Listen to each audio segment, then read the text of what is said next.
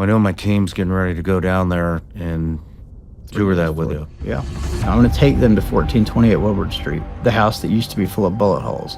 There's a woman and her 3 children living in that house that just celebrated Christmas.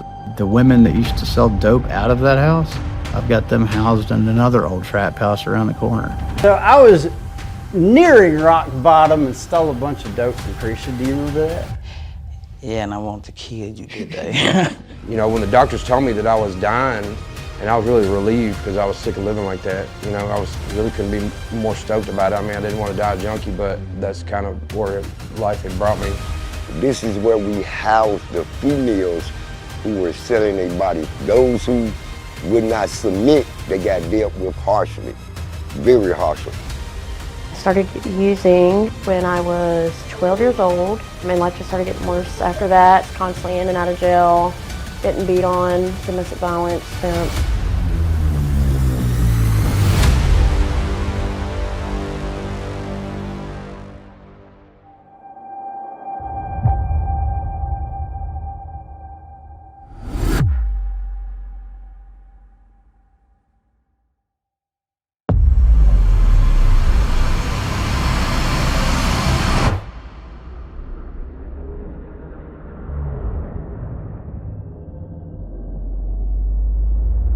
Ben Owen, Shawn Ryan. welcome to the show, man. Thank you, sir. I've been really looking forward to this one. I have too. It's an absolute honor to be here. Thank you. Well, it's an honor to have you, and I love your hat. Thank you. Appreciate 444 that. is my number. Is it? Oh, yeah. So explain that to me. I've heard 444 is an angel number. I don't know why. It is. So, long story, but I think it's been about 2 years now, had God like slap me in the face in Sedona. And I won't get into it because we'll be here all day. But like, no shit, he just like showed up 3 times back to back in my life. And then I came home and I had called this guy, Eddie Penny, who's a friend of mine. We worked together in the SEAL teams very early on. And then we reconnected through the show. And when he came on, it's like the whole dynamic of my show kind of changed. His journey to faith and how he found Christ was just like astounding and sent waves like throughout the listenership of the show. And after he came on, it was like every person that came on the show talked about Jesus or their belief in Christ, or you know what I mean, something like that. Every single one for the longest time. I think it was over a year. And I started putting it together and I was like, man. And I released Eddie's episode on Christmas. And then I had my own experience in Sedona where I'd done psychedelics to get over some stuff. We can get into that later. But it kind of like, psychedelics didn't like reignite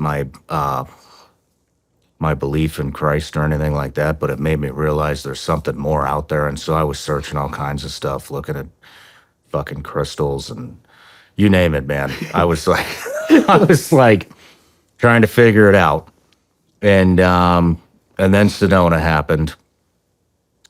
Like, long story short, this guy read my mind from front to back. Like, read my mind.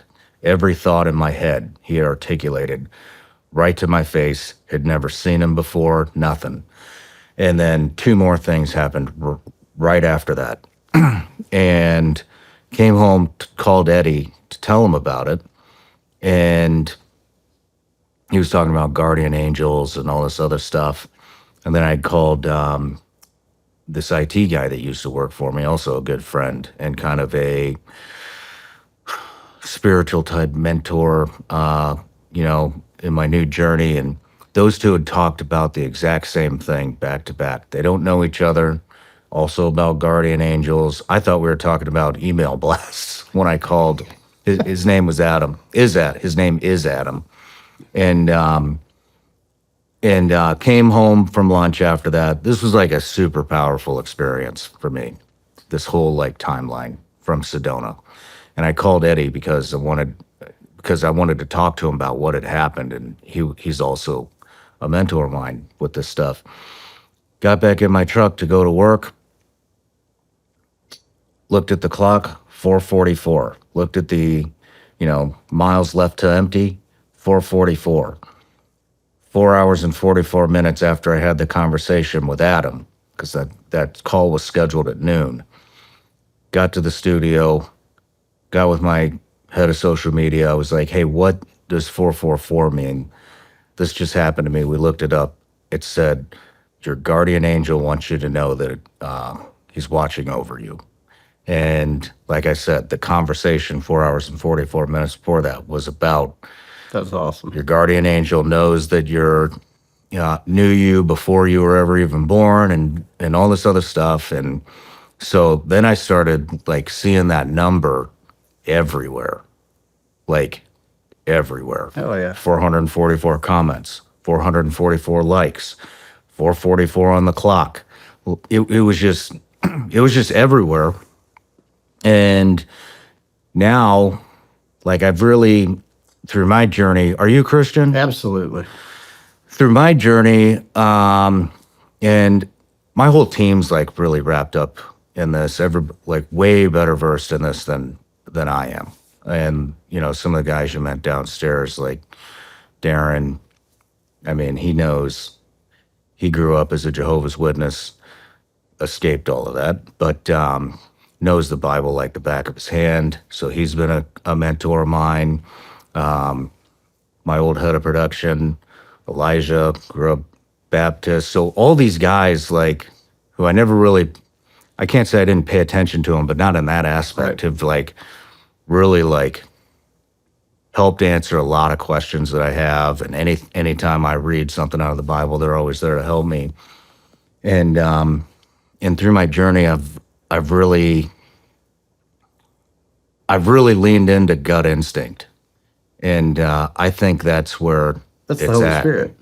Yes. Yeah, I'm convinced of that. You cannot change that. And Gut so, instinct is the spirit. so now when I'm making tough decisions, or I want to know if I'm doing the right thing with the show, or whatever it is, man, a lot of it has to do with the show. Like, we get some pretty crazy interviews. And like, for example, the last one was the last one that really kind of threw me off. And I was like, am I like, should I be doing this? I went to Romania and interviewed Colleen Georgescu about some corruption that's going on there. And I was like, man, I don't know. Like, am I doing the right thing here? My gut tells me yes, but then you get in your head and like, I'll start seeing the numbers, man. They'll just start popping up everywhere right in front of me. And I don't think I know. For me, when I see that number or sequence, 222, 444, 777, whatever it is, I know that's like, yeah, Shawn, Yep. your gut's right. God winks. I'm giving you the confirmation that you need to press forward with this. And even then, man, I remember I did, on the way to Romania, we had a layover, I think, in New York. And we had just released another super controversial interview with Sam Shoemade. And everybody's calling me, like, oh, you're a CIA asset. Blah, blah, blah. Oh, the comments on that were hilarious. Dude. And, but I was like, man, I really, like, that email was real. We got the email, we checked. And anyways, and it turned out FBI came out and said, yeah, the email, they said on the podcast, not the Shawn Ryan show, but the email that's going around that was on the podcast was legitimate. And that came out right before that layover. And so I tweeted out on X, the truth is like a lion, set it free, and it'll defend itself. Right after I sent that tweet, this woman walks around the corner, and she's got this huge lion head like this sparkly lion head on her shirt. And I was just like, you can't, like, there it is, Yeah. man. Like, you're on, Shawn, just lean into your gut. You're on the right path. Quit with the bullshit noise outside. Get out of your head. Like, just lean into the gut instinct. And so, anyways, now you come in here and you got a hat, ATF 444. So I know this is going to be a really good interview and I hope so. very powerful. And I know it's going to change a lot of lives. So once again, here it is. But what is the ATF 444 to you? So the ATF 444 was a GCPSU, Afghan Special Police Unit, and we tried to evacuate some of them and failed, but we did get his brother to America, and he gave me the patch when we resettled him in Houston. Man, that's awesome. Yeah, so they were like the tier 1 trained version of cops in Afghanistan. Do you have any more of those patches? The 444? Yeah. I don't. We've been looking for some because I've lost this hat 2 or 3 times now and flipped out about it. And you found it? Found it, yeah. But I need to find some backup patches. So if I find one, I got you. Well, I'll tell you what, I don't know if you looked around in here, but it's like a museum and It a lot is. of guests. I'm dumbfounded, honestly. I thought I had a collection of some pretty cool shit. It's all stuff from guests. This is amazing. So, if you ever do decide to part from that, I'd be honored to frame that, put Hell it yeah. in the studio. And this is like a museum, but I'm not asking. So, and hey, what is we got busy down there with the photos. What's that A10 barrel you brought? So, I've got a nonprofit called We Fight Monsters, and a guy that we did a lot of stuff in the Afghan evac with, General David Hicks. He's got something like 3,600 hours in an A10, and he gave me that barrel. It's, if I remember correctly, from his Kandahar deployment. It's shot out, which I think that was the most violent deployment he had. So it's ended some lives. Wow. Yeah. Wow. So that is one of, I think, 7. They got 7 barrels, right? The GAU-8. I don't know. I'm not Something an like A10 that. pilot. It's from the big all cannon. So when you call in CAS, that's what is shooting. You'll have to connect me with him. I will do that. I'll interview him. You need to. And then that's going to get framed and put over put in the new studio. We're building a new studio. So Hell yeah. We brought you a humidor too. We made it. seriously? Yeah, so it's down there in a box next to that barrel. We opened up a wood shop in Memphis to teach homeless vets woodworking and gang members and anybody else coming off the streets. And so they made you a humidor out of black walnut and curly maple that was grown or felled and milled in Memphis. Man, thank you. It's pretty cool. That'll look good in here too. Yes, sir, it will. But well, Ben, we got a lot to talk about today, and I'm expecting this. Well, I shouldn't say I'm expecting, but I got a feeling that this is going to be a very heavy, heartfelt interview, and I'm really excited to dive in here. So, I am too. everybody starts with a introduction. So, Ben Owen, you're an infantry veteran, a father of 8 children, a graduate of the University of Alabama, and an American Patriot. From Fortune 500 companies to startups, you've excelled in leadership, strategy, raising brand awareness, and sales. When you're not working your day job at Black Rifle Co., not coffee, you spend time in the North Georgia mountains with your kids. You're an experienced expert on data intelligence and digital media. You founded Flanders Fields and We Fight Monsters with your wife, Jess, and are dedicated to combating opiate and fentanyl addiction and sex trafficking in the Mid-South. You're a recovering addict with a tumultuous past, including drug arrests and homelessness. You've transformed your struggles into a force for good by leveraging experiences from running safe houses during the Afghanistan evacuation to establishing sober living homes in the U.S. by converting dope houses into recovery spaces.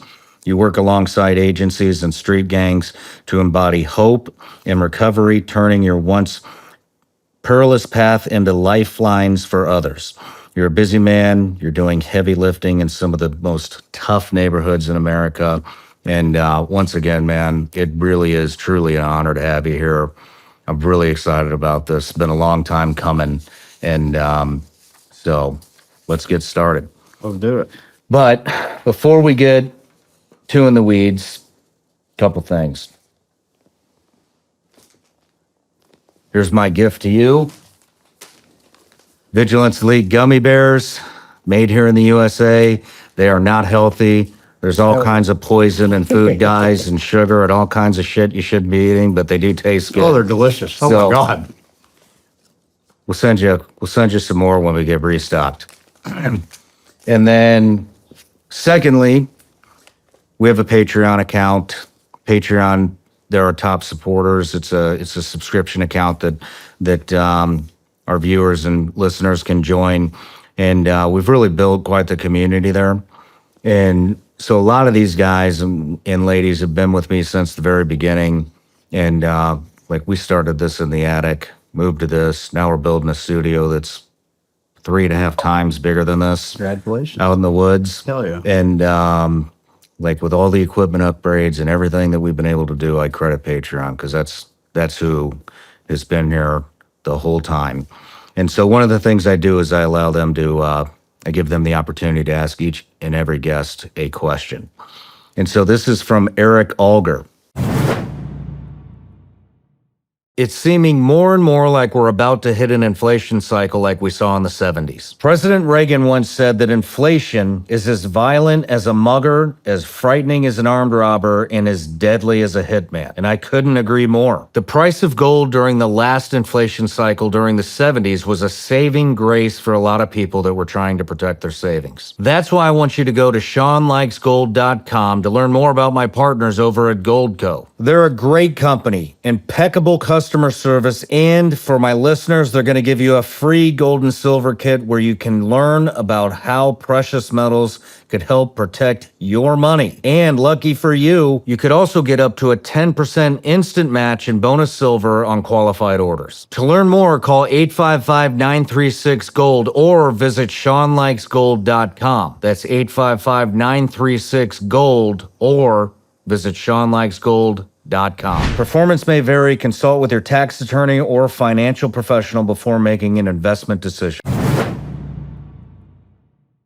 If many Americans agree on one thing, it's this. We all want more money in our pockets and less in Uncle Sam's. For many, recent tax cuts made that possible. Families saved more. Small businesses thrived. But here's the kicker. Those tax cuts are set to expire at the end of this year. And when they do, Washington might take an even bigger bite out of your hard-earned money. We cannot let that happen. That's why the Association of Mature American Citizens is stepping up to fight for you, to help make these tax cuts permanent, but we need your voice in this fight. Join AMAC today. As a member of the Association of Mature American Citizens, you'll get a hard-hitting magazine that tells it like it is. Trusted news that cuts through the noise, and money-saving discounts that actually matter, all for just $16 a year. So stand up, get informed, save money, and let's send a loud, clear message to Congress. Keep your hands off of our wallets. Head over to amac.us/SRS. That's amac.us/SRS. Let's help protect what's ours. Paid for by the Association of Mature American Citizens. Ben, your transition from Army veteran to founder of We Fight Monsters is both inspiring and profound. Many veterans struggle to find purpose after service, but you've channeled your warrior spirit into fighting one of society's darkest battles, human and narcotics trafficking. Can you take us back to the moment when you knew this was your mission?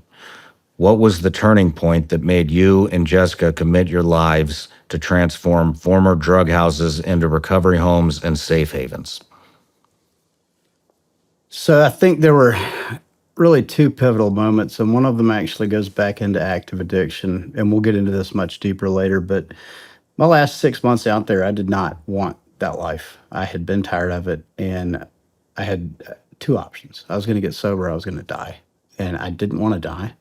And Jess and I used to pray a foxhole prayer multiple times a day. And it went something along the lines of, God, get us out of hell together and we'll come back for everybody left behind. So in 2019, he did get us out of hell. together. Eventually, I left first, but later that year, we were a few months sober at the time, and my best friend overdosed and died. And we hadn't yet been called back to Memphis to keep our end of that promise, but we did go back to Memphis to bury him. He had no family left, so we raised money using my social media presence to cremate him and have a service. And we gave the overage, because we raised like 4 times what it actually cost. We gave the overage to the Shelby County Drug Court. And something happened in our brains at that point in time. We realized that, we can use social media to get some cool stuff done.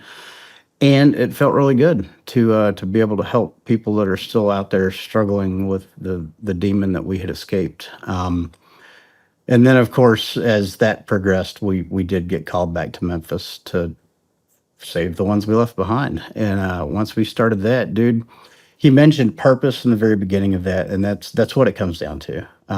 Is I found my purpose. I found my calling. I found the reason God put me on this earth.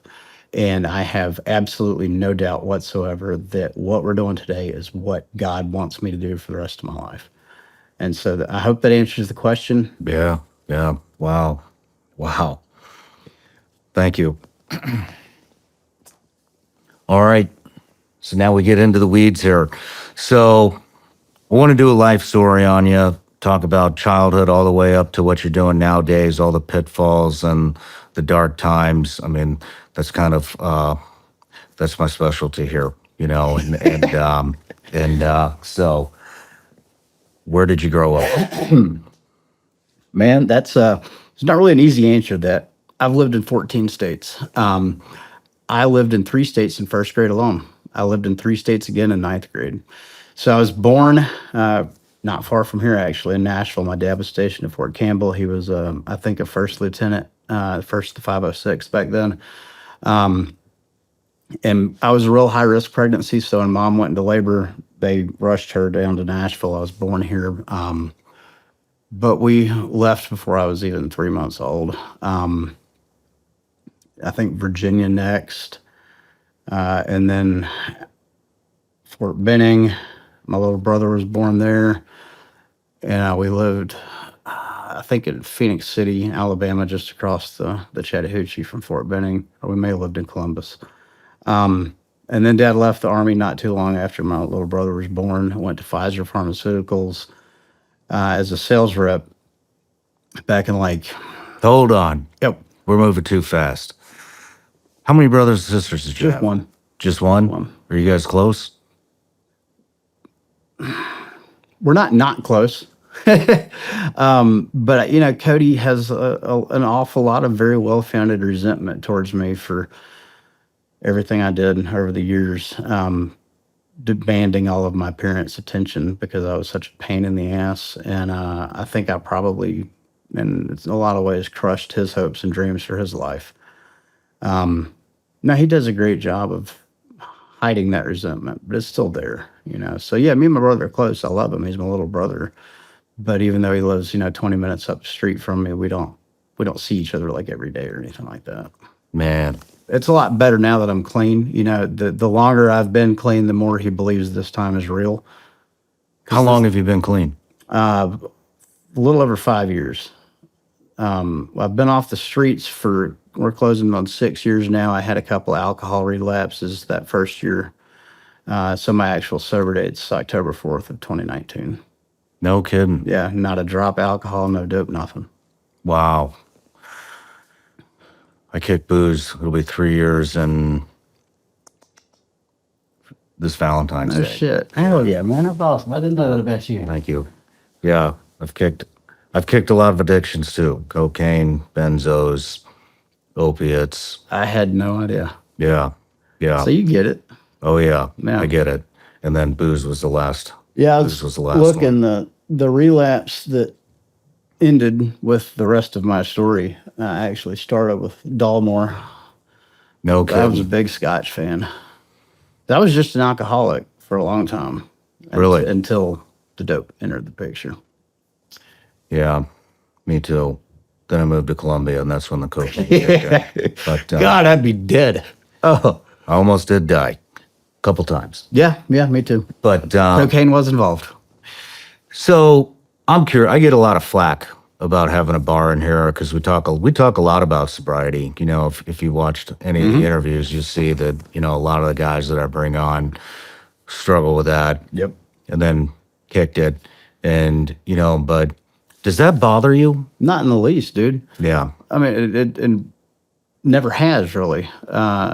You're exposed to alcohol everywhere you go. That's the way I feel. It's everywhere. And if you can't be comfortable sitting this close to your favorite single malt scotch in the world, you got a problem. Yeah. You I feel like it's empowering. I do too. Have it I sitting right agree there completely. and be able to overcome it. Yeah. And man, I know this interview isn't about me, but there's just some things I want to share because I think that I'll relate to you a lot. When I kicked cocaine, I kept my last dime bag for years. Just That's next level. to overpower it. I kept it in a drawer, and I even moved here with it. Like I kicked it. I kicked cocaine in Florida finally, and I had a bunch of bags, but I kept one of them, and it was just like I would look at it every day for years. Like wake up, hold it, look at that dime bag of Coke. And it just like, for me, it was like, I'm going to fucking beat you today again. And when we moved, I brought it up here with me. And then I eventually what I wanted to do is I wanted to frame it. And I'm serious. I wanted to frame it and I put get it in it, the though. studio I get that. to show like, there it is. That's the I beat last that bag. motherfucker. Yeah. Yep. And I guess I actually can relate to that more than I thought I could when you first said it, because I used to do that with heroin. When I was trying to quit, I would keep a little bit, knowing it's there. It's there. If the withdrawals get to be too much, if today gets to be too much, it's there. I can do it. The problem, of course, was that I always did it. So I do get that. yeah. Well, back to childhood. What kind of stuff were you into as a kid? Dude, I had like the most idyllic childhood ever, from my perspective, and outside looking in. I did Boy Scouts. I tried to play sports to impress my dad, but I sucked at all of them. I was really good at being an outdoors kid. Hunting, fishing, land nav, or orienteering as we call it in Scouts. I did Scouts. My dad was our scoutmaster until we moved to California, and Scouts got weird out there, so we stopped. But I was almost Eagle, whatever was it, Star or Life, right below Eagle Scout. I loved anything and everything outdoors. I loved, going on bike rides, mountain biking, catching animals. That was like my obsession for a long time. Was reptiles, venomous snakes. Alligators, literally catching alligators. Like, Are you serious? oh hell yeah! How old were you when you were catching alligators? I think the last one I caught, I was 18 or 19. When did it start? How young? Probably 11 or 12. These were big alligators. I mean, they're little. We lived in Jackson, Mississippi for 7 years. That was the longest stretch in childhood I ever lived in one place. It was Rankin County, Mississippi, outside of Jackson, on this big lake, man-made lake called the Ross Barnett Reservoir, and it was full of alligators and water moccasins, and like it was the greatest place ever for a little boy to live, And so we moved there when I was 7. How would you catch them? Net. I'd use a net and babies, Like I wasn't doing a crocodile hunter and jump on with a towel. Did you ever have a mom come after you? Oh yeah. Oh yeah. But the funny thing is my mom would go to bat for me with the neighborhood moms because I mean an alligator. Oh no. So one time I did almost get eaten by a big old female. They'll build these mounds of like I say I almost got eaten. Alligators aren't really that aggressive, but it scared the shit out of me. They'll build a big old mound of vegetation and they use that to incubate their eggs, I guess. Well, we found one and we were stomping through it trying to find babies, and the whole thing starts vibrating. We're like, what the hell is going on? And out shoots this 10, 11-foot long, full-grown alligator that was, I guess, had buried itself in this mound. We thought it was a nest. It was not a nest. There was an actual giant alligator in the middle of it. And we fell over. We're in the swamp. And, yeah, I thought I was going to die. Holy shit. I don't know if I ever told my mom that story. I remember my buddy Bo Goodson was with me when it happened, and we thought we were dead. We thought we were dead. I'll bet. So were you tight with your brother back then? We were very different as kids. You know, Cody wanted to be an actor. He wanted to play basketball. He was actually decent at sports. And I was just wanting to play outside. So, yeah, we hung out all the time. I mean, we fought like big brothers and little brothers do, but nobody else was going to fuck with my little brother. You know, I always stood up for him. So, yeah, we were close growing up until we moved to California. That's when things went sideways. How old were you when you went to California? I moved there when I was 14. And so I was in Jackson, Mississippi from age 7 to 14. And I mean, I'd already lived in, I don't even know how many states prior to that. So I had no stability. I was constantly moving, constantly being the new kid, constantly reinventing myself, you know, learning how to make new friends. And so I got really used to that. And I was actually pretty good at it. I still am. But that 7-year stretch of being in one place, like I built a life. And, you know, that was half my life at that point I had spent there. And so when we moved from Jackson to Orange County, California, yeah, I snapped. I just lost it. I've always been an anxious person, especially today. Like more so than usual. I am who I am today. I'm a very anxious and stressed out person. Back then, I think is when it really came to a head. I had discovered that girls are animals too. And so my obsession switched from catching reptiles to females. And I had a girlfriend that I'd been allowed to spend way too much time with for a 14-year-old. Like, I don't know how I convinced my parents to let me do this. Lost my virginity and everything. And when we moved, I was just like, that was the end of the world to me. You know, nothing was ever going to be the same again. It was all the, you know, listening to Smashing Pumpkins and Nine Inch Nails and the world's going to fucking end because I lost my girlfriend and she's in Mississippi and I'm in California. And I went nuts, dude. I went completely nuts. How so? You name it. Like, I was a straight A student my entire life until I moved to California. Not just straight A student. I mean, I was like an absolute nerd. I was writing letters back and forth to the president of Harvard from like 10 years old on forward. I wanted to be a cardiovascular surgeon. I had led a clinical study at the University of Mississippi at 13 years old that ended up getting published in the Journal of Neurology. Like, I was an absolute nerd, all right? Goody two-shoes, never got in trouble, didn't give my parents any problems whatsoever. Within a month of moving to California, I'm stealing alcohol, getting drunk, tried meth, tried coke, shrooms. At 14. 14, yeah. Yeah, I actually spent my 15th birthday locked up against my will in California. And that's when things really started going downhill. So, you know, they caught me with weed. I don't remember how it actually happened, and I never liked weed. But it was just my way of acting out. I would have it, you know, and I got caught. And so they flipped out like it was, you know, heroin that I was on. Because my parents are very, what's the word I'm looking for? Strict? Very strict, straight and narrow kind of people, you know, like never done drugs, none of that.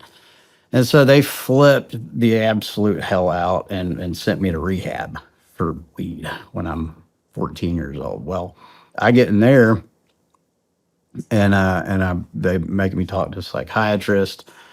And I realized, like, I can just get dope in here because I wanted to change the way I felt. That was the crux of everything. I did not like the way I felt, and I wanted to do anything I could to change it. I've been drinking extremely heavily. I've been caught stealing alcohol. I was taking open containers of alcohol to school, to high school, 9th grade with me, and the teachers there wouldn't do shit. They were afraid of the students. Like, the students literally ran that school. So I started talking to the psychiatrist at this rehab place, and remember, I was a nerd. I'd read the DSM. It was the DSM-4 back then, front to back. I don't even know how many times. What's that? That's I think it stands for Diagnostics and Statistics Manual. It tells doctors how to diagnose diseases, including mental health, or particularly mental health. You read that at what age? I think the first time I read it, I was 12. Like, whenever the DSM-4 came out, I was reading it. Because I wanted to impress my dad. My whole life was spent trying to become my dad, or to please him, or make him happy. And this is not any fault of his. Like, he was not an overbearing father. I had perfect parents growing up. This was just, I'd internalized in my mind that My life only had validity if my dad was proud of me, which he always was. But so I started reading the DSM-4 because he was selling to doctors I think he was a regional manager with Pfizer by this point in time. And he had a tremendous level of respect for docs. And so I wanted to become a doctor. And so I'd read this thing front to back, memorized the whole damn thing.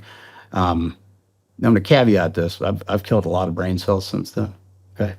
So, like, I'm not that smart anymore, but I used to be. I had near photographic memory. So anyway, I go to the, remember I told you I got weaponized ADHD. I go, and that is real. I go to the psychiatrist and I present myself as a textbook case of somebody with bipolar disorder. I'm not bipolar, but they went ahead and diagnosed me. They did diagnose the ADHD, which is real, and they put me on Ritalin. And since I had read this manual and knew the things to say, I went back and kept going back to this doc at the rehab facility. While in a drug rehab, I have gotten a doctor to prescribe me 120 milligrams of methylphenidate a day, Ritalin, which is like super therapeutic, like way beyond what any kid should ever be on. Needless to say, that created a lot of anxiety and paranoia and other symptoms. And so now they're treating me for those symptoms. So they've got me on Xanax, Valium. I didn't even realize it back then, but I'm dependent on all of this shit. And life at home had become pure hell because, I'm trying to get out of this rehab. And every time they let me go home, I do something crazy, like drink a bottle of rubbing alcohol and wake up in an ER with a catheter in and don't remember shit. Like, I don't know any of it happened. And so when I said my little brother has a lot of resentment, it's like, that's why this started. And I'm taking all of my parents' attention from him. And it was his dream come true to move to Southern California because he wanted to be an actor. So he's in acting classes. My parents are having to go pick me up out of gutters or have the police pick me up because I've run from the rehab facility. Like, it was just, and it came out of nowhere. My poor parents, just literally overnight this happened. How would you get the booze? Steal it. You'd I steal don't it? give a fuck. And that's like the craziest part about this is I'm not a thief. Even during my addiction, I was making the money. I was blowing on dope. But at 14, 15, I just did not care. I wanted to get in trouble. I wanted somebody to catch me. Man, we got a lot of parallels already. Same here. I didn't go to rehab and I didn't get into drugs, but I got into alcohol, I think 7th or 8th grade. Yeah, same here. That was Moved around all over the place. The longest time I've ever spent somewhere is 7 years. Oh, wow. So, yeah, you get all of it. Until now. How long you been here? 7 years. Okay. But, yeah, I used to find bums and pick them up and Get have them them to go go buy buy the booze for me. I've done that. Yeah. Real smart as a kid without a driver's license. But, wow. You had mentioned, want to retrace a couple things here. You had mentioned Boy Scouts got weird in California. Yeah. What was weird? My dad was always our scoutmaster growing up, and so we moved to California. He got us back in scouts, and I've been like through, little bitty Tiger Cub all the way up, the whole thing. Dad's an Eagle Scout, Order of the Arrow, Ranger qualified, he's a super hua guy. And so he puts us right back in scouts when we get out there, and we have our first camp out. And when we get to this place where we're camping, they round all of us up. And this was like right before I went nuts. So I haven't gone nuts yet. I'm still dealing with the anxiety and mental health stuff, but I haven't started doing the drinking and all that. But that was like 2 weeks later. We get to the first camp out and they round everybody up, and the scoutmaster, because Dad's the assistant because he's the new guy, says something to the effect of, and remember, campers, no scoutmasters in tents with boys and no sharing sleeping bags this time. And my dad looked at me and my brother was like, get in the fucking car. We're going home. That was the end of that. Like, Holy shit. yeah, it was very odd, very odd. But you didn't have nothing happened to you. Oh, God, no. No, he got us the hell out of there. We never went back. Right on. Never went back. Yeah, I was also diagnosed ADHD, Ritalin, Adderall at 4th grade. Damn. Yeah, 4th grade, man. That really fucked me up. I really think it did like permanent damage to, that's where the anxiety started really bad for me, was with the Ritalin. Of course, it's my own fault. I manipulated a doctor into giving me like 3 times what anybody my size should have been on. But I have a repeating pattern of doing that, manipulating circumstances, and end up fucking myself in the end. Yeah. So it sounds like you were like a prodigy. I was. My parents, I think, honestly believed I was going to go on to cure cancer or AIDS someday. You know, and like that clinical trial that I led, the methods we came up with and that are being used to this day to diagnose things like Parkinson's and stuff. Are you serious? Yeah. And you did this at 13? 13, 14, you know, with a neurologist at University of Mississippi. I took first place in the Mississippi State Science Fair that year. How did you get? Let's go through that. How did you get in touch with the doc at Harvard? My dad.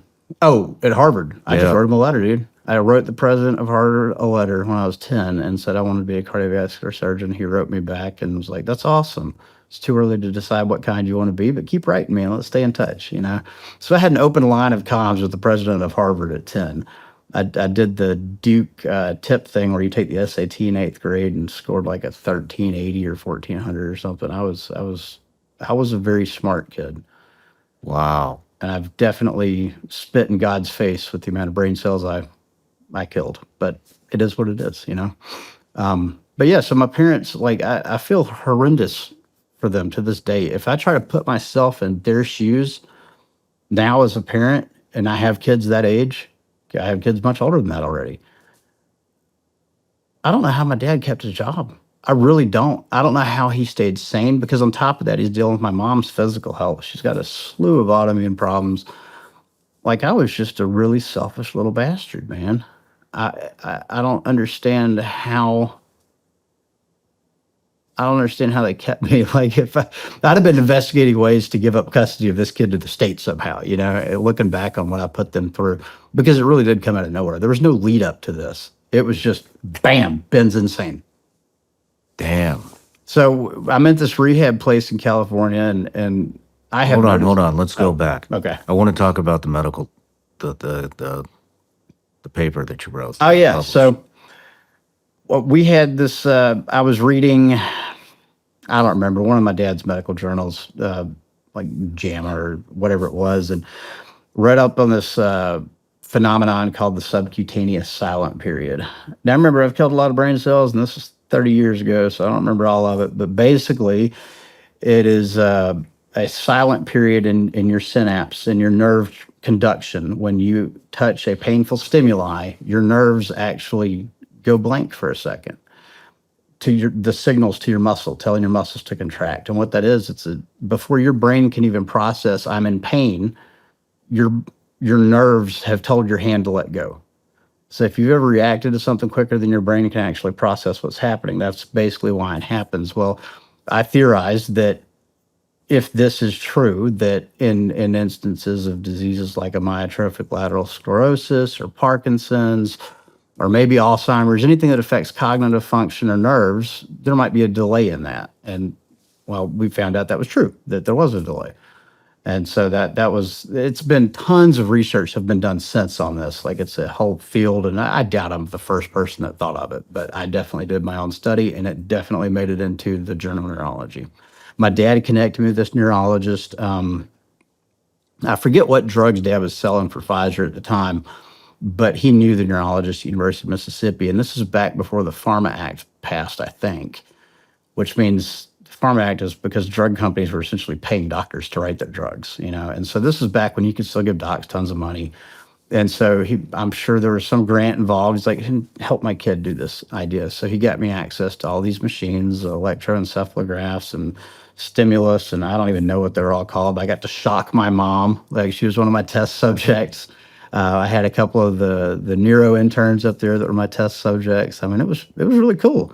Like, I had a great life ahead of me, and just for no reason at all decided to piss it away. Damn. I mean, what was your parents' reaction when you get published at 13? So it didn't actually get published until I was 14, maybe 15, and I was in custody in Utah when that happened. Are you serious? That's how quick it happened. How'd you find out that it got published? I think they sent it to me. They sent me. So there's a Netflix special out right now about these facilities in Utah. Like, that's how bad they were. You know, these the wilderness camps in Provo Mountain. I think Paris Hilton went to one of them. Of course, we didn't know back then how bad they were. What do you mean? Oh, they like beat the hell out of kids. The one I was at got shut down for breaking some kid's arm. There were like sexual assaults that happened at some of them. What happened to you? So actually, at that one, the one in Utah, nothing. The one in California, that's not quite true. I kept running away. I don't want to be there. I'd run away. I'd go steal some alcohol, and eventually the cops would find me. Or sometimes, one time, my mom found me passed out in the middle of an intersection, very busy intersection in Rancho Santa Margarita. Eventually, they got tired of me running and kind of upped their game on keeping me inside. And memory's a little fuzzy on this, but somehow I ended up barricaded in a room with 3 female clients, and they got real pissed about that. And when they got in the room, they got me out and put me in a 5-point restraint room, like 14 years old, and 3 grown-ass men beat the shit out of me. I mean, beat the ever-loving hell out of me. And at the time, I felt like I deserved it, you know? What'd they beat you with? Just open hands, slapping the shit out of me. I don't remember any like objects or fists, but I mean, they beat the shit out of me. And I'm restrained. I'm in a 5-point restraint. You know, I can't even lift my head. So that sucked. And it definitely gave me, what's the word I'm looking for here? I had some severe trauma associated with rehab, and you can see how that might play into some problems later on in my life, my story. The end result of that was that they shipped me off to a residential treatment facility in Utah for 18 months. Even if you're working hard to support yourself and your family, it can still seem like you're taking a financial step backwards instead of forward every month. Bills get higher, paychecks stay the same, you end up swiping that credit card to cover the difference, and the debt keeps adding up. But if you own a home, my friends at American Financing can help you break free from that cycle. American Financing is saving people just like you an average of $800 a month. And even better, it costs nothing to find out how much you can save. All it takes is a quick call to American Financing, and if you start today, you may be able to delay 2 mortgage payments. Call American Financing today and start your journey towards being credit card debt-free. 866-781-8900. That's 866-781-8900 or AmericanFinancing.net/SRS. And I, of course, being the outdoors kid that I was, I still had the love of all those things. They sent me to fucking paradise in my mind if I could just get outside the fence. You know, there's like all sorts of reptiles and critters I want to go catch. It was outside of Ogden, Utah, so near Great Salt Lake. And I was definitely going to run. I mean, I knew how to survive out in the desert, and that was what in my mind, that's what I was going to do. But the day I got there, I saw a track star that I had known from school in California who was also sent out there to try to run. And keep in mind, I can't run for shit. Like, I'm not a runner. And 3 giant Mormon dudes tackled his ass, and they shot him so full of Thorazine he didn't come out of the room, and they put him in for like a week. So I was like, I'm not going to run from this one. And so I got to work manipulating my circumstances again. You know, I convinced another doctor that I was very, very bipolar and just needed to be medicated. And then when they did that, I checked all the boxes and did all the stuff, and ended up graduating from that place in 9 months. Wow. But I was being medicated for a whole bunch of shit that wasn't even wrong with me, which presents all sorts of new problems. My judgment was fucked. Obviously destroyed my brother's dreams of finishing acting school out there. My dad had to take a demotion with Pfizer to get us out of there, to get us out of California. He moved us back to Alabama. I think I turned 16 right after they got me out. And so I've been out from under my parents' roof for like a year at this point. My brother didn't really even speak to me. I do remember the day that I I drank that bottle of rubbing alcohol, I guess the plan to send me to Utah was already in place, because the last thing I remember before I passed out and then woke up in a hospital was my little brother going, "Hey, Ben, you ever been to Utah?" So he's always been a little smart ass. Jeez. Yeah. But, So what happened when you got out of there? well, we moved to Alabama. And it was weird. You remember How I old are mentioned- you at this point? 16. Right about to turn 16. I may have turned 16. I don't quite remember. You remember I mentioned the kid that stepped on the alligator with me, Bo Goodson? That was in Mississippi. We moved to Hoover, Alabama, and my first day at school, I ran into fucking Bo Goodson. The dudes, like, they had moved, and we just ended up at the same high school together, which almost fucked me up really bad. He gave me a bunch of Adderall that day. And keep in mind, I haven't touched any dope in a year because I've been locked up. And I ended up throwing it away. Thank God, because when I got home from school that day, my mom's like, "Let me see your wallet." And that's where it had it. She just had a feeling, that mom gut instinct. Yeah. So for the rest of high school, I was pretty good. Dad got offered a promotion back to regional manager that would have required him to move to North Georgia, and he took it. And me being the petulant little unappreciative child that I was, reminded him he promised me he wouldn't move me again, and told him I wasn't going. Now, if my 16-year-old had said that to me, I don't know how I would react, but it wouldn't be the way my dad did. But I don't know how it played out. I ended up moving in with my aunt and uncle. They didn't make me move to Georgia with them. And if I'm being honest, dude, they were probably just sick of me, my parents. They loved me, but they were probably really tired of me. I couldn't have managed me. So they let me move in with Aunt Sandy and Uncle Danny. And so that was my junior year. The summer between junior and senior year, I went and spent in Georgia at my parents', and then went back, and somehow at the end of that summer, my mom and my aunt got into a pissing match about something. I think maybe it's about my girlfriend. And the end result was I got my own apartment for my senior year.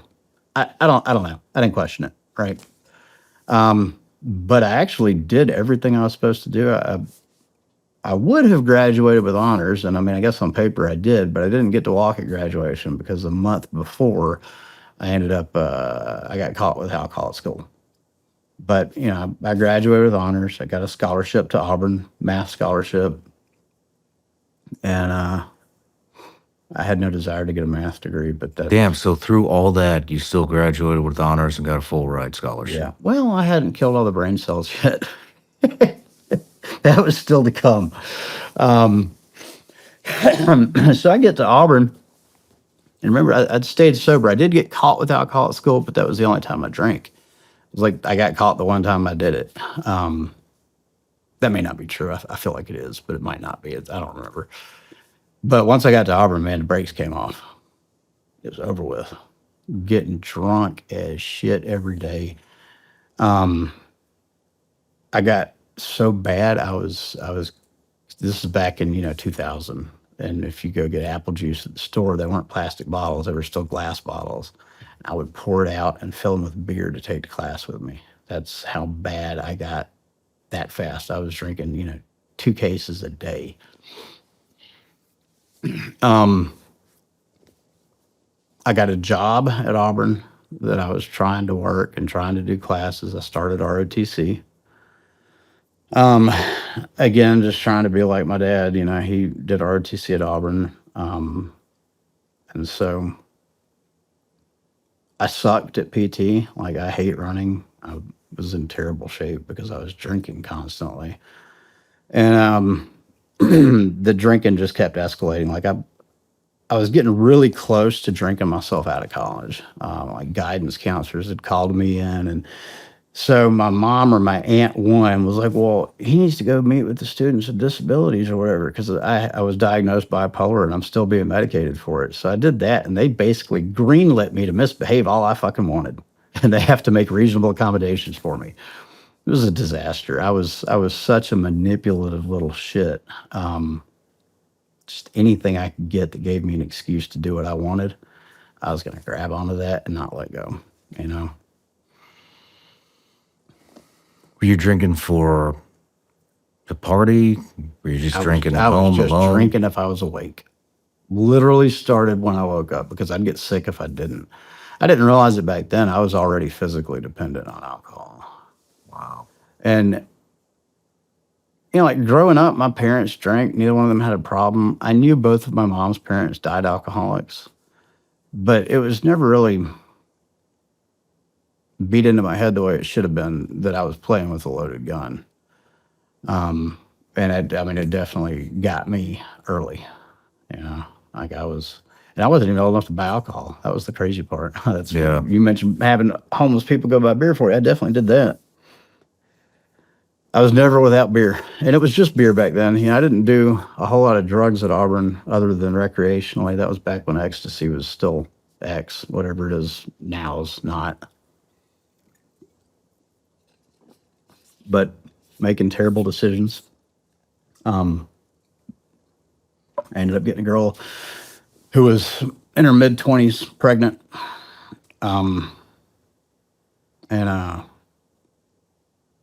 My mom convinced her to get an abortion,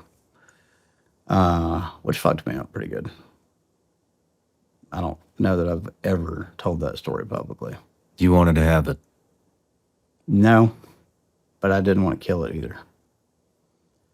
If I'm being honest, this girl was on so much dope, though, the chances of that baby making it were very slim anyway. You know, she was heavy into all the drugs. I was just drinking. How'd you meet her? Met her at a cigar shop in downtown Auburn. Like 6 foot tall redhead, and we liked the same music, and it was off to the races from there. How did your mom convince her? Do you know? I don't know. I was so drunk during that time period. And this is like probably middle of 2001. But of course, since that fucked me up, it just gave me another excuse to drink. Did you go with her? I don't remember. You don't remember? I don't remember. When, I had a lot of blackouts. when did it dawn on you?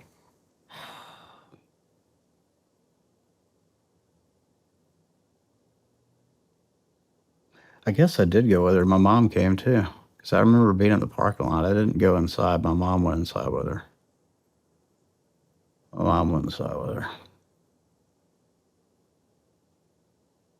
And I just went back. And I mean, that was the end of me and her. She was a fucking psychopath. Like, ruptured one of my eardrums, beating the hell out of me one time. Like, she was just nuts. Just nuts. I have a penchant for crazy women, I think. That was a rough summer, though. So it dawned on you in the parking lot what was happening? I mean, I knew what was happening, but like the totality of it hit me. You know, I went back home and drank myself into oblivion, and she packed her shit and left, and that was the last time I ever talked to her. Does it still bother you? Yeah, absolutely. I love children. I love them. You know, and to ever do anything to harm one, I drank at that problem for 20 years after that. Damn. Yeah. Damn. That's kind of guilt I can't overcome. And I've accepted, I've come to terms with what happened.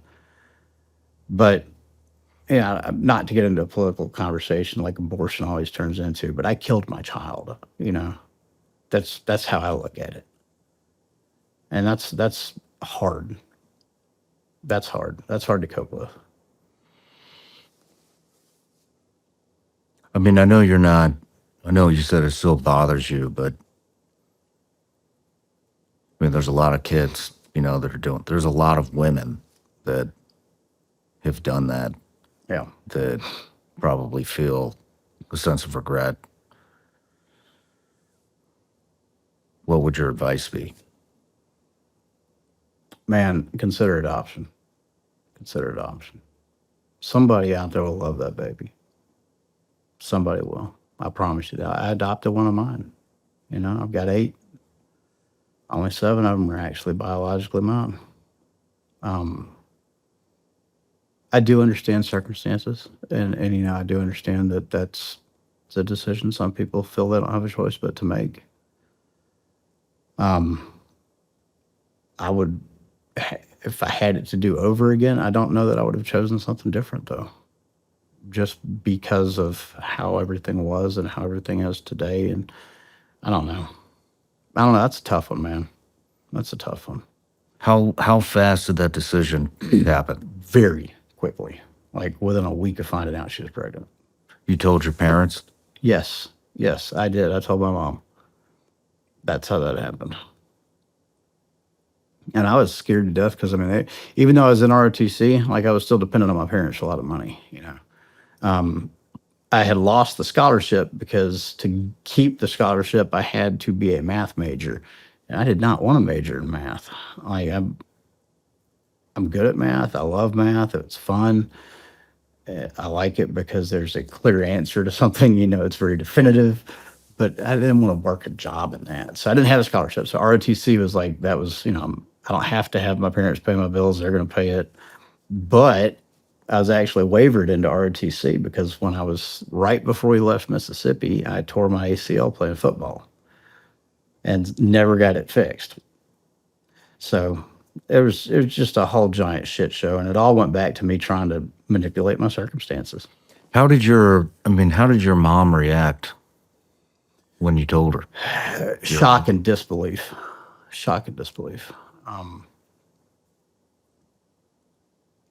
But at the same time, I don't think it surprised her. And if you just listen to the last half hour of my story, I don't think it surprised anybody else. I was not exactly known for making good decisions, and most of the bad decisions I made revolved around alcohol and women at that point in time. So it was bound to happen sooner or later. How old were you? 19. 19 years old. Damn. So where do we go from here? I used to wonder how to truly wake up feeling refreshed in the morning, with the energy to hit my days head on, and I finally found that using Helix mattress. It really helps me settle into the deep sleep I need every night that I could never get with any of my old mattresses. Sleeping on a Helix mattress helps me feel recharged every day, and it's made such a huge difference in my life. If you're wanting to experience the best night's sleep every night, go to helixsleep.com/SRS. They can match you based on your body type and sleep preferences. Help you if you have snoring issues, if you're sleeping too hot, or if you need extra back support. So many of my listeners are getting the best sleep of their lives with Helix's high-quality, breathable, and full-body supporting mattresses. Go to helixsleep.com/SRS right now for 20% off site-wide. That's helixsleep.com/SRS for 20% off site-wide. helixsleep.com/SRS. All right, Ben, we're back from the break. All right. Just got through some heavy stuff. Sounds like we were right about at, I think you lost your scholarship. Yeah, I no longer had a scholarship, and I was working, still dependent on my parents. I had this job at a service center. I drove a 67 Camaro back then. I've always loved old cars, and so I got a job at a Carey service center in Opelika, Alabama. It was the morning of September 11th, 2001. I woke up puking up blood. I had drank a hole in my esophagus.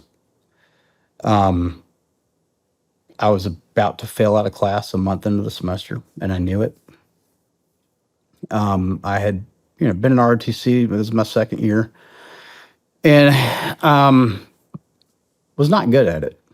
Was not good at getting up early because I was always hungover. I was terrible at PT because I'm not good at running. I don't have any ACL. And anyway, I'm changing an alternator on a 73 Monte Carlo at Carey Service Center. And I walk into the break room to get a Dr. Pepper because I cannot stop throwing up blood and I just need something to calm my stomach down, and carbonation has a weird way of doing that. And I look at the TV and I see the second plane hit the tower. My dad's in New York when this happens. And it's like the world just stopped. Everything stopped. We found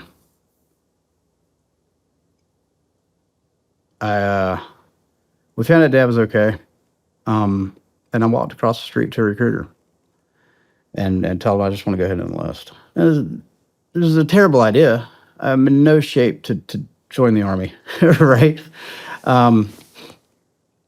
But On 9/11, on 9/11, you went to enlist. well, I went to talk to a recruiter because I didn't know legally how that worked. I'm in ROTC in college right now. I'm wavered for a torn ACL, and so I wanted to find out what it would look like if I enlisted. And of course, the place, the next day was packed. Everybody went to go enlist. And so they scheduled me for an ASVAB, and I just decided I'm rebranding myself. Ben is no longer a college student. I was, I think, a mechanical or maybe chemical engineering major at the time. I'd changed so many times. I'm gonna enlist. I'm gonna go to the Army. And so they scheduled me for an ASVAB. I got a 99 on it. Still had most of my brain cells, thank God. And I was an engineering student, so like all the math and stuff on it was like super familiar to me. They found me a slot for 97 Bravo counterintelligence. It sounded super cool. I was going to go spend, I think it's 17 weeks in Fort Huachuca, Arizona. I was going to get a security clearance. I was going to get a $20,000 sign-on bonus. And so, I let my parents know, and the process drags out a little bit. It's a few months that go by, and I go down to Maxwell Air Force Base to do MEPS the first time.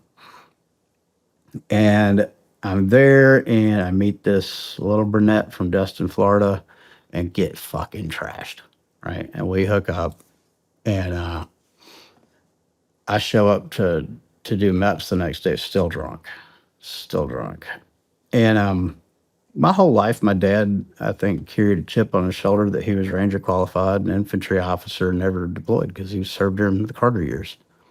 I wouldn't say a chip on his shoulder. It was a regret he had. He always wanted to get to go do cool guy stuff. And I didn't want that to happen. And I fully believed that war was going to be over in 6 weeks. Which, in hindsight, looking at it now, like, holy God, I was dumb, right? That was America's longest war, and we just walked away from it. But at the time, I was convinced that if I didn't do something fast, I was going to miss out on everything. And my only shot at impressing my dad after all these fuck-ups that I've got, this is how I can finally redeem myself in my parents' eyes. And I want to be abundantly clear, this is not something my parents put on me. They never made me feel like I was a disappointment. They never made me feel like I had anything to prove. I put all of this weight on myself that I had to please my parents, and the only way I could do that is to become just like my dad. I held this man on a pedestal my whole life. I think a lot of little boys do that, but I maybe took it to an extreme. Well, anyway, I'm telling, we go through the duck walk. The dude looks at your butthole. You go check your feet, all the shit you do at MEPS. And I get to that last little room where I'm picking my MOS, and I'm telling him about my dad. And he's like, well, there's an infantry slot open. And my dumbass goes, yeah, do that. And so I enlisted as an 11 Bravo. And that hindsight, I hate running.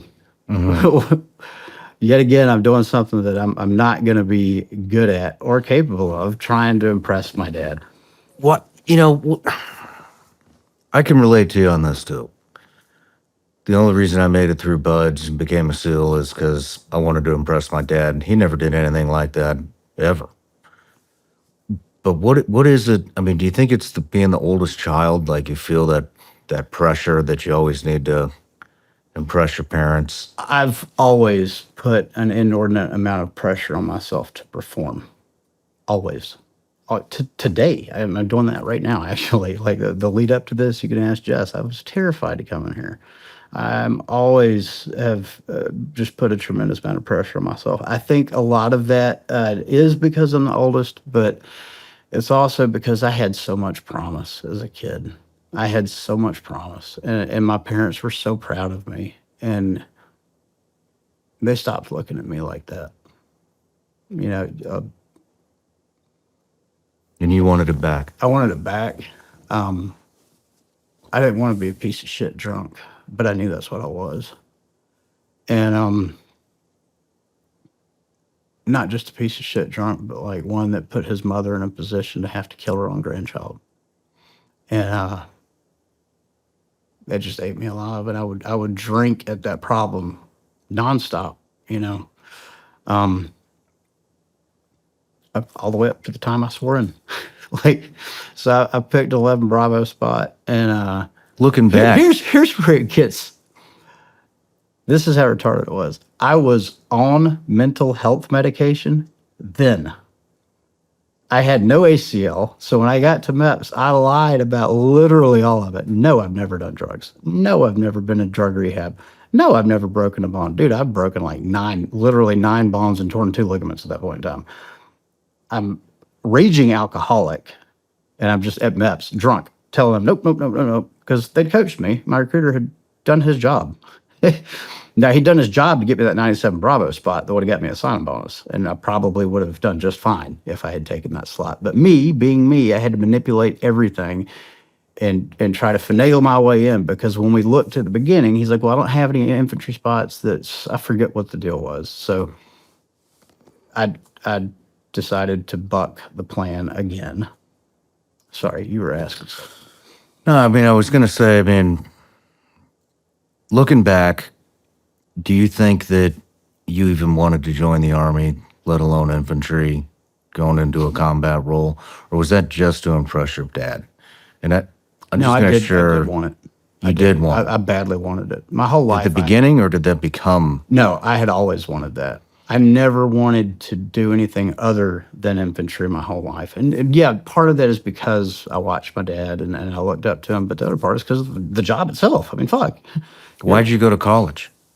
Well, I wanted to finish and go in as an officer, because that was what Dad did, and that was definitely, I wanted to do that because that was the example he set. But I changed my mind because it was peacetime up until that day, you know? And I was like, well, I'll go become a mechanical engineer. I'll do chemical engineering, go to med school. I didn't know what the fuck I wanted, man. I just wanted something. I wanted to be something that I could be proud of and that my parents would be proud of. But after September 11th, I think I started channeling a lot of my anger and rage that I felt at myself at outward thing, like the bad guys, the people that attacked America. And I have to do something about this. It's my duty as an American. I mean, I come from, I don't know how many generations in a row served, but pretty much all of them, like back to the French Indian War in the 1750s or whatever that was. My family served in every conflict this country's had.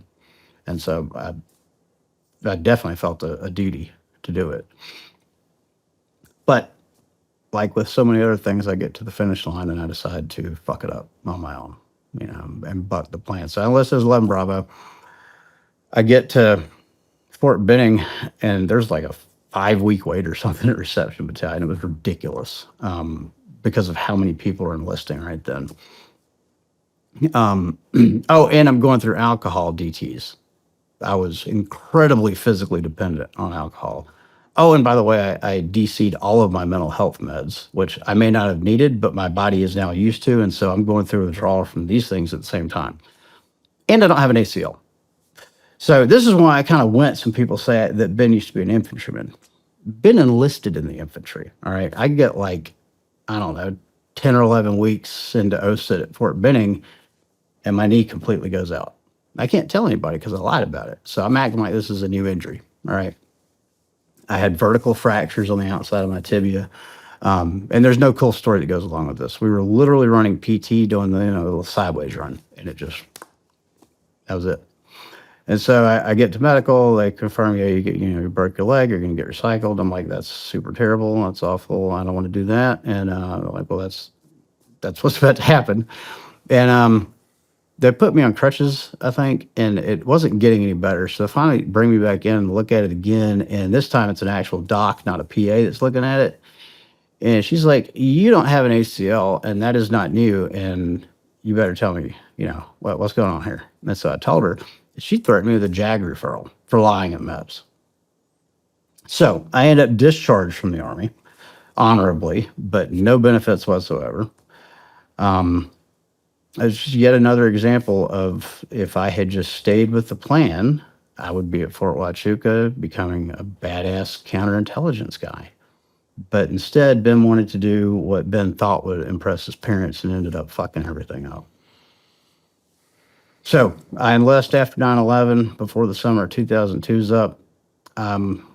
Walking off of Fort Benning in my civilian clothes, carrying my bag, no phone, depressed as hell, feeling like an absolute utter failure. And I remember getting to a gas station just off post, and the first thing I did was buy a beer. It went right back to it that fast.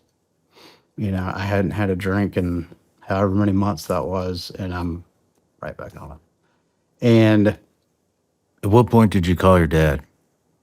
so I called him. They had payphones in the little barracks courtyard area, the company area. And so my parents had a 1-800 number, and they had for a very long time. I don't remember why. So I was able to call my parents pretty frequently. But when they sent me to the return home unit, or maybe I can't remember what it was called. Usually you languish in that thing for like 6 weeks because they're pissed at you because either you're a quitter, you lied, you fucked something up, you're getting kicked out. And I wasn't any of those things, but I felt all of those things. And somehow they cranked me out of there in one day. I was in and I was out the next day. So I called my granddaddy, my dad's dad, Korean War vet, president of a community college, and told him what happened. He lived in Phoenix City at the time. So he came and picked me up, and I don't remember how I got back to Auburn, but I just wanted to crawl in a hole and fucking die. I was so ashamed of myself, and I carried that chip on my shoulder for a long time.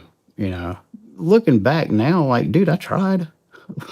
If I had just not lied about my injury and done what the waiver, because apparently ROTC doesn't talk to active duty, so they had no idea about the ACL. ROTC knew all about it. So, I did my best. I raised my right hand and swore in, and then went and tried and fucking failed, like I had at so many other things up to this point. And it all came back to the same stuff over and over, me manipulating my circumstances, trying to get the outcome I think I want, rather than seeking, what God's will would be in those circumstances. I ended up back at Auburn, and things escalated pretty quick after that. Real quick. When did your dad find out? A matter of days or hours from when it happened. And I don't You tell him? Did your granddad tell him? I told him. I don't remember the phone conversations at all. I was blackout drunk, but Dad obviously knew I had no ACL, and also knew I was insane for enlisting and saying I wasn't on new medication and all those other things. So I think he probably figured that was going to happen, right? And so they, when they discharged me, because it was due to a pre-existing, what do they call it, EPTS, existing prior to service, I had to wait 2 years and have proof that I fixed it before I could re-enlist. And so my plan, and obviously this got back to ROTC too, that this had happened. So now that they're pissed at me too. My plan was to do the 2 years of college that I had left or whatever, and then go back in, which was ridiculous to think about because none of my actions lined up with that being my plan following this. I went back to the apartment my parents had stopped paying for in Auburn, and holed up alone with a ton of alcohol and firearms. You a football fan? No, I'm not. I'm not either. The reason I was asked is there's a Auburn player that lived diagonally above me who went to the NFL and was actually a pretty big deal now. I'm not going to name him, but I almost killed him by accident, drunk, with a pistol in my apartment. So Auburn Police Department came out and took all of my guns. That was my first interaction with the police since California. They didn't charge me with anything, but they put all my guns in a box. And What were you doing with the gun? so I had a party at my apartment. I had a whole bunch of people over, drunk as shit, and I had this little Glock 26 that was unloaded, sitting on my the island in my kitchen. And I went to the bathroom or to get a beer or something. And I come back and I look at it, and the trigger's out. And on a Glock, when it's cocked, the trigger's out. So I thought somebody had just cocked my gun, and I went to decock it. Somebody had put a fucking mag in it and chambered it around. So yes, it was absolutely negligent discharge. I never should have pulled that trigger without checking the chamber. But I wasn't like just drunk playing with a gun. Except I was drunk playing with a gun.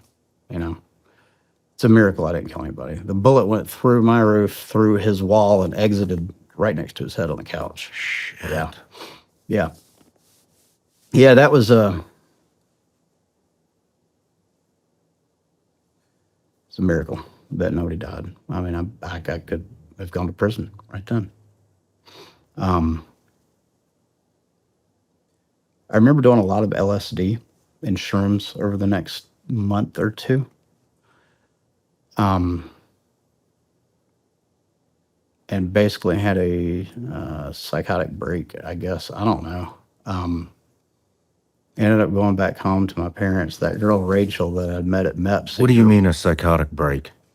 It was like a constant state of panic. Like if you've ever had a panic attack, they last a few minutes usually. This lasted for 4 days, and no amount of alcohol would make it go away. So psychotic break is probably not the right word, but something happened, and it was after I ate 10 hits of acid in 2 days. What got you into the acid? Oddly enough, it was the kid that had the chamber that ran to that pistol. I just wanted to change the way I felt, and I would do anything I could. I had done acid previously in California, but never to that extent. Like I ate a ton of it, and then we went picking shrooms. I mean, I lived right across from the Auburn Veterinary College fields where they have their llamas or alpacas or something. We'd go pick shrooms, and I've always been fascinated by psychedelics. We could talk more about that. But the time frame on all this is a blur, just because I was so fucked up, man. Completely out of my mind. Like my apartment looked like a hoarder lived in it. It was like there was no carpet. You could see nothing but beer cans. Eventually, I got evicted. I don't remember that, but somehow I ended up back in Georgia. And somehow Rachel, that girl from Destin that I'd met a year prior, ended up in Georgia at my parents with me. I don't remember how that happened. I don't remember how she got back home. Do you talk to your parents about any of this stuff and try to fill in the blanks? Some definitely. Now, this part right here, I haven't. I probably should. I honestly haven't even thought about this time period of my life until today in a really long time. I mean, I hate talking about the fact that I failed at being in the infantry. I hate talking about the fact that I failed at being a college student. I hate talking. My life is a constant series of failures up to this point. So I haven't really put a whole lot of thought into it. But there was I remember I spent a whole lot of time down in Destin after I got back from Fort Benning. I remember driving that 67 Camaro down to Destin a lot. I remember drinking in Destin a lot. So I really don't know how many of those gaps my parents could fill in because we weren't talking during that time period, I don't think. I think that they knew the wheels were falling off the bus, man. And my mom learned a long time ago, sometimes she's got to love me from a distance to preserve her own mental health, which I can completely understand. I was having a lot of health problems from my drinking, though. I was throwing up a lot of blood. I lost a whole lot of weight. you hear about college kids floating kegs and drinking a lot of beer, and like that's very common. But I was next level. When I say I was drinking 2 or 3 cases a day, I really mean that. So like 72 beers in a day. Yeah. I would hazard a guess I was probably walking around at a constant 0.2 or 0.3 blood alcohol content. And as you'll hear in a little bit, my frame of reference for that's pretty good. I usually could tell what I was at. It was bad, though. I wanted to die. I really did. And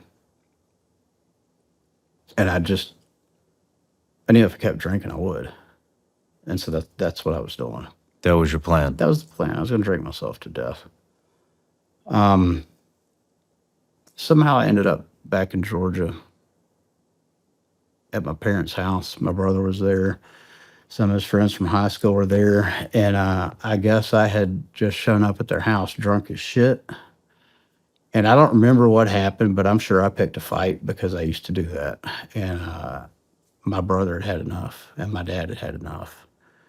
And I don't remember what happened, but I remember waking up in jail the next day with black eyes, like I'd had the hell beat out of me, and I was the one that went to jail because I'm sure I was the instigator, you know. So that's my first time going to jail.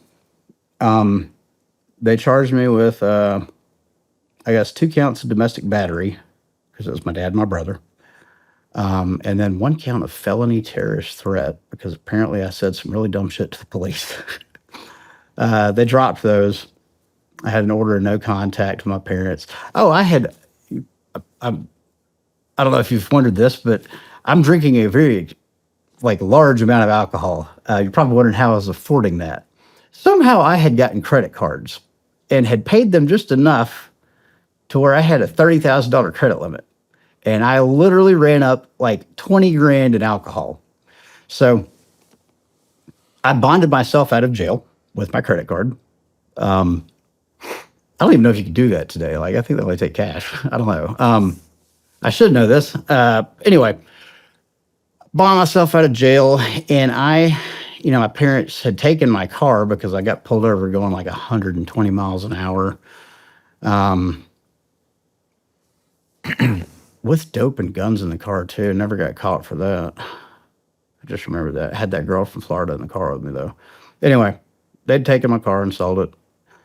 After I get arrested for that, I'm banned from going to my parents' house. I've got an order of no contact with my parents, my brother, and my brother's friend. And I somehow convinced a car dealership to sell me a vehicle and finance it. A truck. It was a 98 GMC 4x4. And I convinced an apartment complex to lease me an apartment, a nice one. I had no income at all. How old are you at this point? 21 years old. And of course, I had no way of paying for this apartment, so the clock was ticking. And I'm still drinking like a fish. I ended up meeting this guy named Rod, I think was his name, who did gutter cleaning in the apartments, and he offered me a job. Then he tried to pay me in meth, which was weird, but I took it anyway. And so now I'm addicted to meth, squatting in an apartment with a vehicle I'm not paying for. A year prior, I had been at Fort Benning trying to become an infantryman. And the year prior to that, I was in college kicking ass. And now I'm squatting and addicted to meth and a raging alcoholic. Oh, and I'm out on bond. Like it went south so fast, or it felt like it did. It's going south much faster as we get more into this. But somehow I even had internet in this apartment, and I somehow had a computer in this apartment. I don't remember how I got these things, but I had them, and I logged into, you remember AOL Instant Messenger? Mm-hmm. Okay, so I log into an old AIM account, and my ex-girlfriend from when I was 12 and 13, and then again 16 and 17, from Mississippi messages me. And the same one you were pissed off about that you had to leave to go to California? One of the things we've been wanting to start on Patreon is deep dives into the guests. We found Ben and Jess's story so inspiring that we actually created a mini doc out of what they're doing right now. It's over on Patreon. You guys can go check it out. I've been wanting to do this for a long time, and we finally have the team to be able to go and produce these things thanks to Patreon. I've talked about this on almost every show. I thank our patrons. Without you guys, none of this would be possible. I'm so excited to bring this to you guys. I think you're going to love it. I know you're going to love it. And Ben, his story is so awesome. Flipping the trap houses into halfway houses. It's an amazing mini documentary on what they're doing right now. Like I said, we found this story so inspiring. We're going to start doing this with more and more guests that we have on the Shawn Ryan Show. Head over to Patreon right now. You can view the whole documentary. No, same time frame, but it was a different girl. Okay. Me and this girl, her name's Erin. You know, we've known each other since we were 12. I went to the same church. She actually wrote me letters when I was locked up in rehab in California and Utah. She'd stayed in touch with my mom and had just been kind of like a constant positive influence over the years. When I moved back to Alabama, 16 and 17, we dated long distance. And anyway, she messages me on AIM, and she's like, "Is this Ben?" And I was like, "Yeah." And she didn't believe me because apparently she'd been trying to message me and kept getting one of my crazy girlfriends. And so I was like, "Well, fucking call me." So I pick up the phone, call her. And we talked for 5 minutes, and she's like, "Well, look, I'm married, but I'm about to get divorced. Why don't you come up to North Carolina?"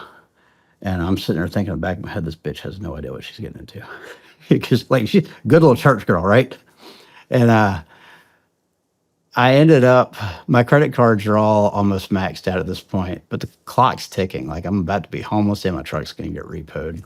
And so I get the truck, and I start driving to Charlotte, run out of gas. My credit card's declined. And I convinced somebody to fill my truck up with gas. I make it to Charlotte.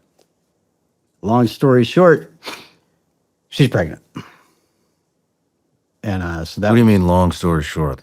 Go into I it. went up there. We spent 2 nights together. I get back down to Atlanta. And what do you look like at this point? Absolute dog shit. Shaved head. It's cut everywhere because I tried to shave it with a Bic razor. I was thin as shit. Still a raging alcoholic.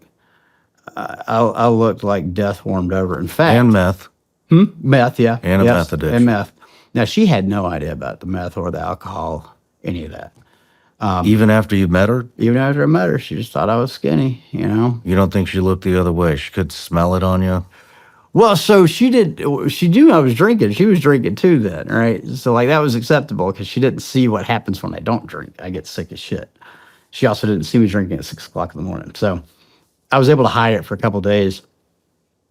Now I remember how I had the computer. I had gotten a job selling merchant services, credit card processing over the phone to somebody. And so somebody provided me a computer.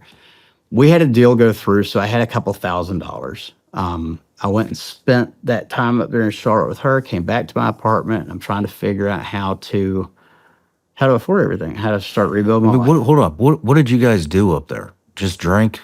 Yeah. Have sex? Yeah. Just locked yourself in That's a it. room? Went to like a Holiday Inn, and yeah, that's what we did. And I go back to Atlanta. And it lasted 2 days? 2 days. That's it. That's it. What ended it? Well, I had to go back to Atlanta because I Oh, lived there. okay. And So so, the what relationship's actually still ended it was she said she's getting divorced. Her husband didn't know that part yet. He's about to, because like 3 weeks after I get back to Atlanta, she realizes she's pregnant.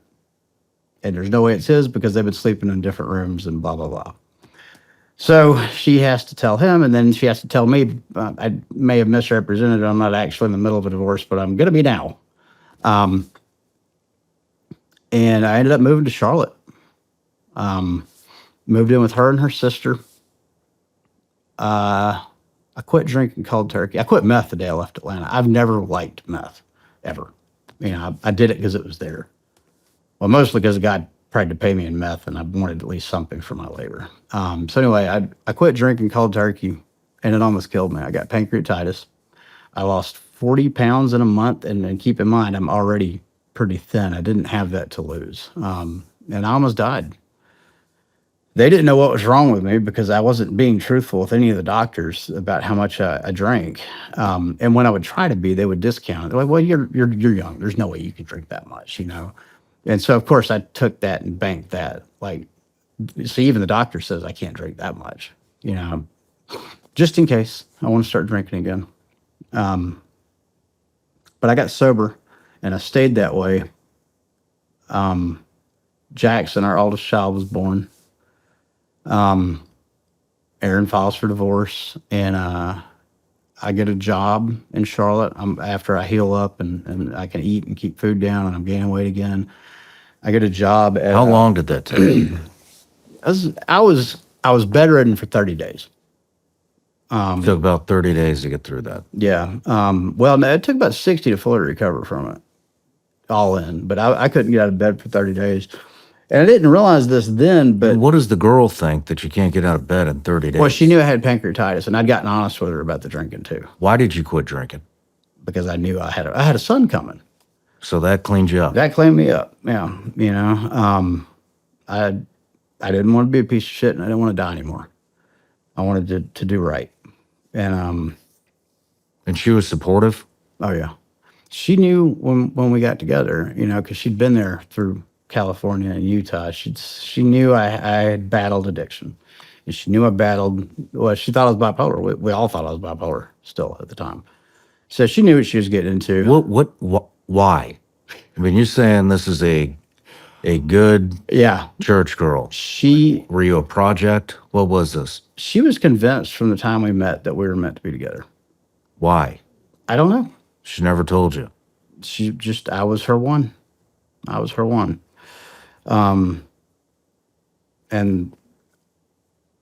you know, from my perspective, I'd had nothing but crazy psychos all the way up to this point. And she like wants to have a family and cook me dinner and be sweet to me. And she doesn't, you know, get mad and hit me. And it was great from my perspective too. You know, it seemed great. And so I quit drinking and we got through that. I got a job. She had a job. She was in school. Now, are you talking to your parents at this point? I didn't talk to them the whole time I was sick. They didn't know where I was. They just knew that apartment. My mom came and saw me the night before I left and just sobbed because I looked so bad. When did the restraining order lift?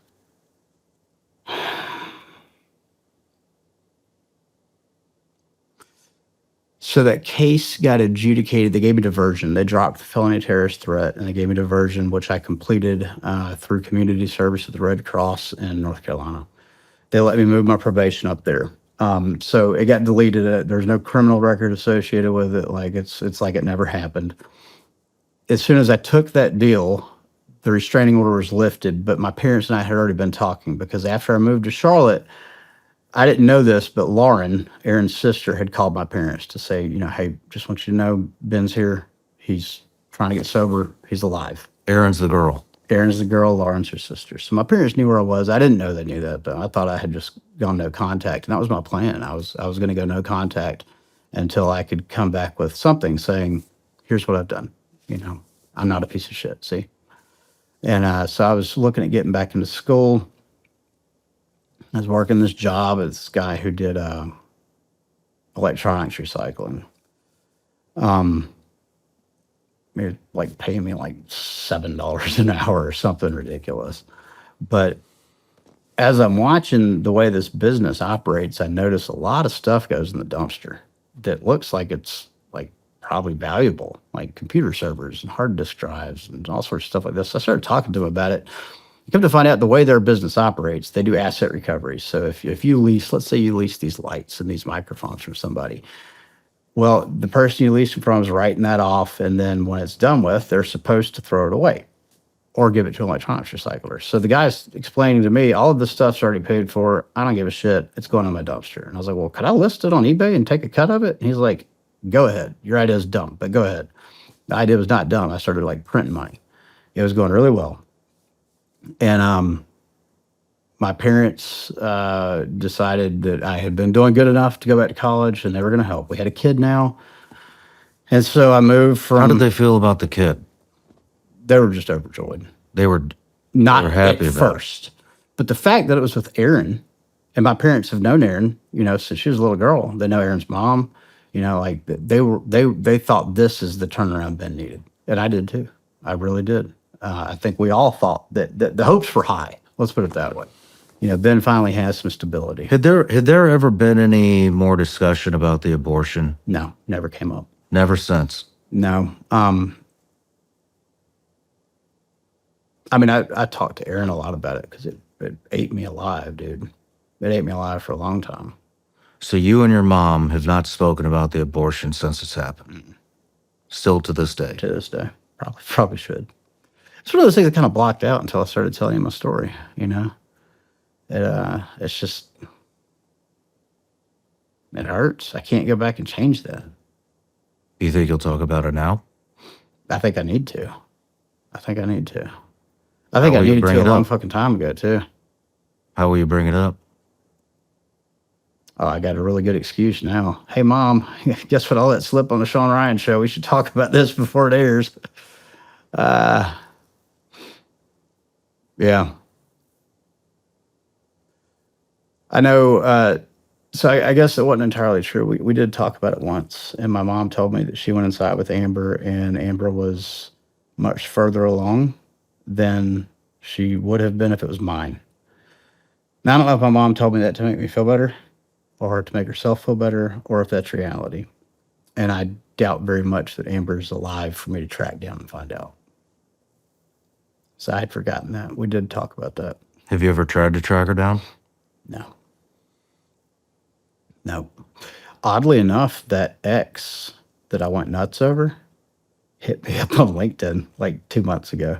Or I guess it was a year ago. She's like, hey, I'm getting divorced. What are you doing? And I was like, I am not getting divorced, and you can get out of my fucking DMs. I've had a few exes pull that. They'll pop up, tell me they're getting divorced. Hell, even Erin. Anyway. Yeah, you can tell that abortion still eats at me. Mm-hmm. It does, a lot. I used to get drunk about that. A lot. But I think part of me was using it as an excuse. It does bother me. I can tell. But I would take any excuse I could just to not have to be responsible for my behavior. And I think we run into that with a lot of addicts and alcoholics, especially in the veteran community. And that's maybe a controversial topic. But I think in society's efforts to understand, especially what combat vets have gone through, we might have incentivized some of them to adopt a victim mentality. I'm not going to disagree with that. I've talked about it several times on here. Well, and I think for most people that would be okay, but when you're dealing with an addict or an alcoholic, victims don't recover. Victims die. And that's the stark truth. And so I don't know what the answer is to that, and that's a rabbit hole I just took us on, but it's a fact, man. When we're trying to get... Anyway. Keep going. We're trying to get vets who are battling alcoholism and addiction out of the gutter and to take responsibility for their lives. I'm gonna preface this with, I don't know what the answer is, but I do know what part of the problem is. And we have all of these veteran-specific recovery groups and these veteran-specific rehabs. So these are great. Somebody's getting paid out the ass to make that. And the only way they stay open is if they keep convincing vets they're going to recover different and keep getting vets into their programs. Veterans, especially combat veterans, do need special treatment when it comes to certain things. When you talk about combat trauma, moral injury, yeah, that is something very niche, and you need specific help from veterans with that. But when we're talking about alcoholism and addiction, bro, you recover just like everybody else does. The same 12 steps that have worked for 90 years are going to work for you too. You just got to work them. And not everybody has to go through 12 steps. Plenty of people get sober without that stuff. But it's the ones that think that they're, in the room, as we call it, terminally unique. And it is terminal. If you think you're special and different than another addict or alcoholic, the chances of you being able to lean on their experience, strength, and hope to get better, it's cut infinitesimally small, because you're you're nullifying their experience and thinking it can't help you just because they don't have some of the other experiences you have. And I don't know that I'm the right guy to take that conversation to the masses because I'm barely even a veteran, and I'm definitely not a combat veteran. But I'm just speaking from experience. We've seen this time and again with vets that want to hold on to that, what makes them special, and they are special. They're less than 1% of the population. They're special. But when it comes to getting off dope or putting down a bottle, no, you can't be special in that regard. Yeah. We just had a conversation about this last night on our Patreon live chat. It was with a firefighter. And,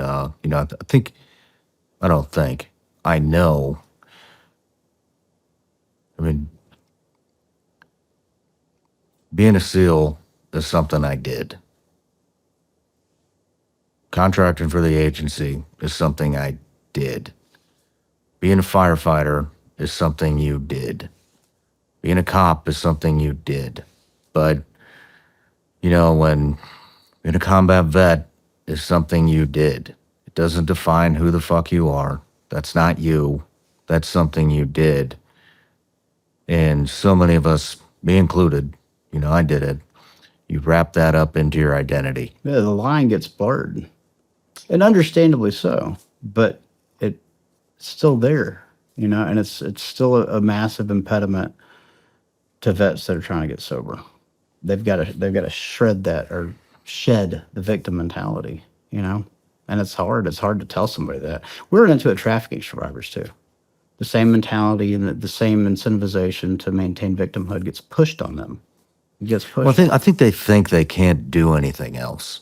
I don't think it's just victim mentality. Now, there is definitely the victim mentality. I see it all the time. You see it all the time. I think there's a lot of commonalities with this stuff, that go into that, but probably with trafficking victims as well. I don't have as much insight into that, but you get, because it's not just a job, it's a lifestyle, it's a culture, it's a 24/7, 365 job. Yep.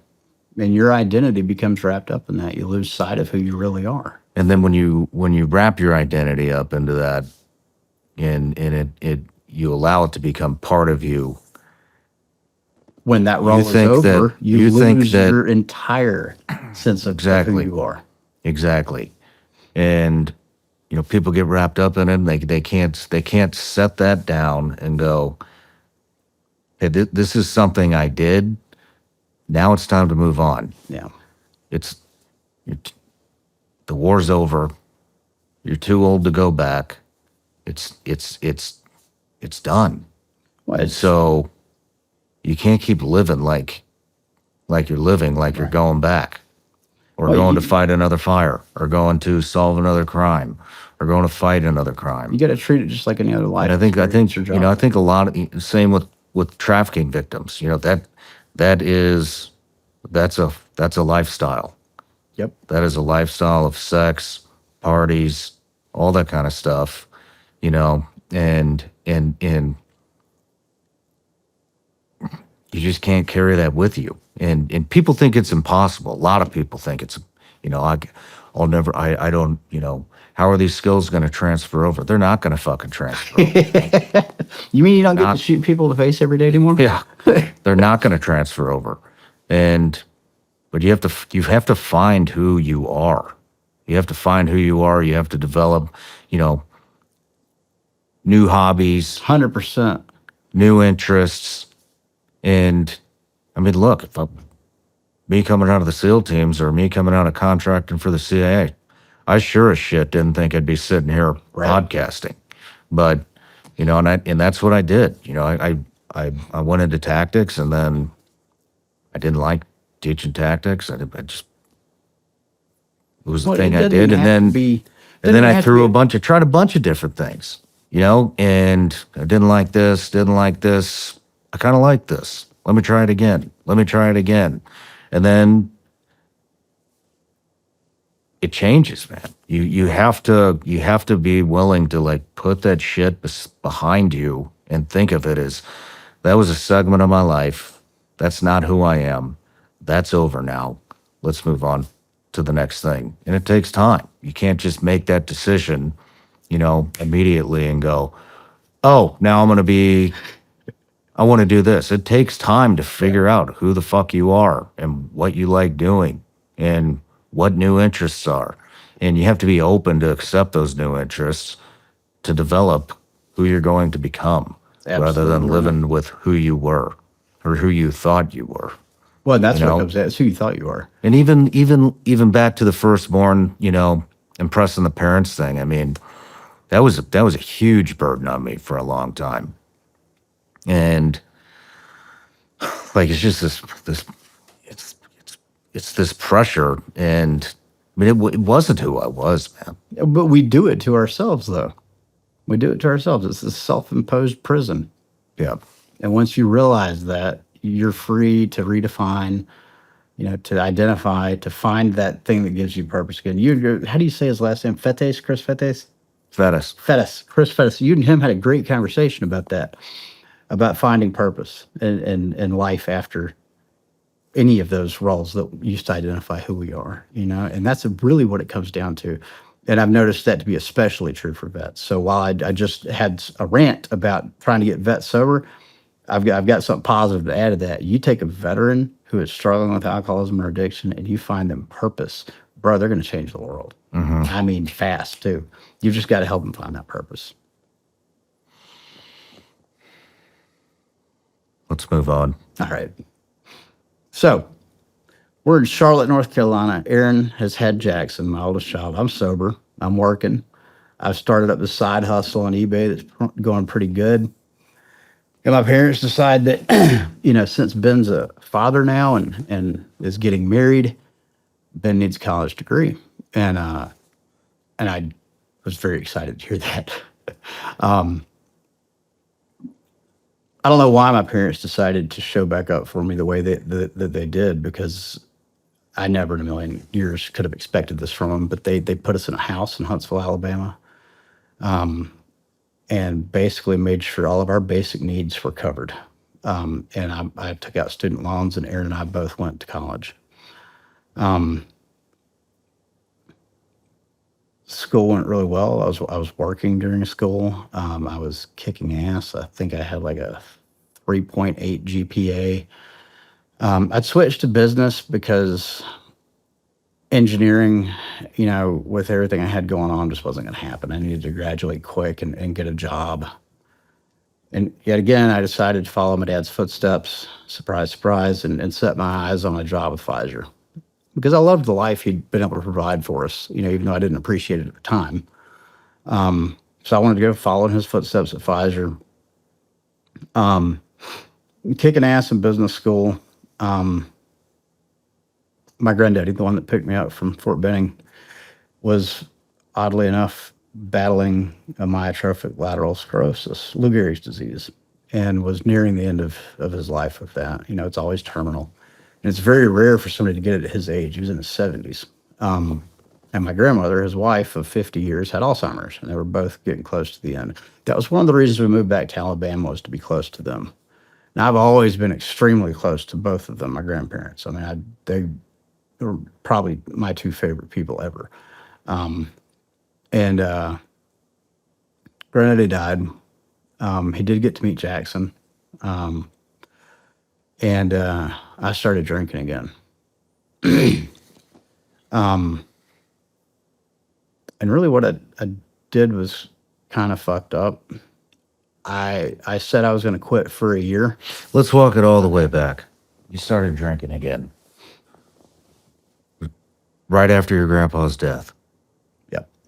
Let's just walk through that decision-making process. There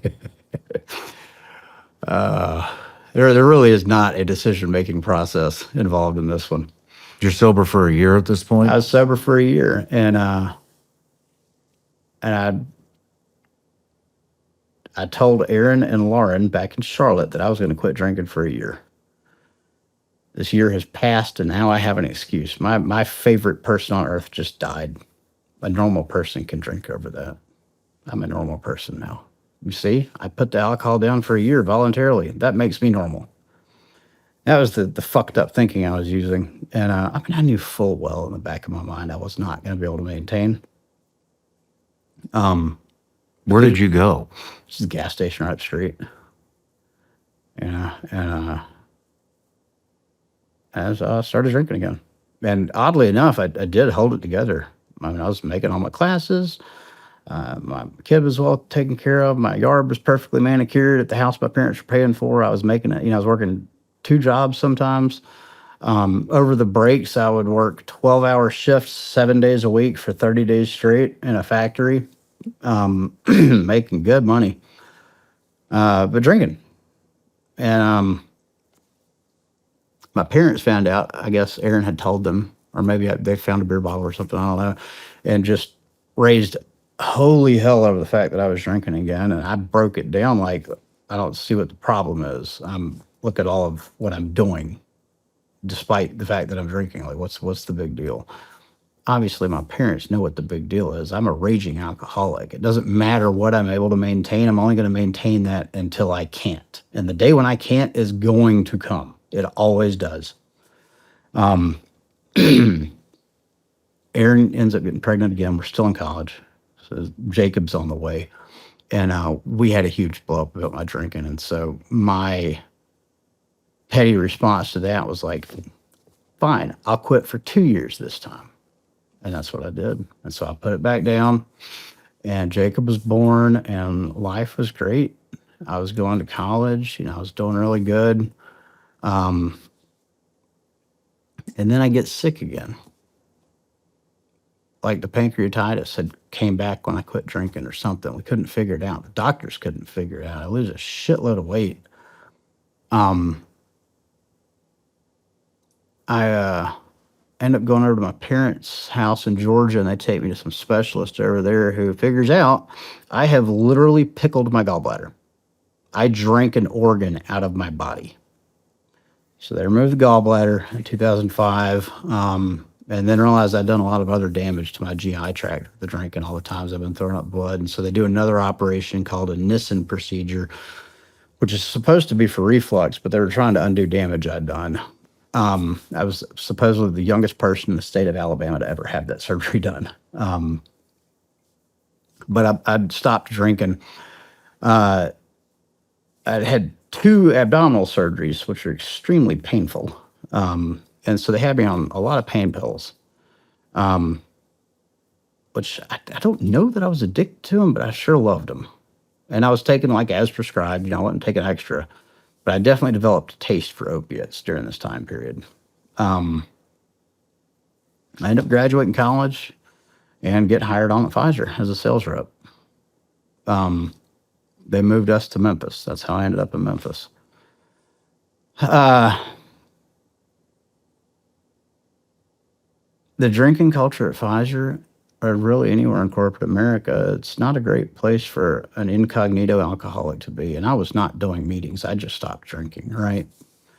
So, it was just a matter of time. And it started pretty fast. Right back to drinking every day, right back to drinking at 6 o'clock in the morning, to the point that they figured it out at Pfizer training and put me out on short-term disability for being an alcoholic. I'm like, that seems retarded. The way this works at Pfizer at the time, if you're on short-term disability, you still get paid and you're not allowed to work at all. And I thought that was the dumbest thing I've ever heard in my life. I was excited to be working. I came out of Pfizer training with like one of the highest test scores ever. They hired me to sell pain management meds. And an inhaled insulin that ended up bombing a couple of years later. But I excelled in the training. Like all that medical love had come back. I've got a job explaining to doctors the pharmacokinetics of, different drugs. And it was awesome. I wanted to work, and they wouldn't let me because I had this drinking problem. And we've just moved to Memphis. We're in a new city. We don't know anybody. And I did get to work a little bit out in the field and do my actual job before the chips all came falling down on this shit. And I end up getting what's the word? I want to say alcoholic psychosis, but it was worse than that. Wernicke-Korsakoff's. It's supposed to be permanent brain damage from the amount I was drinking. And it was so bad that the neurologist that was telling us about this told Erin that she needed to start taking videos of me and the kids so that I would remember them, because pretty soon I'm not. My brain is turning into Swiss cheese from the amount of alcohol I'm consuming. And that if I ever drink again, I'm going to die. And I refused to accept that. I backed off on my drinking because I was having very bad memory problems. Very bad. Like, it was frightening, scaring the shit out of me. Like, I did believe the doctors that I might have the memory thing. I didn't believe I was going to die if I drank again. This was in early 2007. I'm not wanting to accept I'm an alcoholic. You know, outside looking in, bro, you were 25 years old or whatever I was, and you drank an organ out of your body. Like, that's a clue, you know? If you're any age and you drink until you're puking out blood, you're not a person that should drink. So outside looking in, I think the whole world knows Ben's a raging alcoholic. Everybody but Ben accepts this. And I was still obsessed with the fact that, no, I'm a real man. I can drink. And we ended up at my parents' house. It's Easter Sunday of 2007. And they tried to do an intervention with me. And I wanted absolutely nothing to do with that at all. You know, got 2 kids in the house. I'd gotten off disability at this point and been in the field absolutely kicking ass, like overselling quotas left and right, setting sales records. Like, I deserve a goddamn drink. Y'all can fuck off. You know, I'm off to a hotter start than my dad was at 5, is the way I'm looking at this. And so I left the house real pissed off. And I hit Scottsboro, Alabama, going about 130, and a car flipped. Single car accident. I was buckled, and my seat broke on the second or third flip, and I went out the rear windshield, going over 100 miles an hour. And I remember flying, you know, through the air, and like, I had time to cognitively think I need to make sure I land on my feet. And right about that time, my face hit the grass and the median. I had road burn all over my head. I bounced, flipped end over end several times. I ended up breaking my pelvis in 3 places, which, if you're not familiar with pelvic fractures, it's extremely dangerous. All your organs sit in your pelvis. My left leg, the one that I'd screwed up in the Army and in football, was completely demolished. Half of my tibia is now bone filler. They had to reconstruct the tibial plateau, plates in there. That's a few other broken bones. That was it for me. I got sober that day. And it would have stayed it if I had just done, this is 2007. If I had done in 2007 what they've been telling me to do since 1997, which is go to fucking meetings. Like, you're not special. This is a problem lots of people have. You go to these meetings, they make you better. If I'd have been willing to do that, I'd have stayed sober from Easter Sunday 2007, and me and you wouldn't be sitting here right now. I decided to leave Pfizer. I was going to do everything other than go to meetings, though. I was not going to drink. I even quit cigarettes. I quit every mental health medication they had me on. I was drunk when I wrecked the car. I was also on Klonopin, which was prescribed to me. I was also on Xanax, which is prescribed. Why I'm on both of those at the same time is beyond me. I'm on like 100 milligrams of Adderall a day. Like, I'm on all the dope. State trooper saw how fucked up I was and was like, pretty sure you're taking some stuff you're not supposed to, but I'm not charging you, you know? And I was like, that's it. That's, you know, God just winked at me. I'm taking it. I'm taking it, and I'm fixing my life. So I quit smoking cigarettes. I quit all the meds. And I got sober. I decided to leave Pfizer because the drinking culture was too bad. And as good as I was doing there, I should be making a lot more money. And so I started looking into getting a job in medical device sales. And that ended up being exactly what I did. I got a job selling medical devices. I interviewed for several. One was in women's health space. One was in trauma, selling the exact plate that was in my leg. And then cardiac is where I found my passion. So I'm not a cardiovascular surgeon, but I'm getting to sell cardiac devices in the cath lab, cardiologist, an electrophysiologist. I'm getting to nerd out on all this cool stuff. And I was making money hand over fist. I think I made like $230 that year at 25, 26 years old. Like I was doing really good. And then we had a company-wide meeting in Chicago, and I hadn't, like Pfizer does all these functions. It's impossible to not be around everybody being drunk when you work at a pharmaceutical company. Medical device is a little different. Territories are much more spread out. And so I hadn't been exposed to that. We had the meeting in Chicago, and I realized I'm in the same fucking environment I was at Pfizer, except it's even worse. They were like harassing me for not drinking. And I ended up getting into it with our VP of sales pretty bad. And I was like, I can't stay here. And that was just as well because they started telling us to commit Medicare fraud, change billing codes so that they would cover our devices and some other stuff that I knew was extremely illegal. I asked a question and they terminated me, which is fine because I wanted that to happen anyway. Now, a few years later, they ended up getting fined, I think, $21 million by the Office of the Inspector General for exactly what I asked a question about. So, whatever. What was the question? Is it not Medicare fraud to change this diagnosis from palpitations to conduction delay unspecified, knowing full well that, yes, they mean the same thing, but Medicare will only pay for conduction delay unspecified, not palpitations? And I sent that in an email with those exact words. They knew I was firing shots at them. Like, I'm telling you, I know you are breaking federal law right now, and I'm not going to do it. And I want you to reply to this email and tell me in writing that you want me to do it. Two of us sent that email. My buddy actually was the whistleblower that got a few $1 million on when they got fined. I went back to that little side hustle I had because I wanted to start my own business. I wanted to be self-employed. This is the only way in my mind I could stay sober the way Ben had to stay sober, which is I need to just work for myself and create my own culture at my job. And so I ended up making a lot of eBay listings of some computer and server gear that I'd had laying around. But it's dawning on me, like I just went from making a lot of money to zero income. My wife is a stay-at-home mom. I have 2 kids. You know, I'm T-ball coach. I'm Cub Scout leader. Like I got a lot of responsibilities and no money coming in. So I'm going through my garage, like trying to figure out what can I do? And there's a broken flat screen TV in my garage. I was like, I'm going to find a screen and fix that thing and sell it. Because this is back when like a 37-inch TV was $2,000 or whatever they were. Now I get on eBay and there's literally no screens for these TVs anywhere. And I'm like, well, that's weird. There's no aftermarket parts available.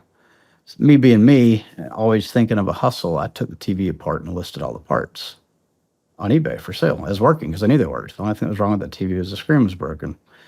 Wake up the next day and there's $400 in my PayPal account. I had sold every part out of that TV that was basically from a dumpster overnight. And so I went to a TV parts place in Memphis, or a TV repair shop in Memphis, and asked them if I could buy broken screen TVs from them. And they're like, why would you want to do that? And I told them, they're like, we need a new source for parts. That's a great idea. And so then next thing I know, I'm buying broken TVs from every repair shop in Memphis. I'm running ads on Craigslist and buying broken TVs. I started this business in my garage in 2009. That's when everything fell apart with the medical device companies, 2009. And by 2011, I had a 7,500 square foot warehouse and a dozen employees. Wow. It grew quick, man. I had my first website built. I got on Shopify in 2010, or maybe 2009. They had like 34 employees and were renting space from somebody else. They didn't have their own office back then.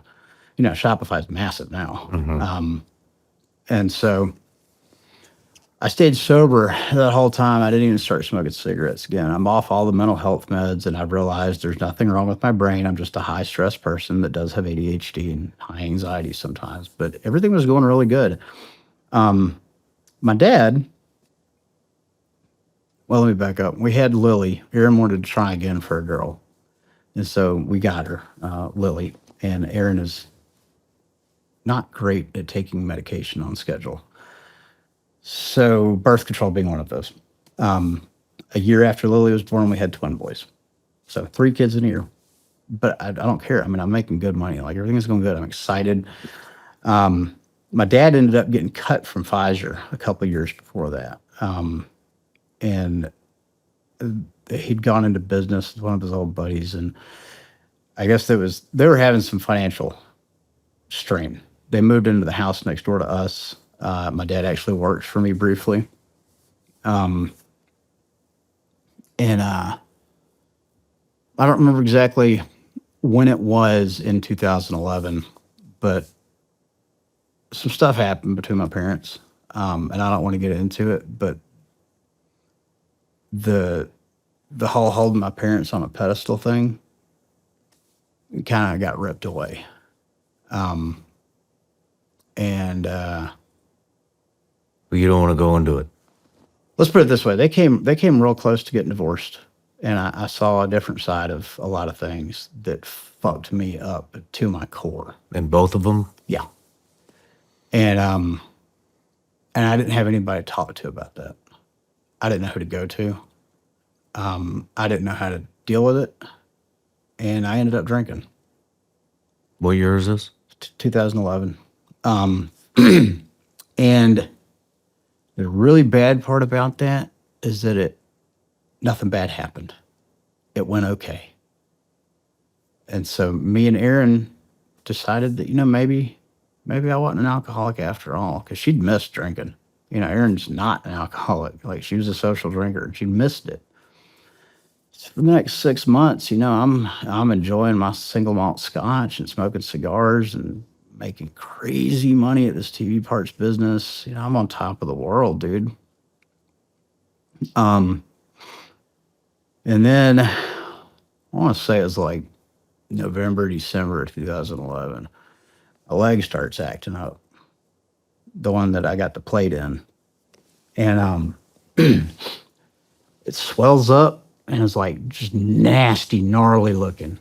I ended up having a methicillin-resistant staph infection that had recurred. Now, this had happened before.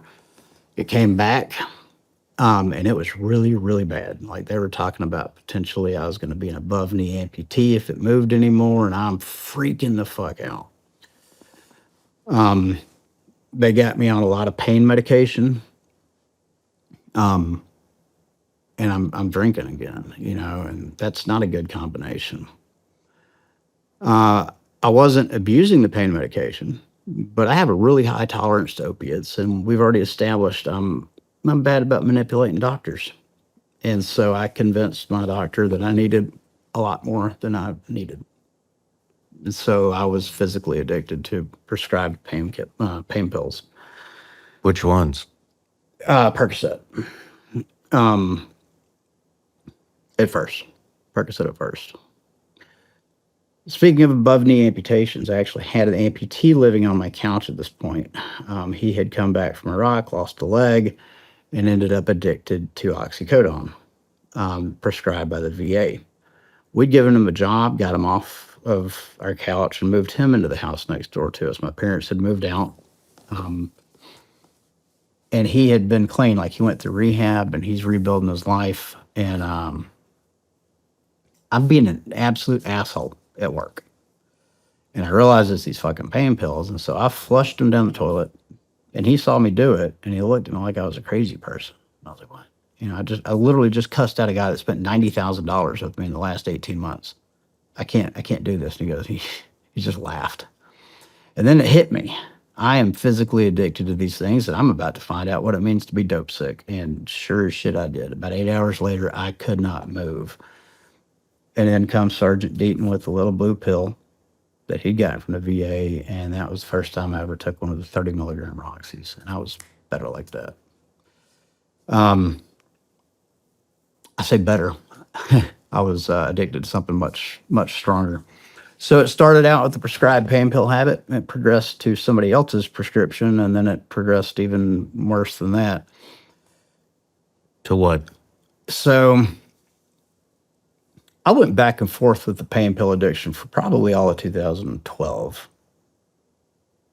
And it made me realize this drinking problem is getting worse quickly.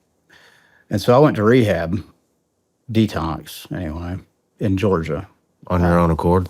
Oh yeah, I wanted it. But I still had this air of entitlement about me. I own a business. I've housed a homeless veteran. I've given him a job. I only drink single malt scotch. I'm bougie. And so I had to go to this expensive ass place where Steve Rivon and Burt Reynolds got clean. And I wasn't going to file it on insurance either because I also have started up Black Rifle and Brushfire Tactical and these other tactical e-commerce brands. I don't want my name. I don't want anybody knowing I'm an alcoholic. You had already started all these other companies. 2012, yeah, I started those up on Shopify. This is before Shopify said you can't sell guns on here. So, So what was Black Rifle Co.? but it was a gun e-commerce. So not actual firearms, just parts, accessories, and ammunition. Most of it was drop shipped. We would warehouse some of it and ship it out, and just like their damn TV parts. And what was the other company? Brushfire Tactical. We had several of them. We had 2 Testicles Tactical, which was hilarious. We had What did they sell? so it was all the same. Every brand sold the same stuff. I was playing with branding to see which one I could get to go viral. So basically, you created a business model out of the electronics industry and right. brought that into firearms. Yeah, 100%. And the progression happened. Sorry, I was so stuck on telling you about the drugs and alcohol. I forgot that part. At Retech, that was the name of the TV parts company, and it was doing really well. But I don't give a shit about TVs. I love firearms. I was trying to figure out a way to spin this into firearms or muscle cars or something that I'm passionate about. And so I discovered drop shipping. How many companies were you running? Like 5 at any given time. But they were all running out of the same thing. And the way I look at it, so even though they're different entities, the business model is very similar for all of them. Now, tactical and TV parts are different because the TV parts, you're having to buy truckloads of broken televisions, literal, 53-foot truckloads. A lot of labor goes into testing and stripping. But then after that, it's just pulling parts off of shelves, sticking them in boxes, and shipping them to the right person. That second half is identical for the gun parts. Pull a part off the shelf, stick it in a box, make sure it gets the right person. So I'm able to use the same labor on as far as the fulfillment side goes. And we'd learned about drop shipping in the TV parts because you can drop ship electronics. That's where you're selling something you don't even have. You're buying it wholesale from a third-party warehouse who then ships it directly to your customer. It's super convenient, and you take the margin, right? And so we'd gotten into that some on the electronic side of things. And then that was what we built. Black Rifle, Brushfire, Triple T, all of those brands around was the drop shipping model. And it was really, I was just wanting to see it on the branding side. And it was weird. All the products are the same. All the staff is the same, but there were like diehard customers of Triple T that would get in arguments on social media with customers from Black. Like, it was hilarious. Like, it's all me. Like, what are you doing? Anyway. And it was weird because I'd make prices higher on one and then lower on the other and watch it. I don't know. It was fun. It was like a game to me. But it went really well for a long time until like mid 2012. The drinking was getting out of hand. And I was like, I'm gonna pay cash out of pocket to go to this bougie place in Georgia where Burt Reynolds got sober. I'm there 6 days. And Now, how well are you doing? Are you a millionaire? I had gotten a buyout offer that was over $2 million. I did not take it. I should have. I had over $1 million in inventory. Well over $1 million in inventory. I bought a 68 GTO, restored it with the kids. We converted it to electronic fuel injection. It ran like a scalded dog, man. We had it cammed out. It was such a badass car. How are you at being a dad? How was I with being a dad? Yeah. So my kids had never, at this point, never seen me drunk. Not once. Never seen me smoke a cigarette. I'm still coaching T-ball. I'm coaching soccer. I'm leading Cub Scouts. I don't sleep much. Back then, I would be good on 4 or 5 hours, So I was like dad of the damn year. Not just to my kids, but to other kids in the neighborhood, too. Like, I was doing great outside looking in. Aaron knew the reality. I was really, really struggling. So you're running 5 companies. Yeah. You got how many kids? 4 kids? I had 5 at this point. 5 kids, a husband, T-ball coach, Cub Scouts. Yeah. And going to church every Sunday. And going to church every Sunday. Had a massive drinking problem. Yeah. So when would you fit in the drinking? At night and all the time. Do you think your kids never saw you drunk, or they actually never saw you drunk? They actually never saw me drunk up at this point. They never did. So when would you do it?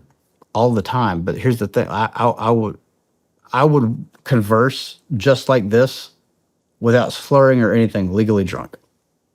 So I take that back. They saw me drunk, they never saw me act drunk. Like I was drinking all the time, but they wouldn't necessarily see me like they'd ever see me with a beer. I was drinking scotch. And I was going through 2 bottles of Macallan 12 a day at this point. And it was getting bad fast. So there were like, How's your wife? Does your wife know this? oh yeah. And she knows it's getting out of hand again. What's she saying to you? Like begging me to go get help, begging me to go to rehab. Can we please tell your parents? Can we please call your parents? Can we please tell your parents? So hold on. You're telling me your kids never saw you drunk. You could converse without slurring. You're basically a high-functioning drunk.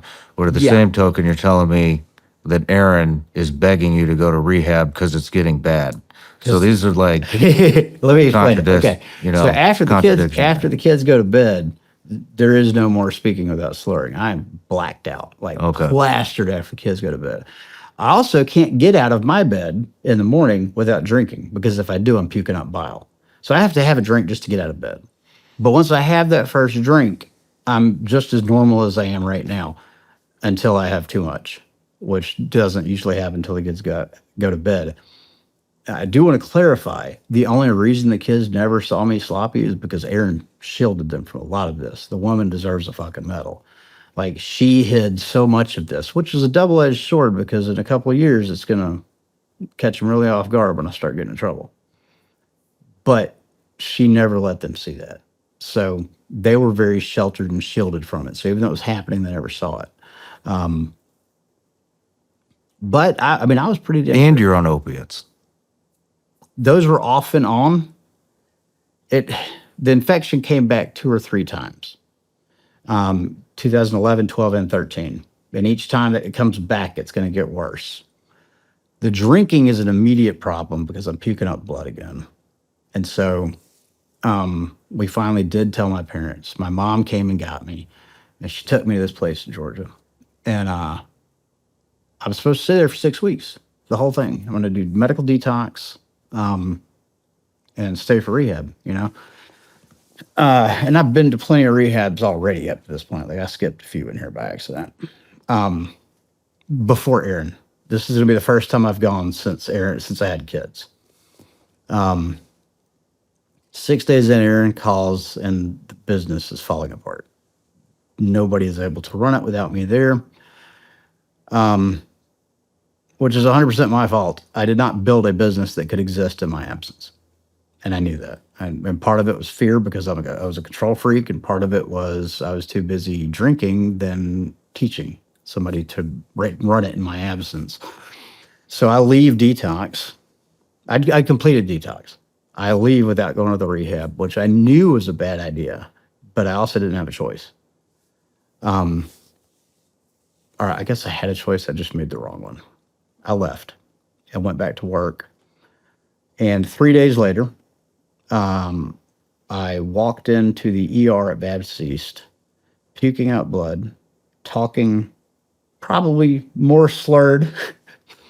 But according to them, I set the Tennessee state record for ambulatory BAC. I blew a .46, denying I'd been drinking. And I almost bled to death. Jeez. They were very afraid I had given myself something called esophageal varices, which is pretty much always fatal. You literally hemorrhage from your esophagus from drinking and die. I lost a lot of blood. 9 days in the ICU.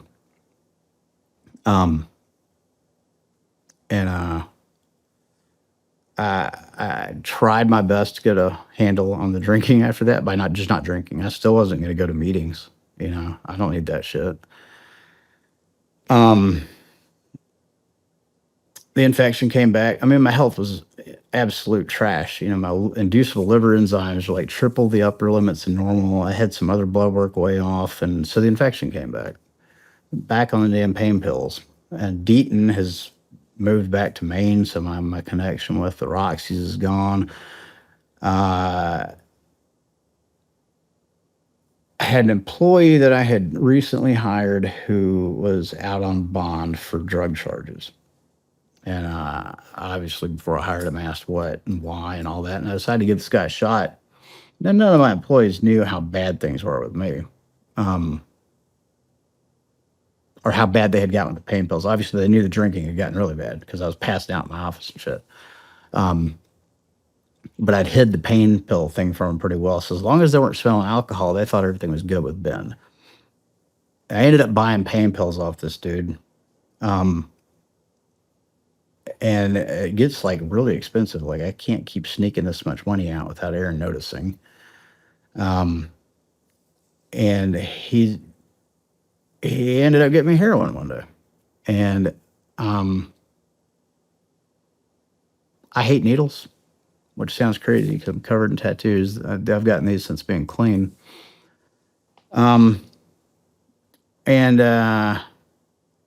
The first time he got it, I snorted it, and I did not get the feeling I wanted from it. And he shot me up. And then later that day, I shot myself up. And within a week, I had a $600 a day heroin habit. He shot you up. How did that conversation go? I was like, I fucking hate needles, so you got to show me how to do this. And he got my hand where I don't even have veins anymore. But I used to have huge veins. And he shot me up. And so that progressed very, very quickly. What did that feel like? You want me to give you an honest answer? Yeah. I felt like getting a hug from God. Like the most peaceful thing I've ever felt in my entire life. Instantly.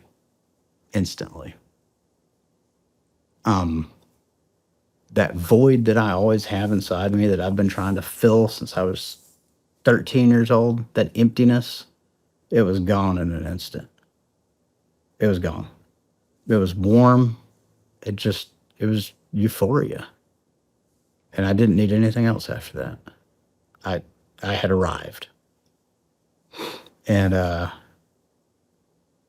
the entire journey getting to this point, I had been trying to find ways to change the way I felt. And for the first time in my entire life, I didn't want to change the way I felt after I hit that. I was hooked immediately. That was it's right around Halloween of 2013. And Erin knew something was wrong. She knew something was wrong. She didn't know what. Andrew ended up getting arrested again, and so I had to go meet the dope man to get my own heroin because I'm physically addicted. I can't afford to be sick. And that's what took me to South Memphis. The old man Stan, this old 70-some-odd-year-old black dude that sells heroin in South Memphis. And so I'm making 2-3 trips a day out there to buy dope. Because I kept telling myself, like, this is gonna be the last time. How'd you meet him? Andrew took me to meet him right before he'd gotten arrested again. So I'd already met Stan. Now I'm approved to go to the dope man by myself. What's the neighborhood like? Oh, it's ultra hood. If you've watched any of my videos online, that's South Memphis, man. But this guy's making $600 a day just off you. Just off me. He was living large. So just to give you some context on South Memphis, the infant mortality rate is higher than many third world nations. It's one of the deadliest zip codes in the state of Tennessee, which is one of the deadliest cities in America. Statistically, young men in South Memphis and this one breaks my heart, they're more likely to be dead or incarcerated than they are to have a job or be in school. Jeez. Now, I didn't know any of this when I first started going out there, and I hated South Memphis for the longest time because of what it was doing to me. I wasn't looking at what I was doing to it. You just touched on it. I'm pumping that much money a day into the dope economy out there. I have harmed that community with the amount of money I spent out there with bad people. And I kept telling myself, like, this is it. I'm going to stop. And that's like what I'm doing. $200,000 a year. Stan told somebody he made $200,000, and it didn't last a year. Just off you. Just off me. It didn't last a year. It lasted 10 months this time. I hated myself. I hated everything about myself. I wanted to die. But more than that, I wanted to get sober and be there for my kids. And so I'd punish myself. I had enough money. I could have bought ounces of heroin at a time. You know, I was going through like 2-3 grams a day. I could have bought ounces at a time. And instead, I'm making 3 trips, getting a gram at a time every day. Like I can't believe it took me as long as it did for me to get pulled over. Like a white guy driving, you know, brand new Tahoe or a brand new F-150 or a brand new, or not brand new, but a 68 GTO multiple times a day. Like, it's very clear what I'm going out there to do, you know? And, but I wouldn't buy a bunch at once because I kept telling myself, this is it. I'm going to quit. This is it. I'm going to quit. I'm going to taper off. I'm going to taper off. It's just insanity took over my thinking. Why did you want to quit? Why did I want to quit? Yeah. I never wanted to be on it to begin with. That one time I got that hug from God and I was hooked. Never had that feeling again. Never felt that good again, but I couldn't stop doing it. But it was taking me away from my kids because I'm spending an hour and a half a day or more driving. So hold on. So the initial, I've never done heroin. The initial high is like the best high you could ever imagine. And then it never happens again. Never happens again. Well, you constantly have to increase the amount of dope you're doing. You can get pretty close to it again, or you can get it again, but it's taking more and more dope. The more dope you're adding, like the chances you're going to kill yourself keeps climbing. You know what I mean? And so I got to the point where I was shooting a gram at a time sometimes. I mean, that's like, I don't know how I never OD'd. You never OD'd? Never. I've always had a really weirdly high tolerance to things. So. Well, I don't know if I'd say that. Drank your gallbladder out. Yeah. Yeah, that I did. But I wanted to stop because it controlled every aspect of my life. I couldn't even sleep without getting dope sick. Did your wife know? Well, it started in Halloween. She figured it out. End of June. How'd she figure it out? She found a box of syringes in the garage. I was not very good at hiding things. She'd known something was up. I mean, like, our business is falling apart. I bounced payroll. That's never happened. I look like I look like somebody coming out of a concentration camp. Mm-hmm. I looked like death. I weighed like 130 pounds, maybe. You know, and I'm not drinking, so she knows it's not that. She knew something was up. She found that box of rigs that day and lost it on me. I've never seen her that upset in my whole life, and it broke my heart. I didn't ever want it to come to that, you know, but it did. And the 4th of July, she took the kids and left me, 2014. And I hopped in the GTO and went to where I go for comfort, South Memphis. And I'd waited just to punish myself until I was good and dope sick. I wanted myself to suffer. I had this sick self-hatred because of the situation I created. Where did she go? To her dad's down in Mississippi. And I'm going, I don't know, 70, 80 miles an hour down East Parkway in Memphis, and I ran a red light.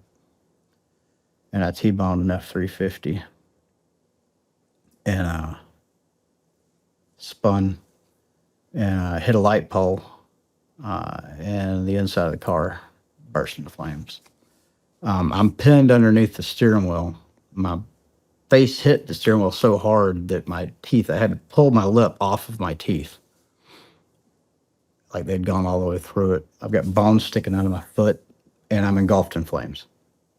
I had a fire extinguisher in the car for that exact scenario should it ever happen, and I deployed it. Nothing happened. And I threw it out the window, which I guess alerted somebody that was out there that, hey, there's a live person still in that vehicle. And this panhandler that I'd been giving money to for like the last 2-3 weeks every time I drove by runs over and gets me out of the car. And runs over and gets, I had cash in the passenger seat, and he brought it to me. Like smoking bills.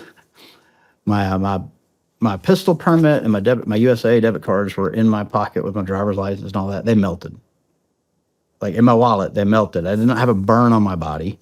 Wow. And nobody else saw this homeless dude, but he definitely was there. Like, yeah, I've always had people like I was an angel. I'm like, I don't know, because he gave me the money. Like, I had it in my hand, and I started with bones sticking out of my feet.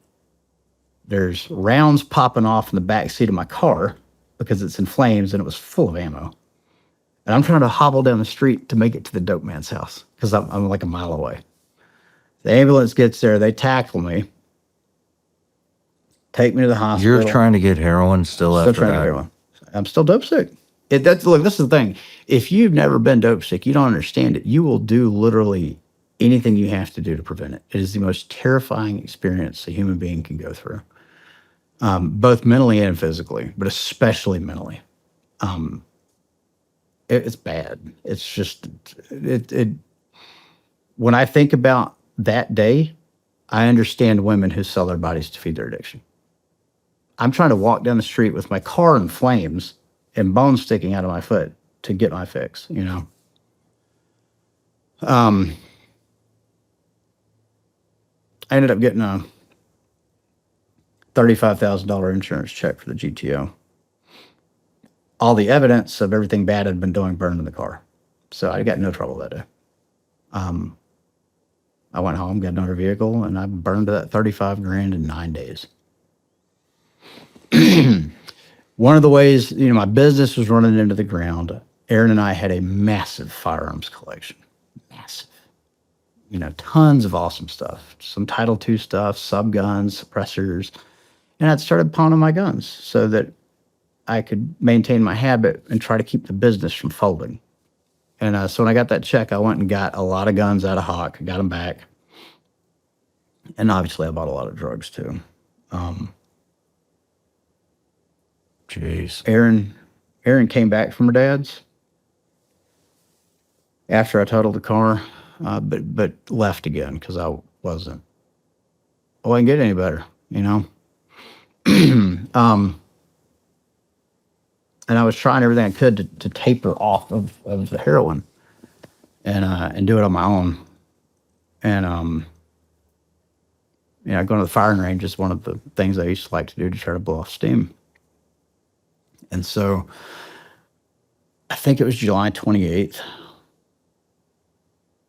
I burn out of money, mostly. And I go to the warehouse with, I had a little firing range behind my warehouse or inside the warehouse. It was long. I had a subgun, 2 suppressors, like an AR and an AK maybe, and maybe a handgun. Then I went and blew off some steam. And I waited till I was dope sick again because I refused to buy heroin until I was sick because I'm trying to taper myself off of it. And so I'm trying to, it's insane the way I was doing. But in my head, and my fucked up thinking, it made sense. And so I'm on my way home. I went and got dope. And I wouldn't let myself use it until I made it home. That was part of the punishment that I was doing to myself. I'm a mile from home. And I get lit up by the cops. And I'm in a beat-up pickup truck with 6 grams of dope, a machine gun, and 2 silencers. And you would have thought they pulled over Pablo Escobar.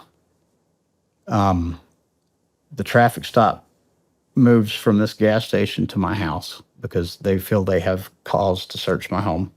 They think I'm selling machine guns. I'm running guns and dope for the cartel. One of the detectives came over and told me they'd talked to Fort Campbell, and they know I'm a disgruntled veteran and I stole all of this. What are you fucking talking about? Like, the receipts for the shit's in my house. I'm sick as hell, handcuffed in the back of the car. Our little cove, I had a house on the golf course, like outside looking in, I was doing great.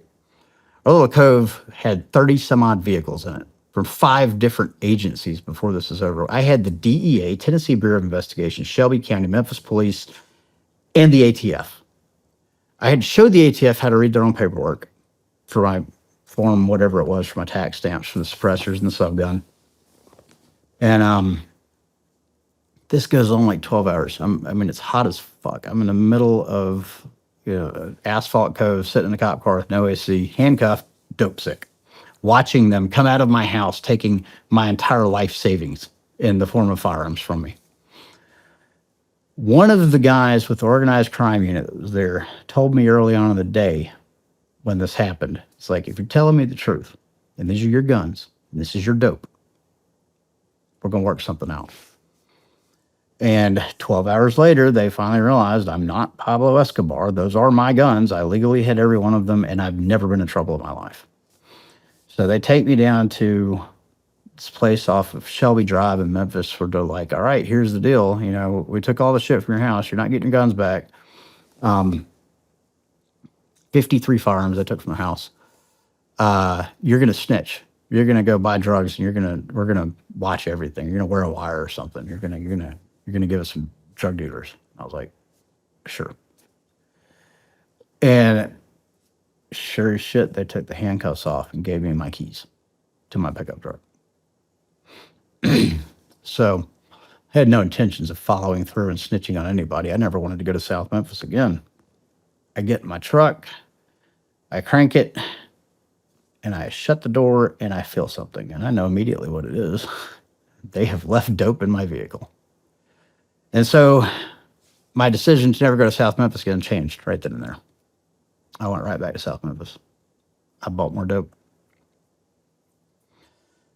But I'm not going to use it until I get home. It's now 9, 10, maybe 11 o'clock at night. I'm in the exact same spot I was earlier in the day, and blue lights are behind me. I get pulled over twice in the same day with the same amount of dope. This time they do take me to jail. And they hit me with, I don't even remember how many counts. It was absurd, like just wild. Possession with intent to manufacture, sell, and distribute for crack cocaine, for heroin, 6 possession of a firearm during the commission of a dangerous felony. All in all, there were like 14 felony counts that they had gotten me on, which is ridiculous. Like, if I'm actually being honest, because I didn't commit a felony. I wasn't selling drugs. There is no dangerous felony. But whatever. I had drugs and guns. I'm not supposed to do that, I know. But I think my life's over at this point. They took me to jail, obviously. I had to call Erin, obviously.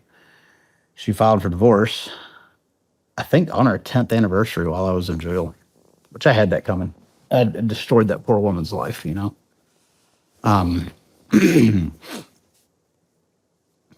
They end up, my dealer, old man Stan, comes and bonds me out because I had spent so much with him. He's convinced I'm going to continue to. Somehow they mixed up paperwork in jail, and they let me out when they hadn't brought all the charges on the other case against me. And so I bonded out of jail and immediately had a felony warrant for the first traffic stop. Apparently they only booked me in on the second one and forgot to add the first one. So they add those on and put out a felony warrant for me. And so I go on the run. I moved into a trap house with some guys I had literally just met that night in South Memphis. What's a trap house? The trap house is a house where narcotics and women are bought and sold. It's, you know, the trap, it's a spot. It is the single source of every bit of pain and suffering in any neighborhood they exist in. It's hell. That's what it is. It's hell. I had nowhere else to go. I had a warrant. I couldn't go home. My wife didn't want anything to do with me. I had no idea what my kids knew or didn't know because, like I said, we'd hidden all of this from them. Daddy getting arrested is going to... I don't even know how to have that conversation with them. I go into hiding, basically. This dope boy, that obviously all the dope boys in South Memphis knew how much money I'd been spending, and they all wanted to know me. So I was welcomed with open arms out there. And the one that ran Melrose Street, I'll actually say his name because he's dead now, Rodney Cotton. He used to go by the name fat boy or hot rod. He kind of took me in because he was convinced I was going to teach him how to run businesses. Like, I don't know what he had in mind, but basically put me to working security at a trap house out there. Which was odd because I'm the only white guy in the hood and I'm deciding who can and cannot get into the trap. This went on for a few weeks. What'd you see inside the trap houses? Everything you can imagine. What does that mean? I've witnessed murder. I've witnessed attempted rapes. I've witnessed overdoses. I've witnessed people do unimaginable things that even with my background and experience can't wrap my mind around for a hit of dope. Crack in particular. Like what? You won't want to air it if I tell you. I've seen people do the most debased, dehumanizing things you can ever imagine because their addiction commanded them to. They have become complete and total slaves to a substance. And in turn, complete and total slaves to whoever controls that substance. I didn't know the true depths of human depravity until I was out there, until I lived in it and saw it. And all of my hope and faith in humanity died on that street. My hope for having a future died on that street. I was going to kill myself out there. I was interrupted and then ended up in handcuffs again. How are you going to do it? With a knife. I was just going to cut my own throat. It was the only way I could do it. Because I refused to touch heroin after I got arrested. I would not go back to it. I was still smoking crack, but I refused to touch heroin. And I was afraid that if I tried to overdose, because that's once you've shot up heroin, there's no other way to kill yourself. It's an embrace from God. Like, it's a painless way to go. My fear was that because my tolerance was so high, I would try to kill myself, and I wouldn't, and I would end up addicted again. And I would rather die than have that happen. And so I was going to cut my throat with K-bar.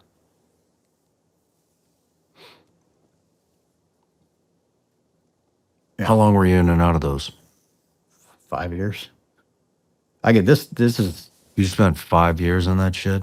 In trap houses? in and out. But my whole story is punctuated with highs and lows where everything looks great. I wasn't homeless for 5 years. I wasn't running from that warrant for 5 years.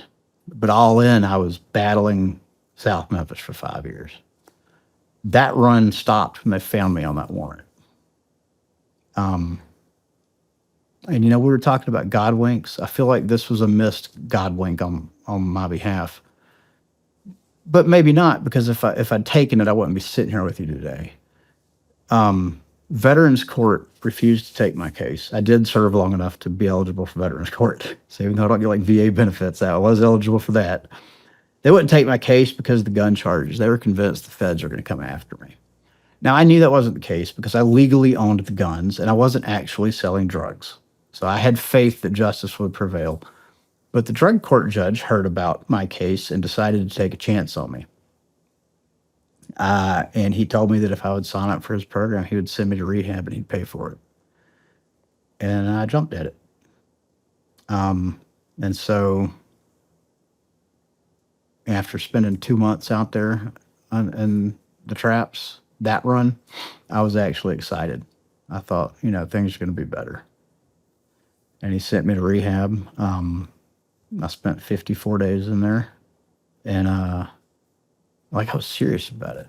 I wanted to be clean. I did not want to go back to that life at all.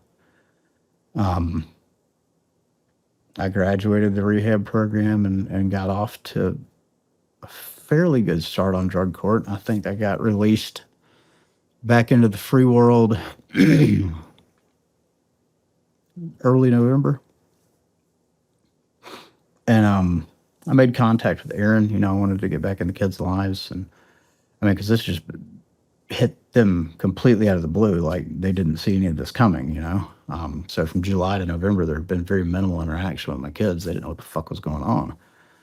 Or I don't know what they knew. Let's put it that way. And, Erin had filed for divorce. Her attorney told her it would help her if she got a restraining order against me. And so she did that. And they served me with it in the middle of drug court in front of everybody on my birthday.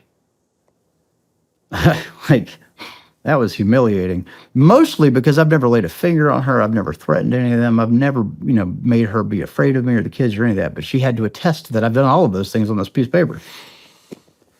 So I did what any good addict would do, and I went and got high over that. Now, when they released me from rehab, they court ordered me into Rebos, which is a halfway house in Memphis, sober spelled backwards.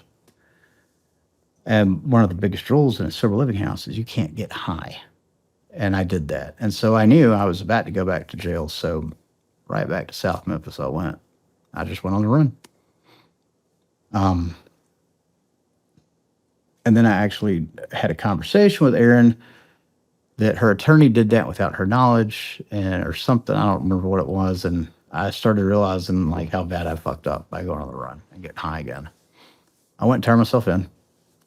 And sure enough, obviously I went to jail, but the drug court judge he's going to give me another chance. He sees this a lot. He expected it, blah, blah, blah. I was banned from that halfway house. And they were like, we're just going to leave you in jail until we figure out what to do with you. Because you can't go home.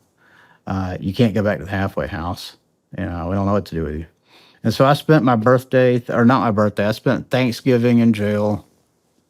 They kept me. God, they probably kept me a month that time with no bond. There's no hope of getting out. You get out when the judge says you can get out. And I've pissed the judge off at this point because he took a chance on me. Even though he expected it to happen, he's mad. They finally let me out December 17th, and I'll never forget this. That day in court, because the jail backs up to the courthouse. It's literally underneath the court, kind of. So they took me into the courtroom from jail. And this guy named Brian Owens comes up to me and asks me, he's like, you tired of living like this, dude? And I was like, yeah, I'm really tired of living like this. And he looked me in the eye for a minute. He's like, you don't have to. And I don't know why that simple yet incredibly profound statement hit me like a ton of bricks, dude. I started bawling in the middle of the court. It was weird, it just hit me so, because I could tell by the way he said it. This guy that I'm just now meeting for the first time, in the way he said that, I could tell he's been where I was. He literally where I was. I come to find out later, he had been standing on the other side of that wall years ago as a client in drug court, and today he works for that court. But I could tell this guy knew something. He knew a way out of this, and he told me that he was going to get me out of jail that day. And then he wanted me to meet him at a Narcotics Anonymous meeting that night. Now, I'd been to NA back in California, but I just used it as a place to pick up chicks. I didn't pay any attention. But I would do whatever I had to do to get Brian to get me out of jail. And I would do whatever I had to do to not live that way anymore. And I meant it. With every fiber of my being, I meant that shit. I was dead set on, I'm going to do this. And so he got me out of jail. I found out after I left the jail that day that the judge was dead serious when he said, I can't go home and I can't go to the halfway house. But they forgot to figure out what to do with me. So I had to figure that out, which I'm sure was 100% intentional, right? They wanted to see what I was going to do. So now I'm a free man, and it's the middle of December, right before Christmas, and I have nowhere to go. I'm on the streets. Am I going to fuck up or am I going to do right? And I think that's what they were trying to figure out. And I did right. I got with my dad and got into an extended stay motel. I went to an NA meeting. First time I ever saw her. And I was serious about doing it. And I decided I wanted to try to fix things with Erin. She's the mother of 5 of my kids, and divorcing her was something I could not wrap my mind around. No matter how bad she wanted it, she spent all those years thinking I was the one for her, knowing the problems that I had. And here we are with the problems front and center. What are we going to do? I had that conversation with her. We decided to reconcile. And so I think it was Christmas Eve of 2014, I moved back into the house with her and the kids. Which in hindsight, it's a terrible idea. Did you blame her for the restraining order? Were you upset about that? I was upset about it. I was hurt more than anything. I didn't blame her for the relapse. I will never blame anybody else for that. I make my own decisions. And when I choose to go get high about something, that's on me, not them. When we went to court for the restraining order, because the way they do these things, they'll issue it just based on the word of the woman. And that's good. I'm glad they do that. And then you have a hearing about it to decide if it's going to stand or get tossed out. And when we sat down in the courtroom, they start asking Erin all these questions like, when did Mr. Owen strike you? When did he do this? And she's like, no, none of that ever happened. And the judge is basically like, well, then you can't have a restraining order. What are we doing?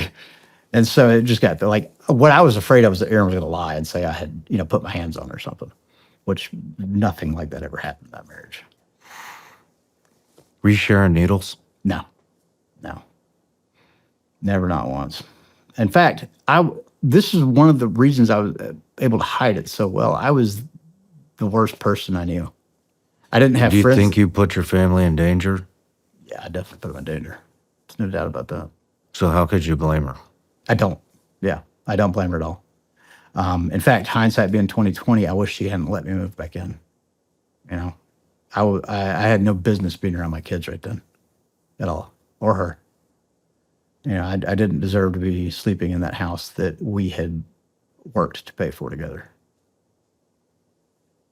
Yeah. 1,000 things could have gone wrong. Something must have went wrong. Yeah.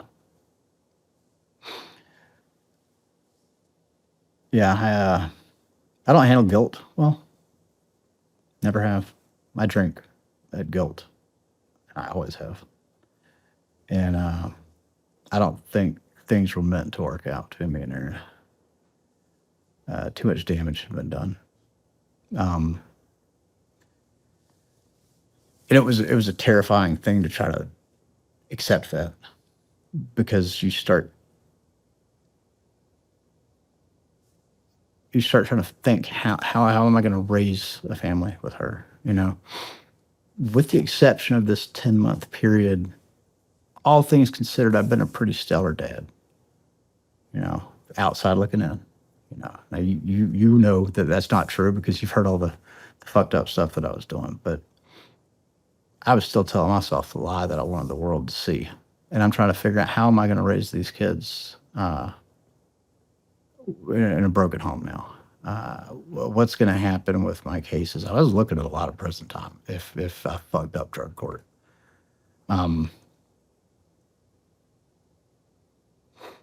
And so much damage had been done to the relationship with Erin and I.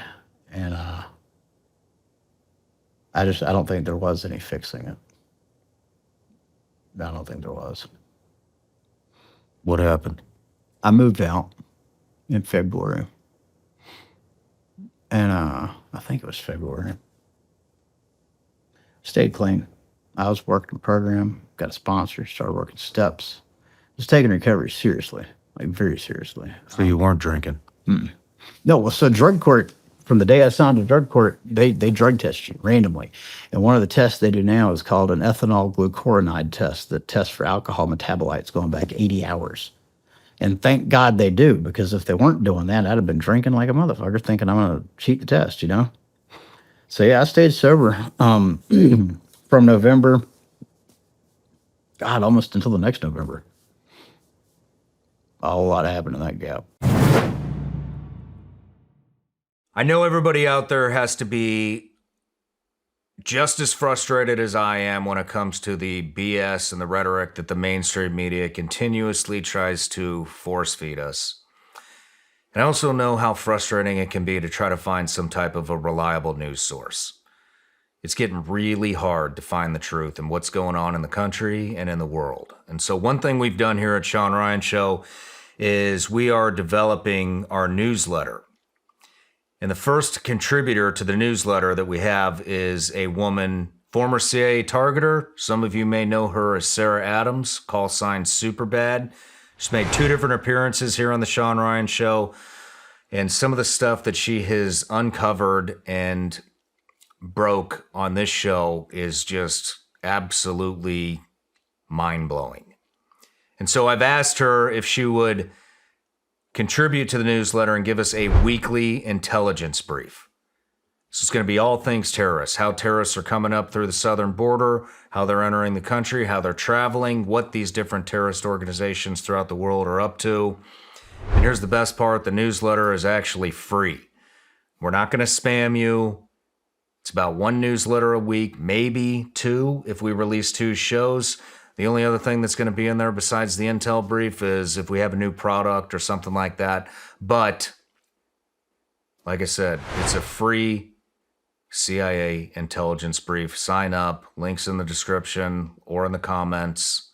We'll see you in the newsletter. All right, Ben, we're back from the break. So we are at Aaron. Yep. Aaron left with the kids. Aaron left with the kids. This is like the end of 2014. We decided to reconcile. So hold on. Let me recap because we'd had about an hour break there for lunch. So you moved in Christmas time. Yes. Now it's February. Aaron takes off. You did not start drinking again. What happened? Why'd she leave? So actually, I left. You left. I left. And I think it was February, March. I just realized that, well, I've been trying to avoid this because I don't want to put my business out there, but it's unavoidable. So Aaron had an affair, all right? And I knew this when I moved back in December, and it happened while I was in jail. And if I'm being completely honest, I can't blame her. I mean, I ran her life into the ground. I had not physically touched her in a year. You know, everything was falling apart, and she didn't think there was any chance we were ever going to work out anyway. So I don't blame her for that, but it is part of what played into my decision to move out. Did you ever have infidelity with her? No. Through all that shit? For all that shit, I did not. Wow. I Yeah. would not have expected that. Well, I don't think she expected it either, but it is the reality. So you couldn't forgive her for that? I thought I could, but no, I definitely could not. I definitely could not. And so How'd you find out? I just knew, and finally she admitted it. Just part of me knew, you know, something seemed off. Did you know him? Oh yeah, Friend? employee. An employee? Yeah. Are they still together? Oh God, no. I don't even know if they ever even saw each other again. Yeah. So in the middle of all this, let me back up to December. Well, hold on. How did you handle that? Because you're sober. I'm sober, and well, I'm just gonna own it. I was still a manipulative ass at the time, and the only thing standing in between me and living in my home with my children was the judge telling me she didn't want me there. So the way I handled it was basically to tell her, look, we can work through this. You just gotta let me come home. You know, and part of me. So you knew before you went home. I knew before I went home. That was the ammo I used to get her to tell the judge to let me come back to my house. Now, part of that was necessity. I have to have a place to live. This extended stay wasn't going to work. I missed my kids. I was sober. I wanted to rebuild my life, and I wanted to rebuild my business and fix my marriage. I did genuinely want all of those things. Did you still love her before you moved back in? Yeah. I mean, I've known this woman since I was 12. She birthed. Yeah, like 100%. Looked like a little uncertainty there. It was different. It was a different kind of love, you know. Like I've still got love in my heart for Aaron to this day, and I always will, but not the kind that is required to be married to somebody. You know what I mean? Mm-hmm. And so I moved back in, and my understanding was that all the bullshit that could come out from either of our side had come out, and it was all out in the open. And I get a phone call New Year's Eve from my landlord, or my landlord's attorney. Now, keep in mind, I haven't paid a rent on my warehouse in 6 months because I was too busy spending my money on heroin or being in jail or running from warrants to handle things. So my understanding was that my warehouse had been seized and my assets and belongings of that warehouse no longer belonged to me. And Aaron confirmed that was the case. Well, I get this phone call New Year's Eve from my landlord's attorney asking me if we had decided not to get my inventory out of the warehouse. Now, keep in mind, I had over $1 million in inventory in this warehouse. So come to find out, he had not seized any of my stuff and just wanted me to move my business out and let him have his warehouse back. The problem was I had until midnight New Year's Eve of 2014. And I didn't find this out until the day of. My parents and my wife had known for months that this was the case and that my business was not done. It was, in fact, sitting there waiting on me to pick it up and move it somewhere else and simply turn it back on. I went ballistic. Smashed my phone. I may have broken my hand punching a brick wall. I mean, I snapped, dude. That was it. Like, from that point forward, I have accepted this is not, there's too much resentment. Couple that with the fact that I don't even know how I'm going to deal with the infidelity. Like, I just can't do this. All right. And I didn't know what to do because I still had to have a place to live. And so I just tried to tough it out, man. I spent a lot of time with my kids. What did you do with your kids When you went back? You said you spent a lot of time with your I kids. spent a lot. Yeah. So there's a part. What was that like? I've been rebuilding bonds, dude. Kids are resilient. How old are your kids at this point? Oh, they were, I want to say 9, 10. Let's see, this would have been December 2014. So Jacob would have been 9, Jackson would have been 10. Lily and the twins were 3, 3, and 4, almost 4, 4, and 5. We just kind of picked up right back where we left off, watching nature shows together, going hiking. There's a IH park out. I mean, was there a lot of relationship you had to rebuild? Trust and the fact that you're going to be there? And It was dicey for a few days. that's it? That was it. Because when I was living in that extended stay, Aaron could tell that something had changed in me and that I was trying to stay clean. And the kids came and stayed with me some of that extended stay. So we had gotten most of the real rough part out of the way. I've always been very close to my kids. So even though What was the rough part? just the uncomfortability, like them staying with me and crying at bedtime, wanting to go see mommy, I bet they had a lot of questions. they really didn't. They really didn't. They didn't want to know why you were in there. In the extended stay? Yeah. Well, they did, and that was the rough part, was explaining to them mom and dad are getting divorced, and that was like just the hardest thing I've ever had to tell my kids. Did they have any inclination that, you were gone for, I think you said 10 months. I was addicted to heroin for 10 months before the arrest. I was home for most of that. I would make my runs to the dope track, get my dope. But then you were living at the trap houses. So that wasn't 10 months. That was 4 months I was out there, this run in the traps. And so I don't really know how to explain it. We just kind of picked right up where we left off. It was strange. How did you tell your kids you're getting divorced? I didn't. Aaron did. And then Christmas Eve, we told them, never mind, we're not. Like, Merry Christmas. And, we had a real happy Christmas. Everything was great. But then New Year's Eve came and I found that out about the business, and it was just the totality. It was too much. And I also knew that, like, as far as my part went, like, I'm not saying she did all the damage. I'd done tons of damage. This was all my fault to begin with. So I owned that. And I knew in the back of my head that she might think she can get over all this, but she's never going to trust me again. I have destroyed our lives. Our life savings invested in a firearms collection has been stolen by the police. I'll never get them back. That one, I actually sued the state of Tennessee trying to get those back. Lost because I took too long to file it.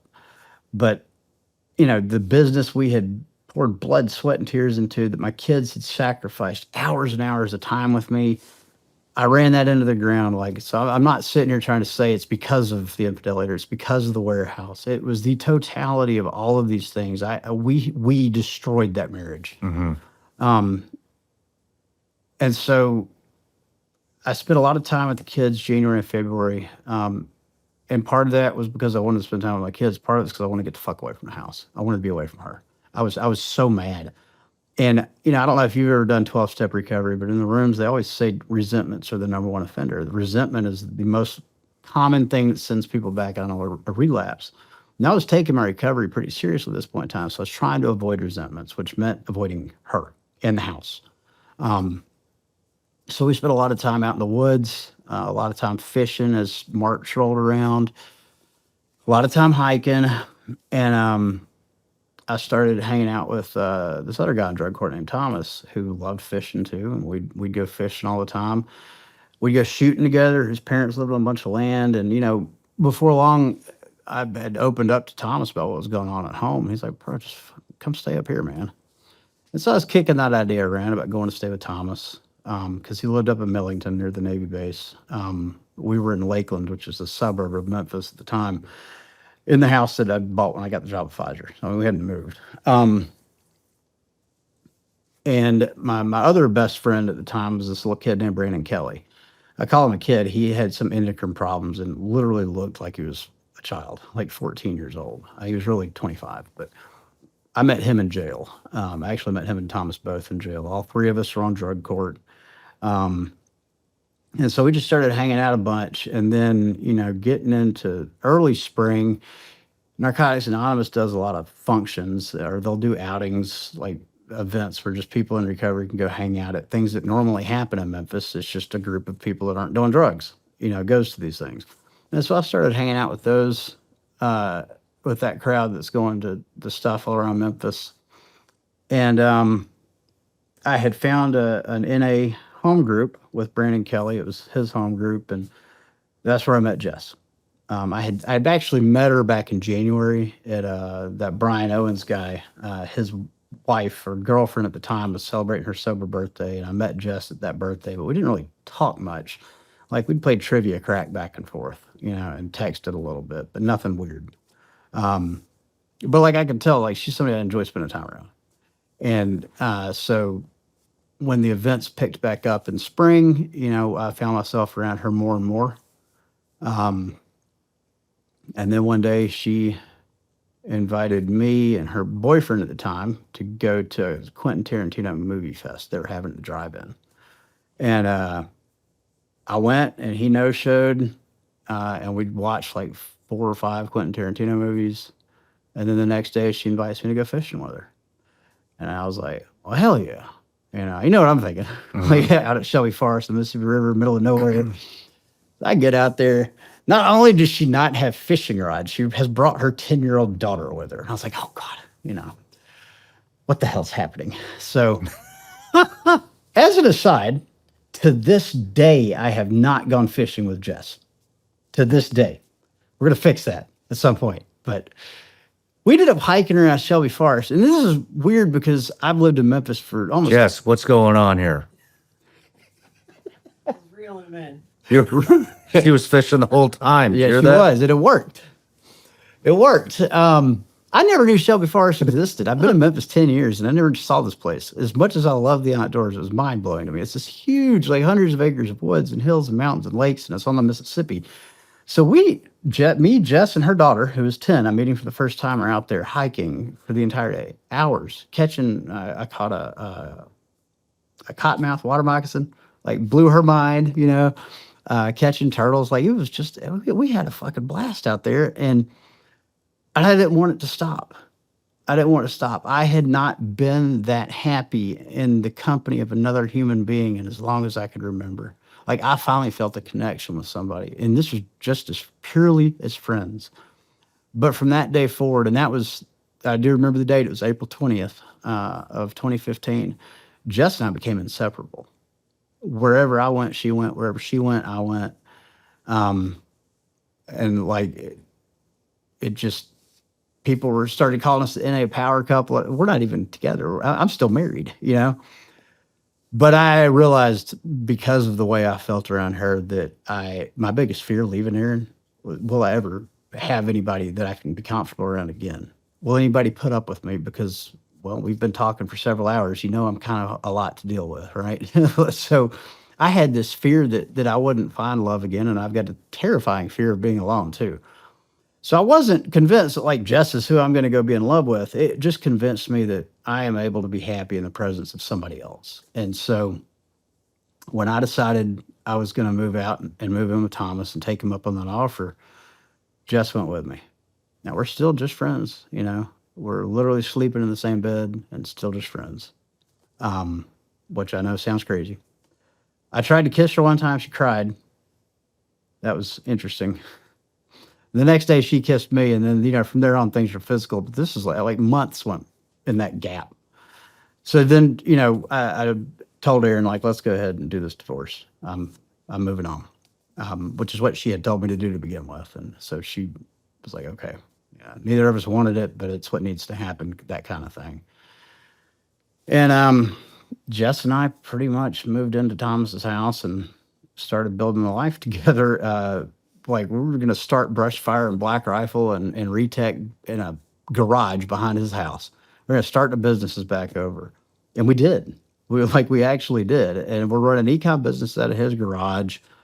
July, I think, comes around. And, you know, Jess had met all the kids at this point. All the kids love her. Her daughter loved me.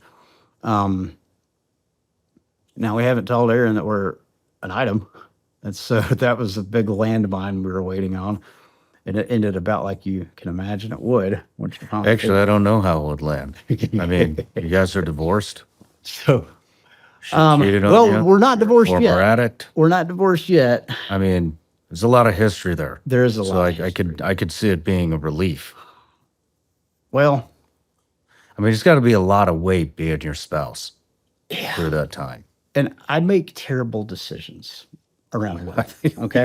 All right. So I'm just going to preface that. All right. We've come a long way since then. I've grown a lot as a human being. I was still sleeping with Erin. And so when she found out I was sleeping with Jess, she sat Jess down and said, hey, just so you're aware, I'm still sleeping with him too. And Jess acted like she didn't care. But in reality, it ripped her guts out. Time out. Let's switch seats. I love this. Oh, okay. Jess, welcome to the show. Thank you. So, couple questions before we get into the sleeping debacle here. Why'd you cry when he tried to kiss you? I honestly have no idea. I think I was, I'm not very big on physical affection, I guess. I know that sounds weird. My family is, like, my dad's part is Japanese, so I wasn't raised with a whole lot of physical affection, and I think it caught me off guard, and I wasn't quite sure if I wanted it or not because I knew he had a wife, and, like, I knew he had 5 kids, and I was like, I don't know if I want 5 kids. And I didn't know what I wanted at that point. You're a former addict too? Yes. How long have you been sober? A little more than Ben. It's like 5.5 years. My clean date is June 1st, 2019. What did you see in Ben that made you fall in love with him? Were you aware of his past?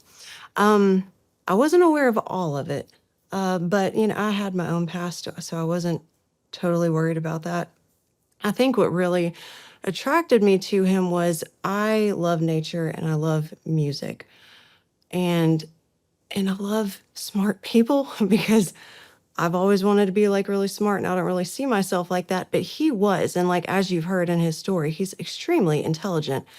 And it's very hard to find somebody that is that intelligent and nerd-like who also listens to metal and, you know, likes nature and hiking. And I found all of that in Ben. And he was funny. He made me laugh. Like, if you can make me laugh, that's a big plus.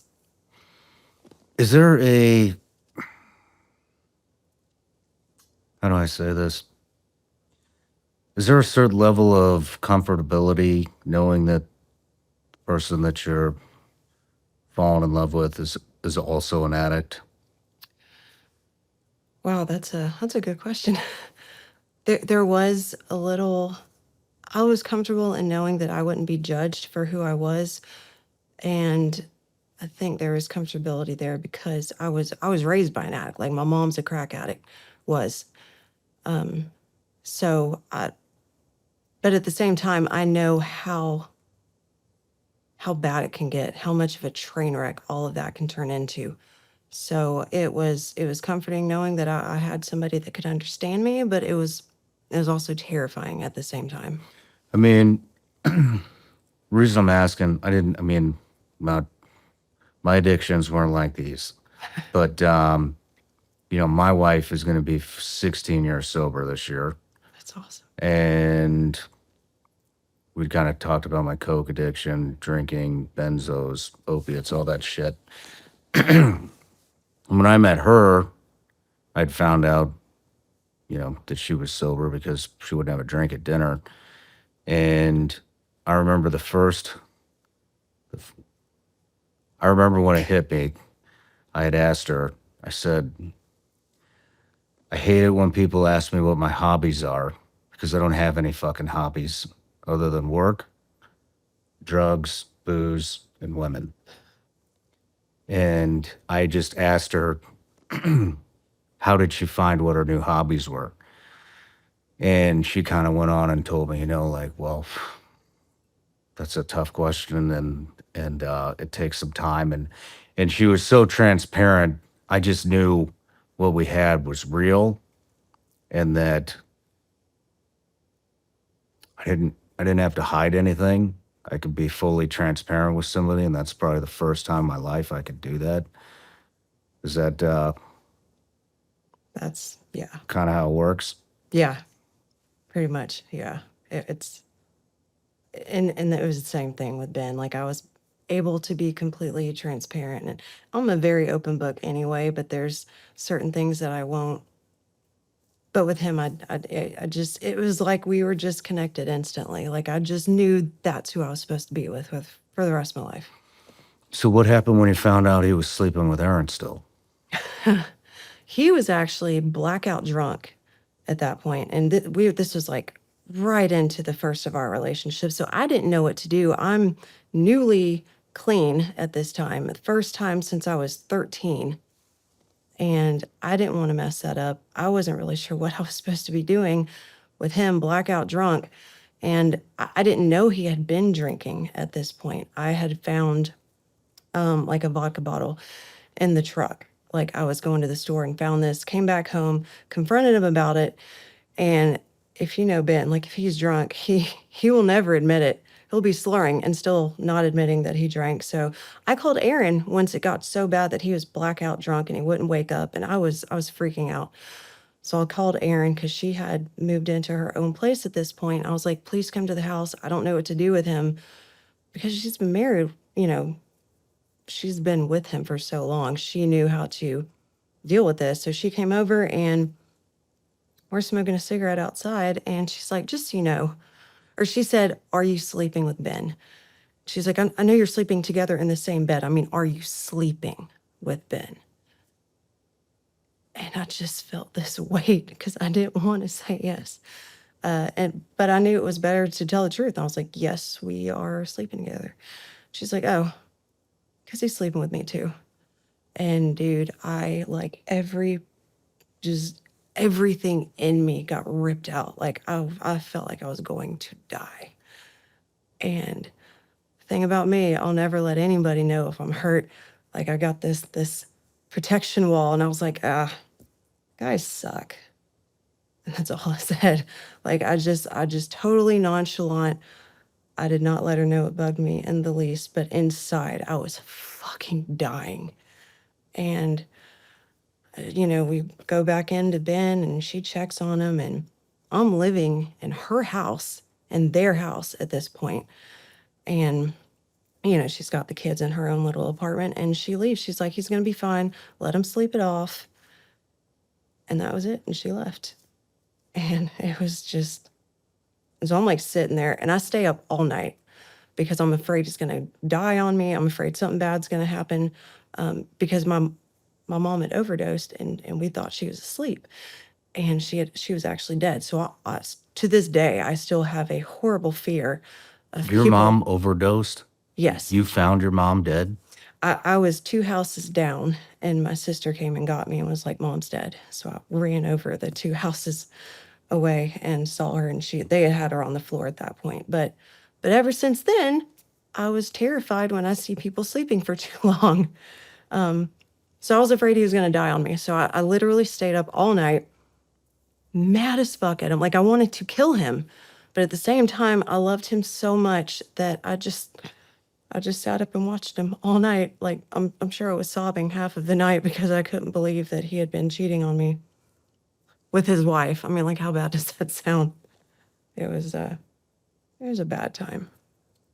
How did you confront him? So the next day when he finally came to, and he drinks so much that even when he comes to, he's still kind of drunk. And I was like, so I had a conversation with Aaron, and he wasn't expecting what I said. I was like, she said y'all are still sleeping together. And I think he denied it, I think, for a good little bit, until I was like, dude, I mean, come on, she's your wife. I understand. I really didn't understand, because I've never understood infidelity. I don't at all. So it really hurt, and it hurt that he was denying it. And I think I finally just came out, just fucking say it. Just fucking tell me what happened. And he admitted it. And, like, Aaron was texting him just nonstop. About what? About us. Was there jealousy? Oh, I'm sure there was. I mean, he's been her person since they were 12. And now this junkie bitch comes in the picture and just takes him away. So there's a lot of hatred. There's a lot of animosity. And now I'm living in her house even, which that was the wrong thing to do. That was very bad judgment on our part. And yeah, so they're still married at this point. They don't get actually legally divorced till like a year later, so maybe even 2 years later. So there was a lot of anger. I'm sorry, my mouth is so dry right now. So how did you, where did it go from there? How did you get over that? It took, well, and this will go into Ben's story a little bit. There was another woman in the mix, and this one was way fucking worse than Aaron. So then all my anger went from Aaron to this other girl. So, and Aaron, I understood. He was with Aaron for years. They were married. They'd been friends since they were 12. I was just some chick he met in NA. So even though I was very angry that he lied about it and that he wasn't forthcoming in our relationship, I did understand it. I got it. This other chick, though, that was... Who was the next one? Funny enough, it was another girl that he met in NA. Ben was just jumping for a little while there. Just us three, but there was a point in time. Just us three. Hey, man. There was a point where it was all three of us at one time. Like, he was seeing her, he was seeing me, he was seeing this other chick. And I actually found out about the other chick after he goes to jail. I hear a knock at the door. I had found out that I'm pregnant with Ben's kid like 6 weeks before this. And Ben goes to jail. He had another relapse. I hear a knock at the door, and I open it. There's nobody there, but there's this manila envelope about this big, and I open it. I was like, what the fuck is this? I thought someone was trying to sell some shit. So I open it, and it's just pages of emails of him and this other chick. And on the front of the envelope, it says, "Hi, my name is Jeremy. I believe that you would like to know that your boyfriend is fucking my wife." And that's what it says on the front. So now I'm going through these emails. I'm pregnant with his kid, and he's in jail for a relapse. I'm reading all these emails. Like, some of them are raunchy as fuck. Like, this was a nasty bitch. And then all my aggression kind of leaves from the Aaron thing, and now I just want to kill this bitch and kill him. So it was a bad whirlwind for a minute there. Why did you stay with him? Well, one, I was pregnant. So I remember he called from jail, and this is before he even knew that I knew anything. And I had threatened to have an abortion. So I was like, well, you're fucking Aaron, you're fucking this chick. Why would I keep this child? Like, why would we start a family together? I thought you loved me. And, clearly I'm just like sobbing on the phone, and he's denying it at first. And I read him some of the emails. He can't deny it anymore. And I loved him. I really had just such a deep amount of love for him that I was like, maybe we can work through it. And I had seen my mom and my dad work through insurmountable type of the things that they have gone through. Like, my dad was not an addict, alcoholic, nothing. My mom was. And the things that I had seen them work through and make it through, I guess that was my model that I lived by, that I went by. And I was just like, people can work things out. Of course, right then, I wanted to kill him. I wanted to slit his throat right then. But, later on, I started thinking about it, and I was like, we're going to have a kid together. And I knew I love him. I knew he was the one that God made for me. I knew I was supposed to be with him. And I was like, I'm just going to make it work. We're going to make something work. I mean, I'm not saying you made the wrong decision. You guys obviously seem very happy today, and you're very successful in what you guys are doing together. But, I mean, weren't you worried about, with his history? I was terrified. I was absolutely terrified. Weren't you worried about not just being hurt more, but subjecting your daughter to this? How old was your daughter? Yeah, so she was 10. His oldest was 10, and my oldest is 10. So, and the kids got along great too. So, but I was terrified about, I wasn't too worried about Maddie. He was so good with kids. So he's really good with Maddie is my oldest, and he was so good to her.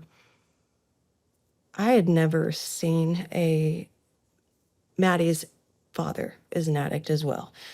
And he was not a good father. He was not a good man. He was a good man, but the addiction took over, and there's a lot of bad stuff that Maddie had to endure. So when Ben came into the picture, there was a happiness there. Like, he was actually a father to her, and she loved him. And I wasn't so much worried about Maddie. I was worried about getting hurt again. I was worried about the trust issue. Because I knew I would never be able to trust him again. And that was actually the problem for years. I didn't trust him. And actually, because that girl was someone that he met in NA, and we knew everybody, like everybody knew us as the NA power couple, So when everybody found out that he cheated on me with another bitch from NA, like, I was mortified. Did you know her? I had never met her, luckily.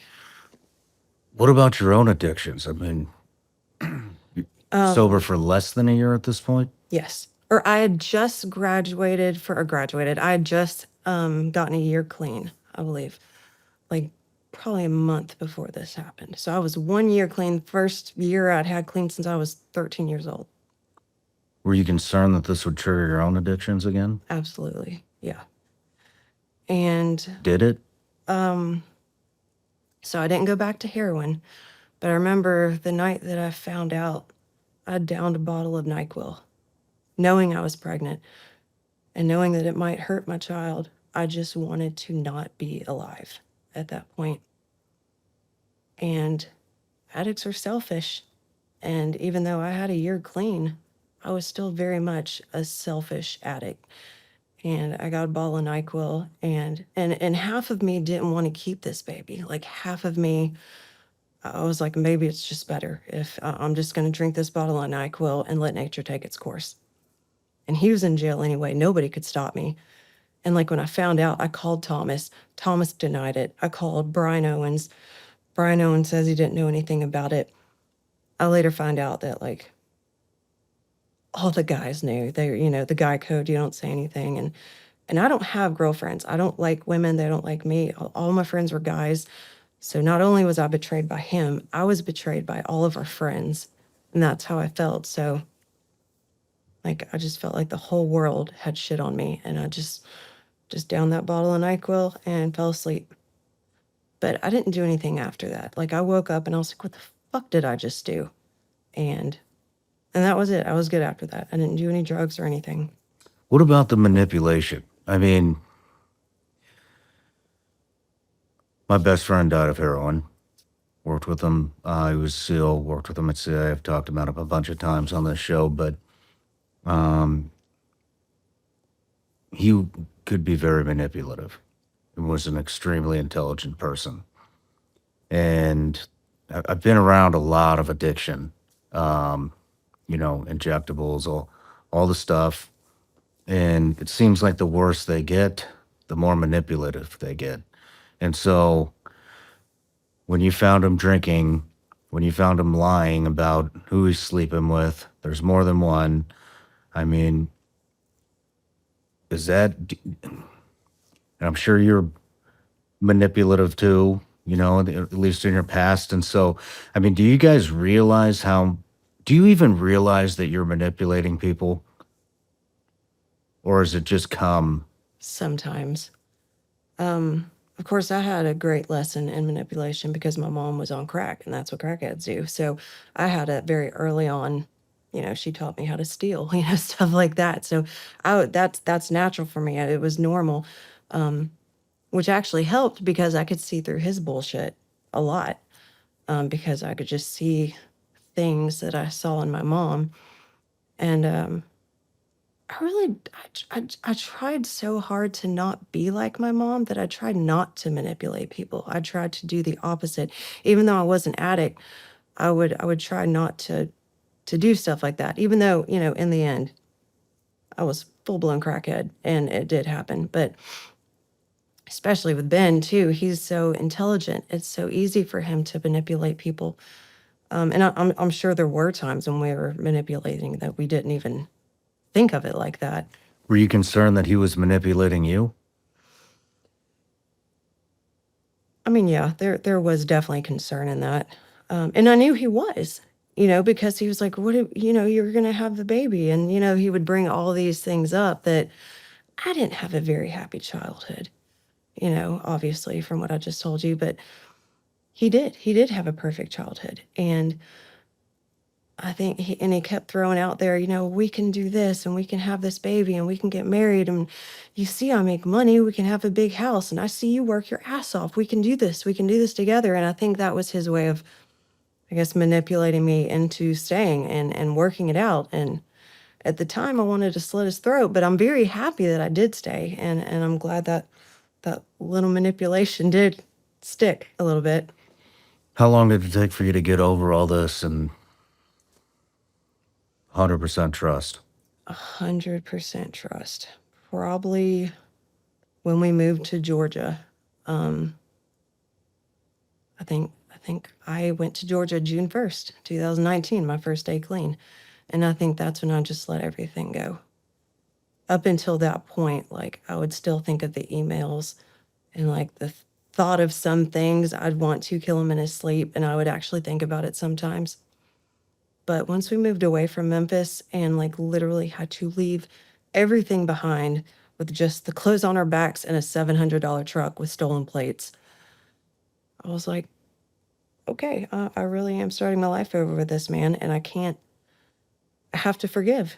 And I've learned this my whole life. God teaches forgiveness. And I knew that if I was going to continue my life with him, I would have to forgive him before God would allow anything good to happen. I was going to have to forgive him. And so I just decided it's time. It's time to forgive him. And that was it.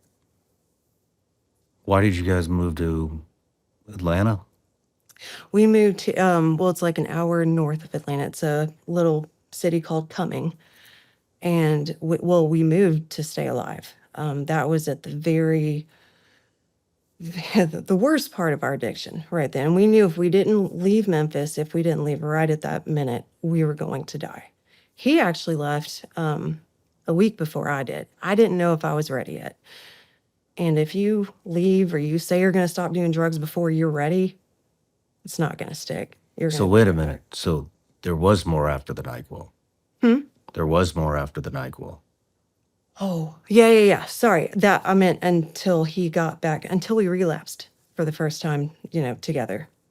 Oh, and also, like, I was pregnant when all of this happened. Once I had my child, I always have to have C-sections. So they put me on pain pills. I never got off of them. I just kept taking them. I had so much resentment and hatred for him that I just stayed on pain pills. And like 3 weeks after I had James, our first, I get a call from Shelby County that he's in jail and he got caught with crack right in front of the trap house, like 3 weeks after my C-section. Like, I could barely move, I was breastfeeding, had this huge ass scar. I was an asthmatic, so I was dealing with an asthma attack at the same time. So all of that, just, I never stopped taking my pills. I was like, fuck it, he's gonna go get high, I'm gonna stay high. And so I just kept taking pain pills. So you didn't relapse together. We did later, and it was bad. And we tried to keep each other sane and good. There would be periods. I tell everybody it's just like a roller coaster. I would be high, he would be clean, or he would be drunk, and then I would finally be okay. And then he started getting, and this is like, years in the making. We get thrown out of him and Aaron's house. They foreclosed on it. We end up getting a much bigger house.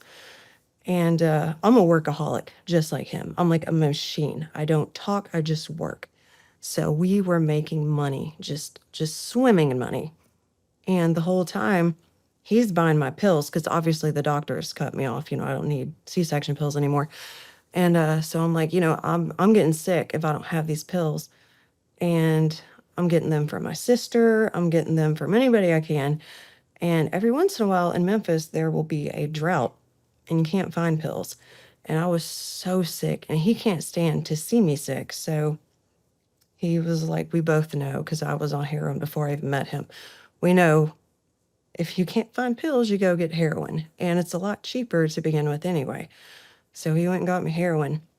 I think that lasted about a week or two that I was just doing, but no, probably about a week at most. And he was like, you know what, fuck it, I'm gonna get on heroin too. So then we were both on heroin. And it's just straight downhill from there. Were his 5 kids living with you guys? So they would be back and forth. They were with Aaron most of the time. But, they would come visit. Like, we had this big house. Like, she had a little apartment. And I think because we're workaholics, we made so much money, we were able to afford this big house. And so there's room for all of the kids, all together with my kid and his kid. There were 6 kids, 7 kids, because I had James, 7 kids. And there was room for all of them. And so they would come over there a lot. And it was a big, nice house. They loved being over there. And I think at first nobody really understood the totality of how deep in it we were in, because we made it look good. We kept the businesses going. And for me, lots of people, they think heroin junkies. They think of people, just passing out in their chairs with the needle in their arm. That wasn't me at all. I guess from watching my mom all of those years, I have to be in control. I cannot be so out of it that I don't know what's going on. So I would snort heroin and it would give me superpowers. Like, I was like super mom. We would clean. I would bake brownies. We would go feed the ducks. I was organizing everything. I was getting all my work done. I was doing all the emails. I was dealing with customers. Like, nobody would have even thought that I was on drugs. I just looked like Superwoman 24/7 until I got dope sick, until I ran out of dope. And then, like, my hair hurt, my skin hurt, everything. I couldn't move. And that's when people started noticing maybe they're back on drugs. And then, money wasn't even an issue. Like, most people, something's going on because they're running out of money. And we just didn't do that. Yet we would eventually. And we would eventually get kicked out of that house because crack became more important. And this is, I mean, we're talking about probably a 5-year span that I'm kind of going over right now. So, how do the pills dry up in a city? I don't really know. Ben actually probably knows more, but I think they just bring in, so much, and they sell so much, and maybe some get seized. You'll see the big seizures they have, and sometimes those seizures were drugs that were meant for Memphis. And then they just, I guess the supply kind of runs out. How did the crack come into play? So Ben was on crack before I even knew him. And when we first met, I'm very transparent about everything. And I told him my mom was a crackhead. And I told him I never wanted to do crack. I never wanted to end up like my mom. My mom was also a raging alcoholic, a very violent one. So I stayed away from alcohol. To this day, I hate alcohol. I don't want anything to do with it. And so those two things I always stayed away from. And then one day, we couldn't find heroin, and I was just so sick. I was dog sick. I couldn't move, but we could find crack. And I think Ben had already had some. There was one day that he was sick and I was not sick. So I go down to South Memphis to go try to find more heroin so I can make him better when he wakes up, because he was just rolling around in his sleep and he was sweating, and it was bad. So I was like, let me go down and I can wake him up with some heroin and make him better. Well, I waited there for 3 hours. There was no heroin. All they had was crack. And I was like, well, I remember he used to do crack back in the day. Maybe crack will make him feel better.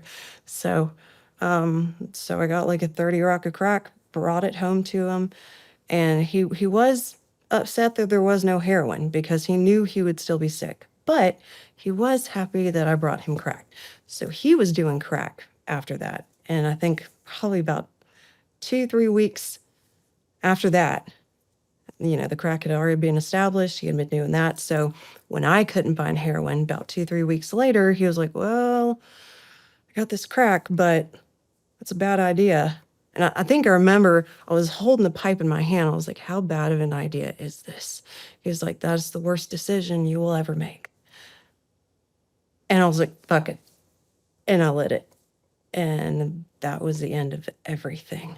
That was all I wanted for the next year and a half. Year and a half. Mm-hmm. I feel like it was about a year and a half. What is crack? So it's cocaine and baking soda and water. Those are essentially the 3 ingredients, and they're cooked together, which you would think, like cocaine, big deal, it's cocaine. And you just add some baking soda and some water. You don't think it would be a big difference, but I guess there's, snorting it, shooting it, smoking it, all 3 different routes, but all 3 very different feelings that you get from it. And smoking crack, as I found out, was the one thing that's like, after that first hit, that was it. That destroyed me. Like, that is all I wanted. I didn't want my kids. I didn't want my husband. We had gotten married in between that. There's a lot we skipped, but I just wanted crack. That was it. That was everything. It took everything we had. What did you like so much about it? I guess the feeling. And for somebody that's never smoked crack, you can't even really describe it. There's something called the bell ringer. And when you first hit crack for the very first time, or at least the very first few times, there's something they call the bell ringer. And it's almost like you hear a bell in your head.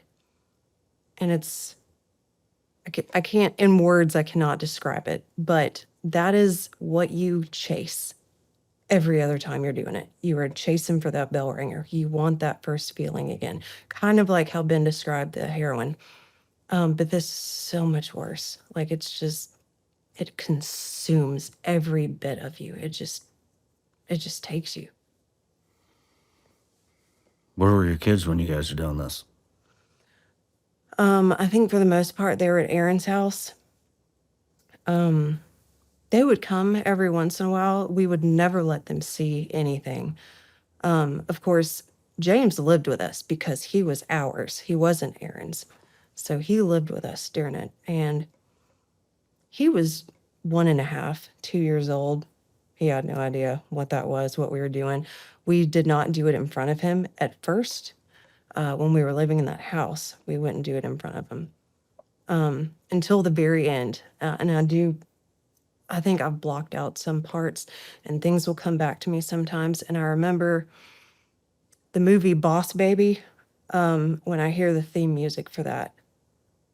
And like our 4-year-old plays it now and it still brings me back to that big house, and we'd be in our room and he was obsessed with Boss Baby. And I just remember sitting on the bed with him. He was watching TV and I was just sitting next to him smoking crack. I made sure to blow the smoke in the other direction though. Like that did anything good. But I do remember that. I did smoke in front of James. I think only because he was 1.5, 2 years old and he had no idea what it was. But I look at it now and I just think like, what fucking damage I could have done. Like, could he have gotten high? Could that smoke have messed him up? And it just, it hurts to know some of the shit that we put him through. And I haven't even got into like the really deep shit that we put him through. And I'll probably let Ben talk about that. But that boy went through it. He didn't know it because he was only 2. What is some of the shit? So when we got kicked out of the house, and it was, there's a rapper called Young Dolph. He's a Memphis rapper, very famous. He just got murdered a year ago, 2 years ago. His mother was the one that rented the house to us. We didn't know this at the time. So when we get kicked out, they didn't do anything legal. It's like 3 huge linebackers just boom, boom, boom. Y'all haven't paid your rent. So they come in and throw all our shit out. Like literally everything we own, everything we have acquired through years and years of nothing but work is thrown on the front porch or on the front lawn. And this is a gated community. So like rich people live here. Like it was a nice fucking house. And so we have all these people like, what's going on? And so they know we have kids, so that looks bad to begin with. But so we move out of this nice ass house. And I think that same day our good Tahoe shits the bed and we have to find a new vehicle. And so we had no vehicle. We got kicked out of the house. All we could do is rent a U-Haul, which we didn't even have money to do. My dad had to buy that U-Haul. And we just shove what we can into the U-Haul. There's only 2 seats, one for me and one for Ben. James is sitting in a car seat, like right in the middle. He's not strapped in. There's nowhere to put him. And we just drop him off at my dad's house because what are 2 addicts going to do when they get kicked out of their house with nothing? You go back and you go get high. And that's what we did. So I knew my dad's house was a safe place for him. So we took him to my dad's house. My dad, I think, is in denial a lot about what was going on. And I'm not terribly close to my dad. We don't just talk and gab on the phone every day. And, he had to deal with my mom for so many years. He knew something was going on. He knew I'd been in addiction for most of my life. And I think he just didn't want to ask questions. He was just like, just leave James here. Y'all go do whatever. And we did. And we went and we just lived in the trap house for like weeks at a time. And when I started, in Madison too, like Madison's 10 years old, 10, 11, good Lord. Madison's like 14 at this point. I gotta think, 13, I think. And she goes to my dad's house too, because I don't want them to see any of this because of, the shit I saw when I was little. I don't want them to see any of this. So Maddie does stay with my dad for the most part. James is 2, so I can't leave him with my dad all the time. So we'll have like little shifts. First 5 days we got kicked out, we went straight to the dope house and we stayed there for 5 days straight. We did not leave. We just smoked crack for 5 days. And they knew us there because we had always had so much money that they're like, yeah, we'll front you that. We'll front you that. We'll front you that. We didn't even have money. I think Ben ends up selling the Tahoe that shit the bed, like for parts or something, or just as a chunk of junk, and got a little bit of money that got us some more crack. And before we knew it, we're just going back and forth, going to see James and Maddie and coming back to the trap house. And, you know, my dad's, he's got a life, he's got a job, so we'll have James with us. And we would never take him into the trap house because they had a lot of drive-bys. Like if you look at this house, there is just riddled with bullet holes everywhere. So I was always afraid if I brought him into the trap that we would have a drive-by and he would get shot. So we would go get our dope and we'd go drive. We would just drive around in the Tahoe. James would be in the back seat in his car seat. And we would just smoke crack. I would be in the front seat, Ben would be driving, and we'd just drive around Memphis smoking crack. And our friends were all prostitutes. And if we didn't have enough money, they had money because they were turning tricks so they could get more crack. So, you know, they'd hop on in the truck and we'd all smoke crack together. And we'd go to different traps together. So it would me, Ben, James, and like 3 or 4 prostitutes hanging out in this Tahoe or whatever it was. I think we in the U-Haul at first, and then we end up finding the $700 truck that we managed to buy. And sorry, I'm jumping around all over the place, I think. How do you know where all the trap houses are? Just kind of word of mouth. Ben showed me the first one in South Memphis, which is the one he used to frequent before we were even together. And then, you know, we made money. Dope boys like money. So even though we were the only white people out there, they loved us. They brought us in like family. And also, you don't want to be outside a trap house if you're white. One, it's an eyesore. Like the cops know if that's a house on that street and there's 2 white folks outside the window, you know, everybody knows what's going on. So me and Ben had this thing and we would walk up and we'd knock on the window and go, back door. And that meant we're here, go open the back door to let the white folks in. And the back door was barricaded. It had a pole or like a 2x4 on 3 different levels, or maybe it was 2 different levels, to keep the cops or buy them a little bit of time for when the cops kicked in the door. So we'd say back door and we'd walk in and that was it. And we'd stay in there for a little while because they don't want white folks going in and out of the place. So we would sit in there for hours.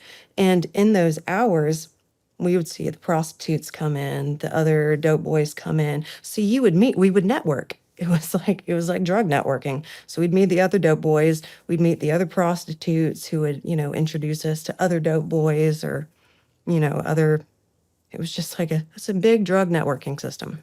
Did you see any of the stuff going on inside the trap house that Ben was talking about earlier? So Ben was, we did see a lot of bad stuff together. I did not see a murder happen. Luckily, he did. But, you know, we were held at gunpoint together on multiple occasions. We were kidnapped together on one occasion with James. All of those started in the trap house. You know, we would... Why were you kidnapped? So we owed a dope boy a lot of money. How much? God, a couple of grand. I can't remember exactly how much it was. I know it was a couple of grand, though. And everybody knew that we sold firearms parts. We didn't sell the firearm, but we sold parts for the firearms. And, you know, around the gangstas, that's real, you know, that's real cool. Everybody loves that. So everybody wanted to be friends with us. Everybody was, you know, happy to have Ben and Jess over, you know, oh, they can give you shit for your AR and they can get you tannerite. And so everybody was very free with their fronts, with their letting us borrow drugs to pay them back later. And this one guy just did it a little too much and we didn't have the money to pay him back.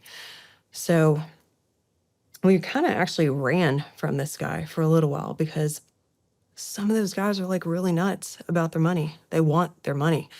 And I didn't know what they were going to do to us, what they were going to do to my 2-year-old. So we kind of ran for a little while and there's a lady named Vicky.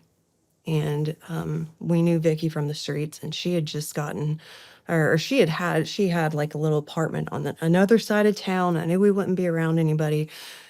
And they let us move in for a little bit. That didn't last very long. And we called the same dope boy because when you want crack, you want crack. Like, you don't care if you're going to get shot. You want to hit that crack. So we called him again.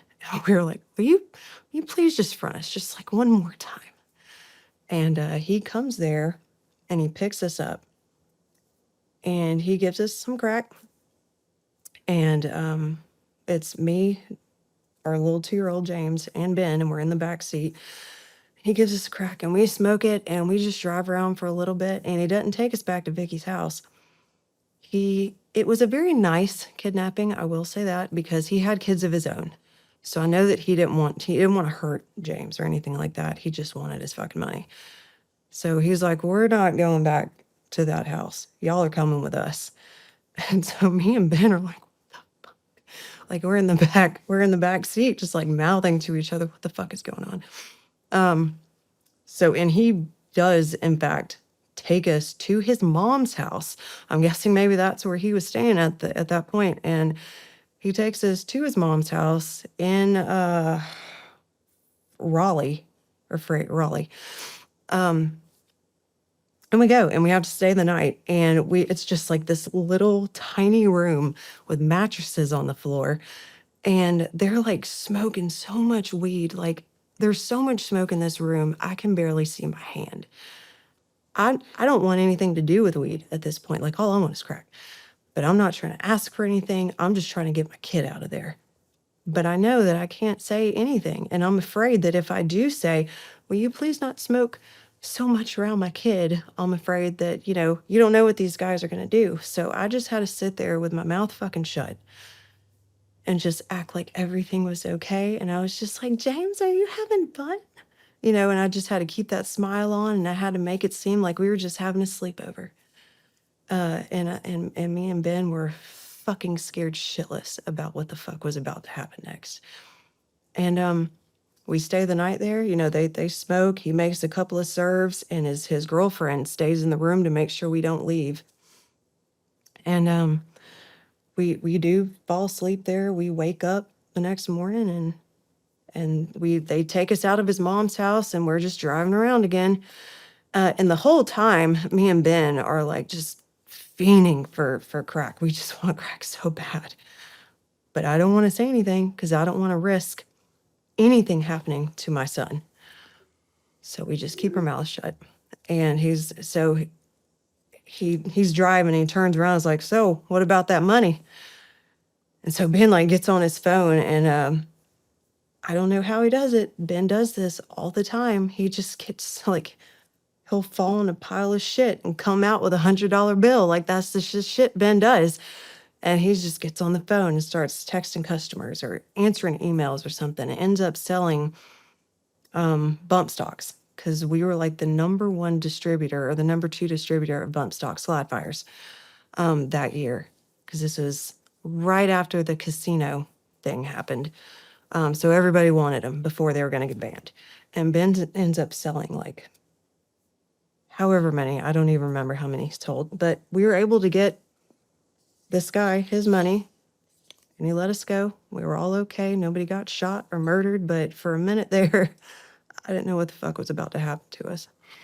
So this went from never happens in front of the kid to watching TV with him smoking crack to in the trap house to getting kidnapped. Mm-hmm. And he's 2 years old? 2 years old. And it just spiraled. Shit. Yeah. It was horrible. And it went quick. It was just boom, boom, boom, like worse, worse, worse, worse. And it just kept going. Was that as bad as it got? No. I guess for James, that's as bad as it got. I think that kind of opened my eyes a little bit. And I somewhat got kidnapped away from Ben and away from James. We had another guy that, had fronted us, and I had promised him my wedding ring. And so he ended up taking me, and he wouldn't let me out of his sight until we were like going to get it appraised. And, so after that happened, I was like, okay, I've been technically kidnapped like twice now. maybe it's time to slow it down. And but you don't really have that choice. When you're on crack, you don't get to make that, like it consumes every bit of you. It just takes you. And I think the only way to get out of it is to like sufficiently suffer enough to go through so much shit that you're like, you know what, I would just seriously rather die than to live like this anymore. And at one point, I had lost Ben. Like, we were living in a $700 truck with stolen plates at this point, and Brandon Kelly, his best friend that would later overdose, was kind of living in the truck with us. And I don't remember where Ben went. I think we dropped him off at a hotel to go score some dope for us. He stole my phone, and I couldn't find him. Like, he wasn't at the hotel anymore. I couldn't call him because I realized he had stolen my phone. And we seriously had just lost each other for like 3 or 4 days. I had no idea where he was. I just rolled around in the Tahoe looking for him. And I think that was one of the things. Like, we had gone through this much shit together. And now we're in the same area, running around with the same people, doing the same drugs, and we couldn't find each other. And as much as I was angry at him for stealing my phone and doing all the shit that we had done to each other in active addiction, I knew that I still loved this man, and I needed to find him, and I didn't want to lose him. And I think the thought of losing him, or knowing that he could be dead in an alley somewhere and I had no idea, I think that was part of what got me to my end of being ready to quit. And then you hear Ben's version, and he wakes up just covered in blood, has no idea where it came from. So I think that part, and then Ben's part, and we just were like, you know what, we're going to die if we don't leave. We're going to die. Our kids are going to die. It's time to go. Was there infidelity in here too? Not on my end. I've never been unfaithful ever. On Ben's end? Just with those 3 that we talked about earlier. Not during this. Well, because all we hung around were prostitutes.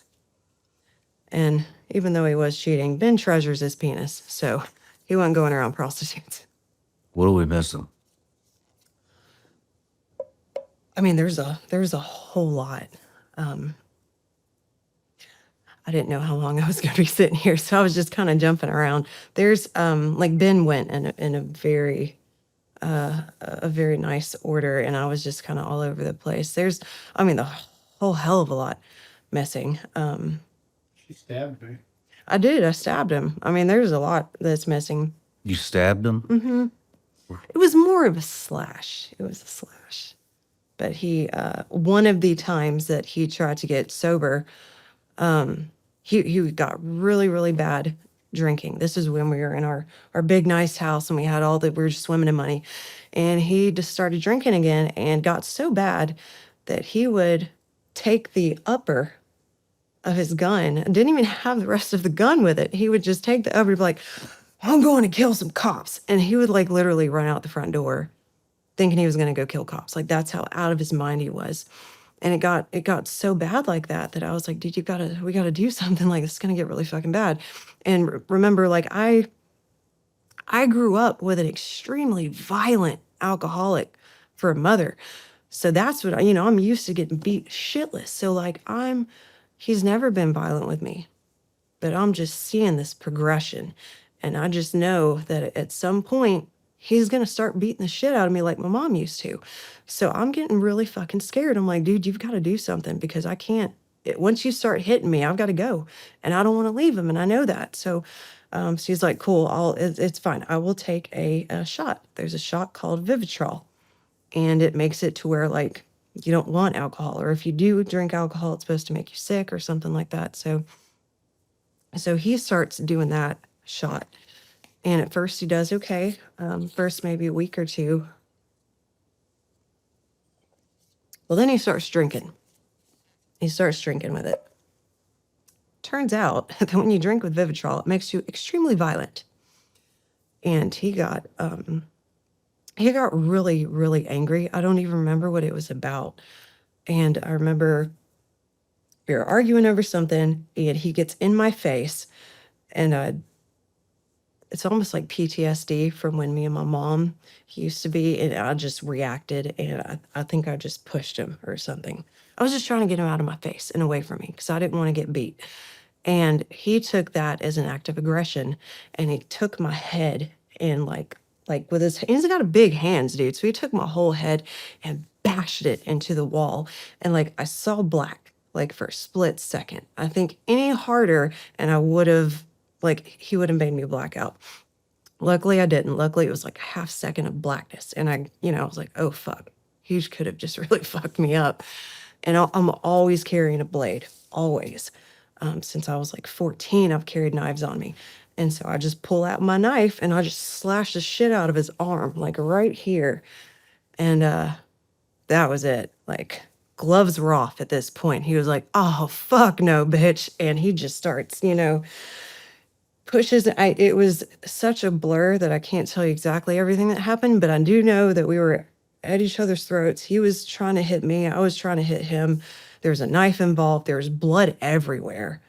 And we make it into the bedroom. And I think at this point, like, he's, I'm a girl. He's a guy. He's a lot stronger than me. And I know this. And so I'm trying to get the fuck away from him because he's literally like blackout drunk, out of his mind. He's not been anymore. And so I'm trying to run from him because I just realized I just slashed this motherfucker. He's going to kill me. So I run into the bedroom and I try to close the door. Of course, he kicks it open and gets on top of me and starts choking me. So much so that I'm starting to black out. Like, I'm starting to lose consciousness. And Thomas and his girlfriend, Jackie, were like in a truck in the garage or in the driveway this whole time. Like, he was supposed to be coming in to get his belongings or something. Like, Thomas, he had decided to move back to Thomas's house for a while because we had gotten into it because he was drunk. So they were sitting outside waiting on him to come back out. He was supposed to just be coming in to get his items. So I kind of come to because I was barely even conscious at this point, and Thomas is ripping him away from me and pulling him off me because he's, just hands around my neck. I'm gonna fucking kill you, bitch. And just like, it was very bad. It was a very traumatic experience. But I do believe, had Thomas not peeled him off of me, I would not be here right now.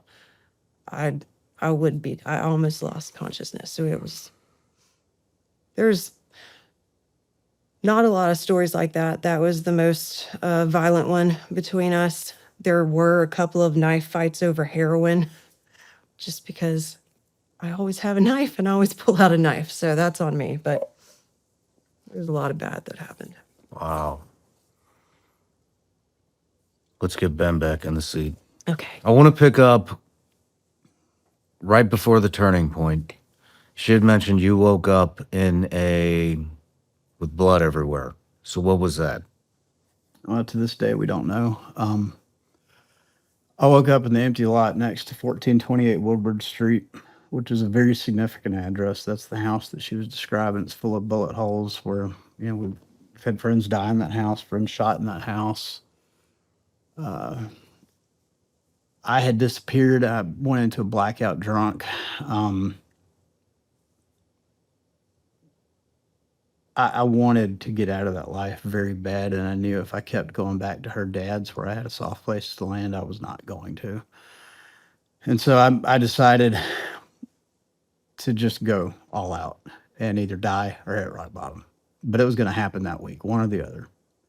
I got nose to nose with a real young gangster disciple who had a pistol to my gut and told him to pull the trigger. I was begging somebody to kill me.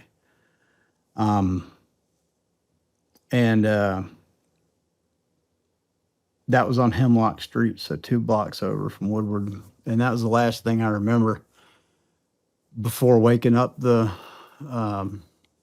26th of May, 2019, in that empty lot, just covered head to toe in blood. When I came to, I was coughing up blood, and I figured I must have been puking blood because I could still taste vodka. So I knew I'd been drinking a lot. And then as I got up, it was all over me. And so I didn't know how badly hurt I was or what had happened. And then there wasn't a cut on my body. So to this day, I don't know what happened. As I realized where I was, the window to buy dope from's right there. And I looked over and Daphne or Creesha or whoever's in the window. And my body is wanting to go to the window and get dope to wake up and figure out what to do. And I just couldn't do it. I could not take another step in that direction. I couldn't remember anything from the preceding several days. Madison's father, Nick, I had been helping, trying to mentor and get him into a better life. He'd recently gotten out of prison and had no idea that we were shot off. He was murdered the 19th of May. I was the last person to talk to him. And he was killed for kicking a roommate out that I told him he needed to kick out before we would let Maddie come spend the summer with him. So I immediately took that upon myself that it was my fault. And I went and drank at it. And it began my progression to rock bottom that week. I found a phone that day and called my dad, and he told me to just come home. And I didn't know how the hell I was going to get there. Long story short, I ended up going to Georgia. I got on a Greyhound bus. I didn't get high that day. I was done. That was it. By yourself? By myself. And I told Jess, I was like, you can either come with me or I'm getting my shit together and I'm coming back for James because this is over. We're not doing this anymore. And we'd had similar conversations a couple times. I would go to detox and tell her, you're coming or I'm leaving. And she'd come. She'd show up. We'd been through this a few times, and then every time it happened, somebody would die. Somebody would get murdered. There'd be another overdose, and we'd relapse. And this time I was done. I was getting the fuck out of Memphis. I couldn't stay. And so I went to Georgia, and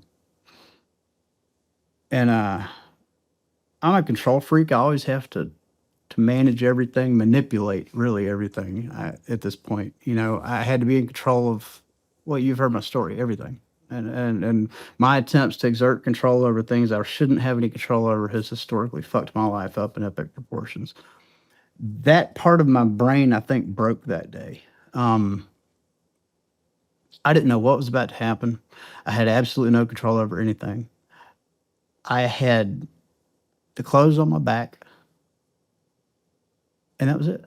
And I was okay with it. For the first time in my life, I had no idea what was going to happen tomorrow, and I didn't care.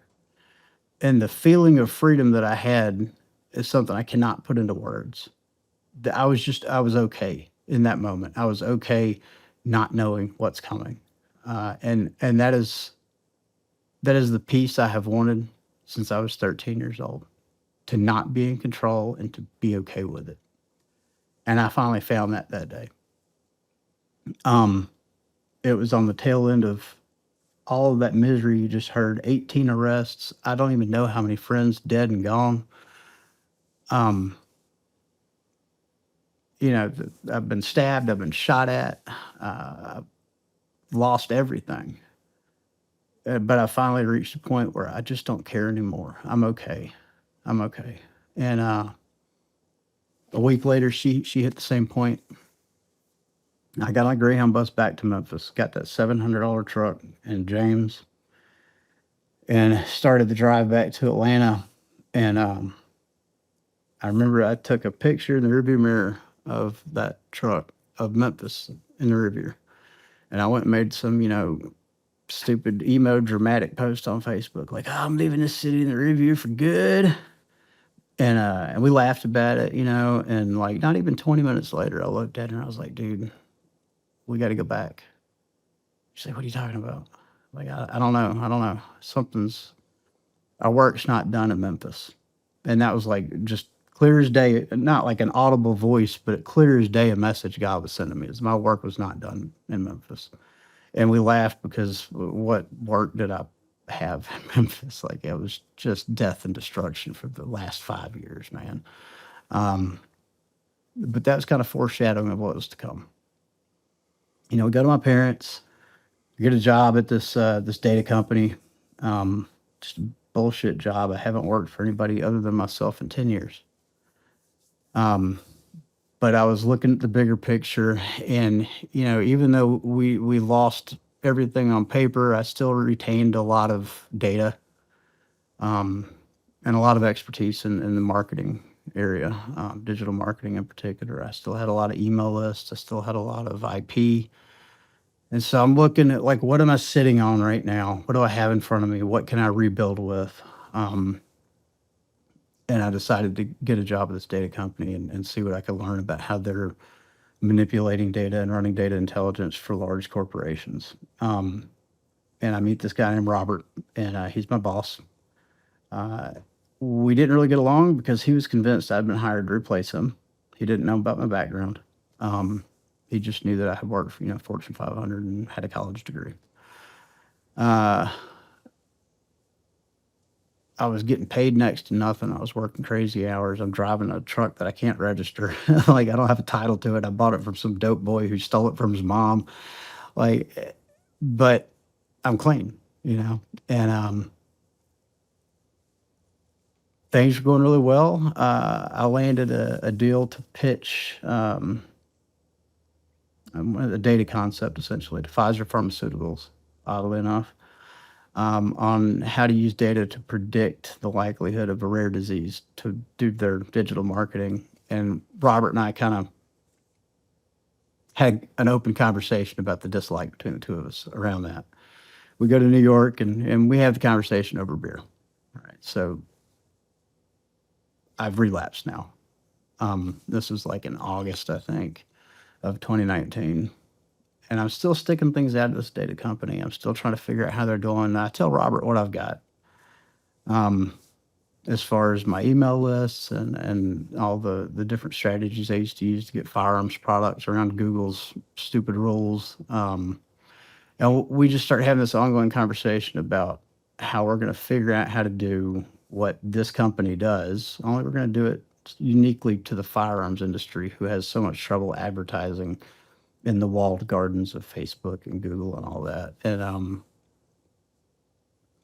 we continued the conversation. October 3rd of 2019, I relapsed again, got totally transparent with Robert about my background, about everything. And we're still living with my parents. Like, it's not comfortable. I'm sleeping on a couch. Jess and James are upstairs, in twin beds. Like, they're nearing retirement age at this point. They weren't planning on having their 37-year-old son and, his new family moving in with them. But they opened their doors to us, and I was determined to make it work. And Robert told me when I opened up to him, he's like, "Look, I don't get it. I'm not an alcoholic, but whatever I can do to help you through this, I'm here for it." And I've really called him to task on that promise. And we haven't stopped since. I went to AA. I did not want to go to AA because I was still convinced at this point that I was special and that I wasn't like all these other crackheads and junkies and drunks, that I'm going to recover different. I don't have to go to meetings. So reluctantly, I went to AA on October 4th of 2019, and I shared in a meeting, and this Marine pipes up. His name's David Gibson. Come to find out, he's got a background not too dissimilar than mine. And we talk, and he shares some words of wisdom with me. And I get a sponsor, and I start working steps. And, Jess and I had it in the back of our heads this whole time that when Brandon died, little Brandon, we were going to relapse. That was our reservation. Kind of like you held onto that bag of Coke for so long. Like, it's there. You're going to beat it, but it's there if you need it.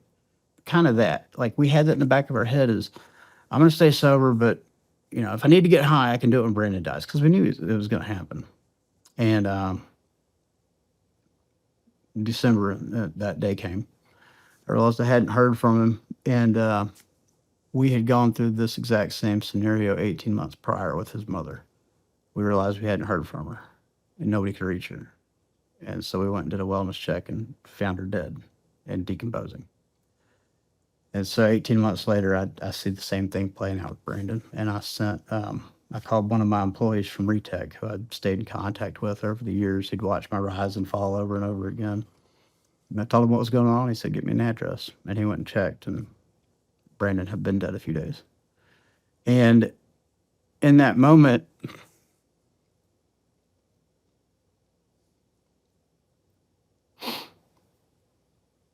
that one hurt.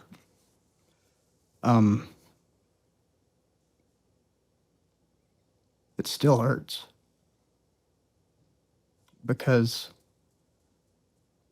Brandon should have made it out with us. You know, he had nobody. One of the letters his mom wrote when she killed herself mentioned something to the effect of she knew that he'd be okay because he had us looking out for him now. And I failed to do that. Not only did I fail to do it, I left him there to die. And that one cut me really fucking deep, man.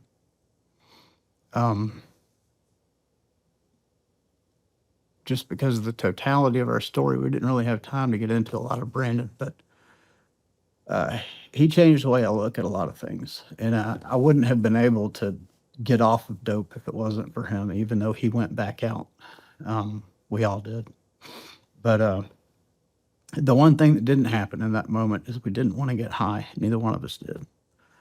I called my sponsor, and I called Brian Owens, and he talked to Judge Dwyer.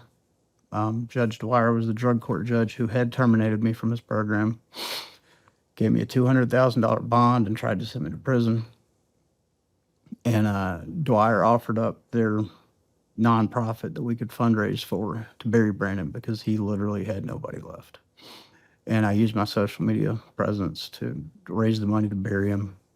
And we went back to Memphis and, we had him cremated and held a little memorial for him and gave the money we'd raised to the Drug Court Foundation.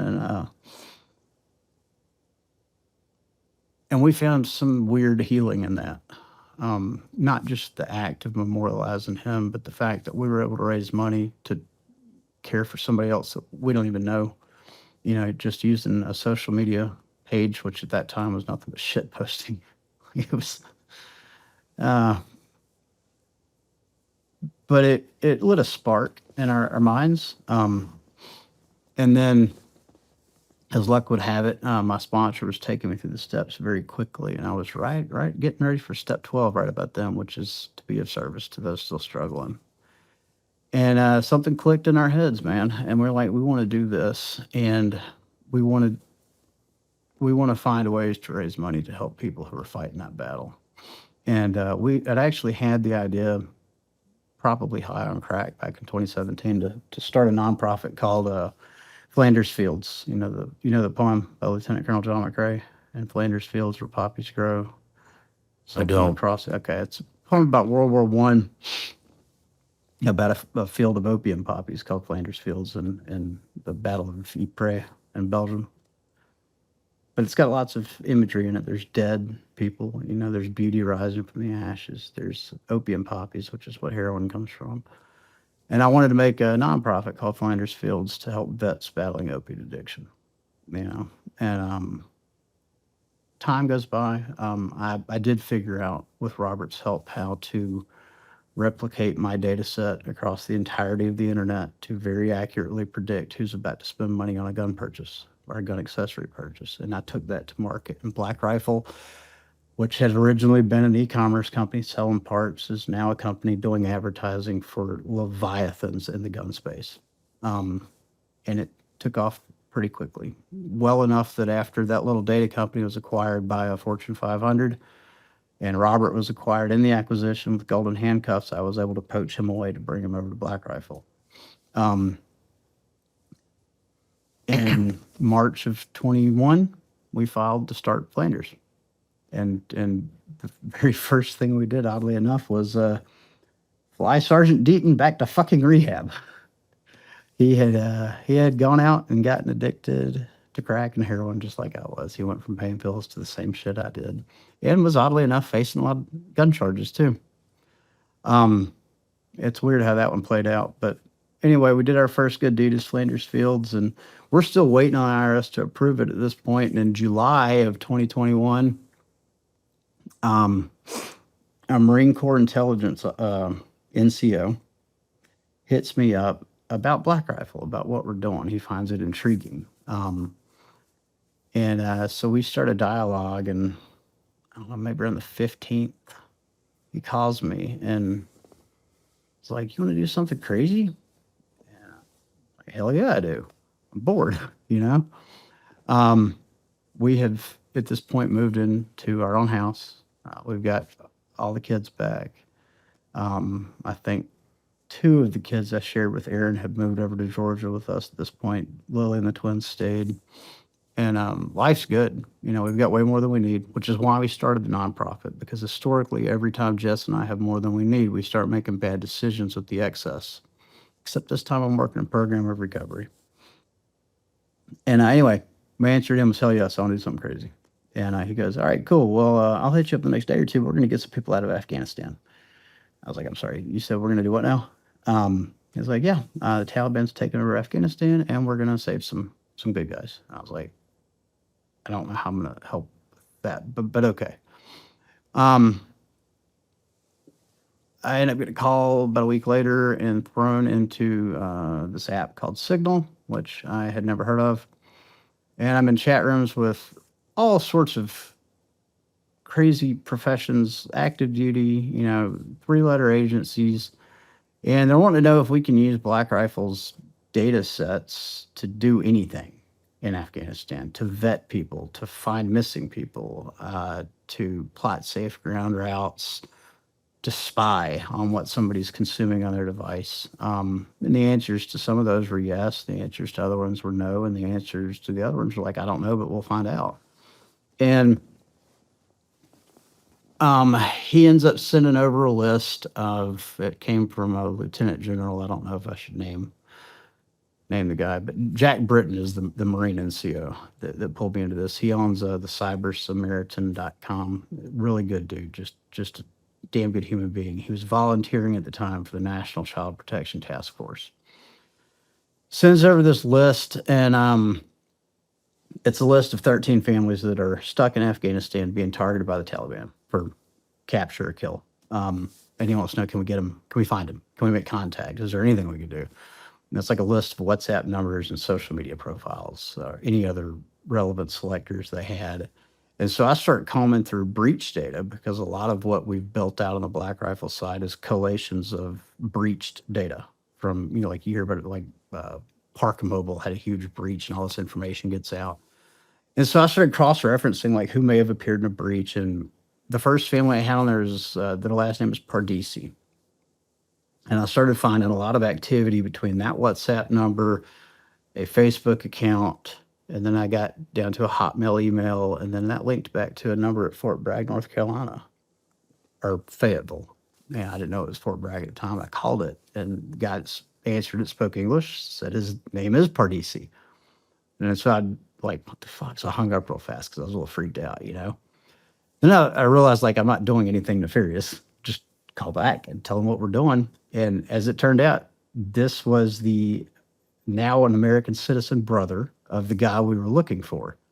And he had direct comms with him. So not only is this missing person no longer missing, we know they're alive. We know exactly how many kids they have with them. We know where they are. We know they have a tie to the U.S. military. And so they're good to go, right?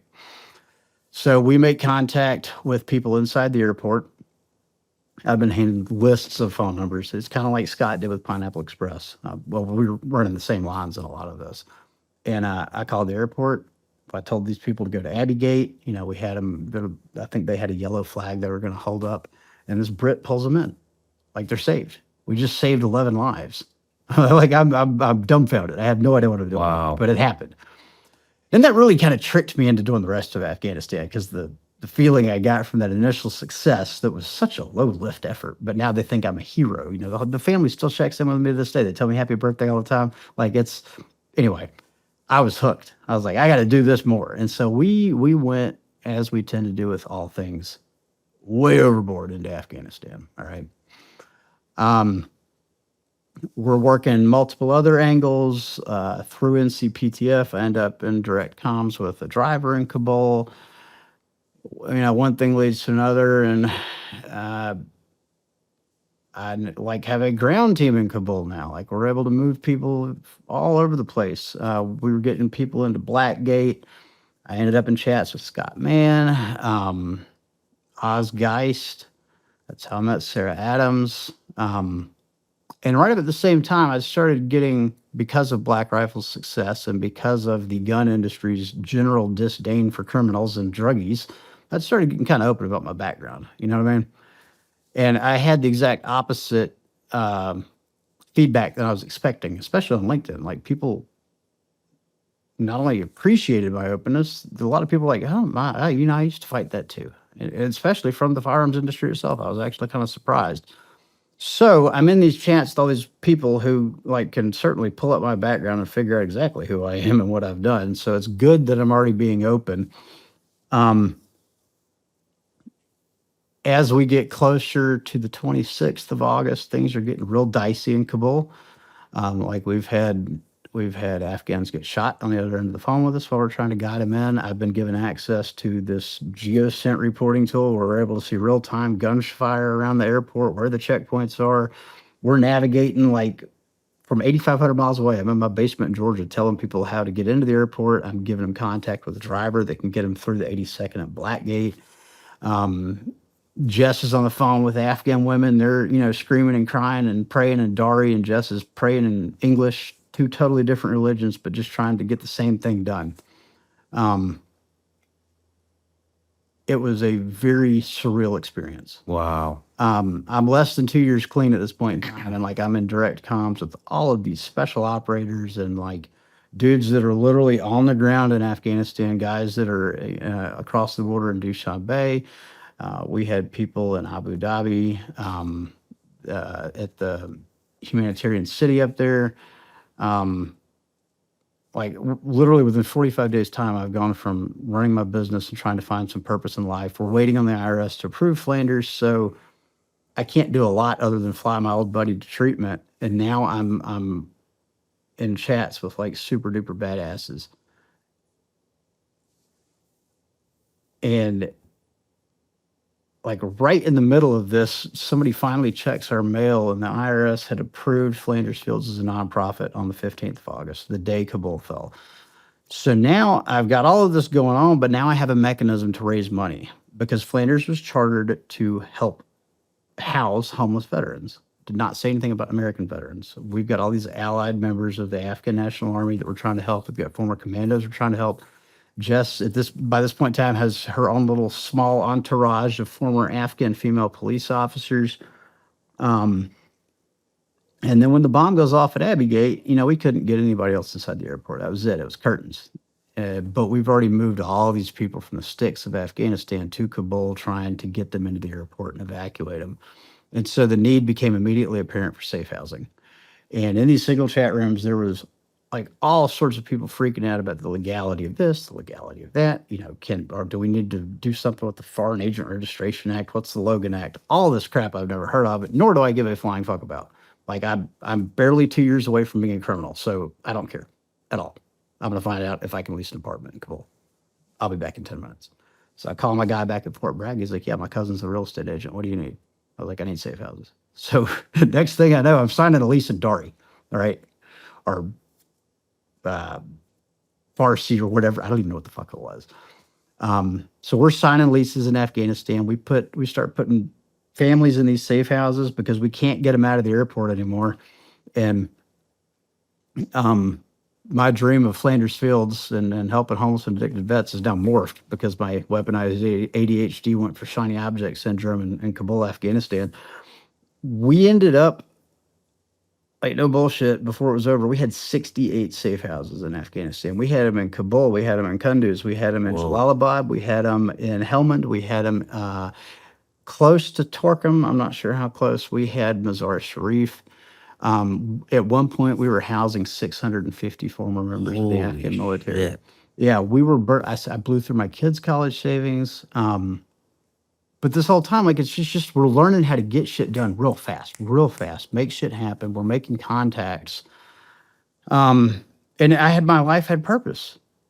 And before I know it, I've got 2 years clean. It's the longest I've had clean since that relapse in 2011. And like, I'm starting to realize if I maintain a purpose, maybe I actually can stay clean no matter how much money I make. So we've dumped like all of our personal savings into Afghanistan. I'm making money just to give it to the nonprofit so that we can continue doing what we're doing over there. We had a lot of very early successes. We had a lot of really crappy things happen too. I ended up,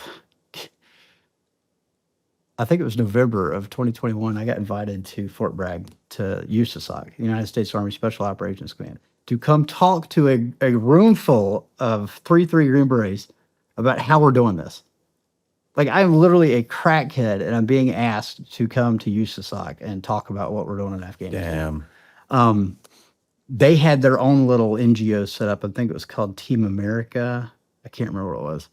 But I met a whole bunch of guys up there. Jeff Diardia, do you know him? Mm-mm. Okay. It was hilarious when I got there. You know, they do the background check at the little welcome center. So, like, I think I'm fine because I'm there with Command Sergeant Major Faiz Wafa, one of the Afghan commando guys who had headed up a whole bunch of the commando stuff. I'm there with him and then with 2 former 3-3 SF guys. And I think I'm going to be fine. And I'm watching the MPs across the counter as they're running my shit. I'm like, oh no, I'm not fine. And so one of the MPs is like this thick white girl covered in tattoos. So I start flirting with her. And then she looks down at her screen, looks back at me and goes, I know what you're doing outside. And I was like, oh, fuck. So I walk out there. She's like, what are you doing? I was like, I'm trying to help with the Afghan evac. What do you mean? She's like, cut the shit. What is up with your background? I was like, I don't know what you're talking about. She's like, what the fuck are you doing here? And so come to find out, the way they had entered all of those charges, which I beat every one of, into the NCIC, it has me showing with like 14 felonies or some crap. I'm like, no, I don't have 14 felonies. I beat all of those. And she's like, well, do you have proof of that? And I got smart with her. I'm like, yeah, I always keep it with me. Come on, let's go to the truck. And she said, well, is there anybody you can call? And so I called Division 8 Drug Court, who had terminated me, but we had started rebuilding that bridge with. Brian Owens gets on the phone, and I don't know if he pretended to be the judge or if they got Judge Dwyer on the phone, but they confirmed I do not have any felonies. And so they ended up letting me go into the base to do this little class at USASOC, which was fucking cool as shit. Like, I still can't believe that actually happened. Yeah. Wow. But I tell you that story for a reason. The way God works in all of these little details, if I hadn't started getting open about my past with all of the people in the evac community before they work with me, I'm like, I want to make sure you know who I am. Most of them already follow me, so they knew who I was. They already know that I talk very openly about all this shit. But if I hadn't been open about that, that would have outed me right there in front of CSM Wafa and all these other guys. If I hadn't gone back and fixed the bridge with drug court, I wouldn't have been able to get on post. And all of these things just kept working together. It's kind of like you see in those numbers repeatedly, you know, the little God winks, they just kept happening. 2021 was a blur. All right. Jess and I have been working with Randy Searles, another Green Beret who helped Scott with a couple of his books, put all of this into a book. So like, it's actually all written out with all the stories from the Afghan stuff. I don't want to try to get into all that here because I really want to talk about what we're doing in Memphis. What's the name of the book? It's called We Fight Monsters. Yeah, it's called We Fight Monsters, and we're launching a Kickstarter to help get it across the finish line at some point this month, probably before this actually airs. But having been on here and just said that, it's going to help a ton. So I hope people go look up the Kickstarter. And it's going to go into detail about our background, what we did in Afghanistan, Ukraine, Haiti, Mexico. We've done some weird stuff in several places at this point. But it's a roadmap for how to get good shit done in very weird places and odd circumstances and against all odds, which is really what we pulled off in Afghanistan. Man, that's amazing. And that's how long sober? How long since? I hit 2 years right around the time I went to USASOC. We ended up the next quite the month. redemption. It gets crazier. It gets crazier. I'm sure it does. The next month, we get invited to Capitol Hill to meet with members of Congress and a lot of other soft guys, all right? And our childcare canceled the morning of our flight, so we bring Ava. So there's pictures of Ava entertaining former agency case officers, senators. Like, she was the star of the show up there in DC. We started tightening up these circles of people that we know and work with, and because we've got a reputation at this point as being folks who can get shit done in unorthodox ways. You know,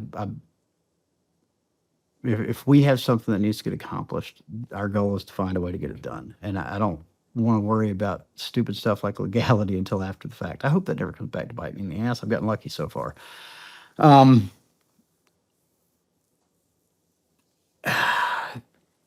Right before Christmas, Jess gets a message. We started shutting down the safe houses because we couldn't afford them, you know? Or not just shutting them down. We were trying to find work for the guys or find them a pathway to somewhere else, get them out, get them taken care of. But instead of keeping that house open and moving somebody else in, we just terminate the lease. And we started doing that in December. Jess gets this message the day before, the day after Christmas from this girl, and starts reading it to me. I'm like, nope, we're not taking it anymore. Mm-mm. So the next thing I hear is screaming and sobbing coming from Jessica's phone. I'm like, what the fuck is that? And so this girl has sent her a voice note in real time of the Taliban beating her father in front of her mother.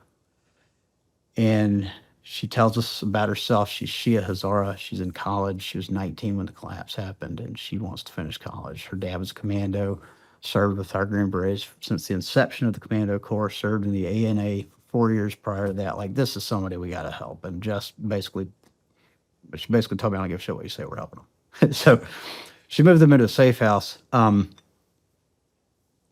The girl lives with us today in Memphis. Wow. She started college 2 weeks ago in Memphis, Tennessee. She is today probably the single most protected individual in the city of Memphis, hands down, by both sides of the law. It's been absolutely amazing to watch. It took 3 years to get her here, but she smuggled herself alone through 14 countries, through the Darien Gap, into Mexico, and then we started helping again in Mexico. I don't even know how. I ended up with contacts in the Mexican government as part of all of this weird stuff we've done. We got sent down to Mexico during the evacuation out of Ukraine. And so I had contacts in the Mexican government that helped us get her from Guatemala through Mexico. And then friends that I've made at CBP helped get her lawfully into America. I made the CBP friends when we responded to the Uvalde massacre. Wow. Yeah. And I would love to, I do talk about all these in the book. I would love to sit here and talk to you about them, but I don't. What do you mean she's protected by both sides of the law? Bro, everybody loves her. The gang members, the cops, like both sides of the law. Know her, love her, appreciate her, watch out for her. Ex-cons, like everybody in Memphis knows who she is, and they will not fuck with her. You know, she's just the most cared for person in the city of Memphis right now. Wow. Yeah. What's her name? Arizo. Her dad and siblings are still stuck in Pakistan, and that sucks. You know, we've lost any and all ability to get people moved. But, you know, all told in that effort, I mean, we helped. I mean, I directly got about 250 people into the airport before we were no longer able to get them in. And then after the fact, we worked a lot too. And I want to touch on all these crazy stories just to illustrate the network of people we've got that are helping us do what we're doing in Memphis is staggering. It's not just addicts, and it's not just vets, and it's not just cops, and it's not just federal agents. It is people from literally every walk of life that has come alongside an effort to help people who can never, ever repay them. And this method that I guess you can call it that we're using, it's kind of Scott's idea. We did it in Ukraine. We did it in Ecuador to evacuate some American medical students that were stuck. We did it a little bit in Haiti to save a guy that was kidnapped by a cannibal gang. We did it twice in Mexico. We've used it in Uvalde. We used it at Q Club. We did it again with Task Force Lahaina. These grassroots movements that you hear Scott talk about all the time, they're real. They're very real. And I think the time for Americans to stop paying so much attention to the division that our mainstream media peddles, that time is now, because it's not real. It's manufactured division. And I can tell you this as a white guy that goes into the blackest streets of South Memphis, where everything revolves around race, and I'm able to get done some amazing things. I'm out there fighting narcotics trafficking, not by putting people in jail, not by shooting people, by meeting people where they're at. And I'm able to take food off the table of drug dealers and have them help me do it.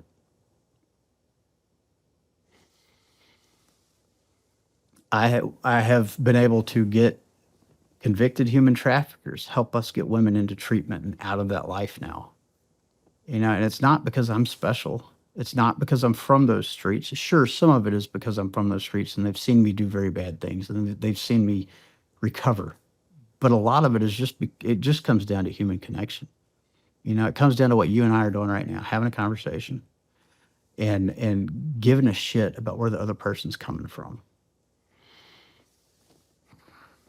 How do you get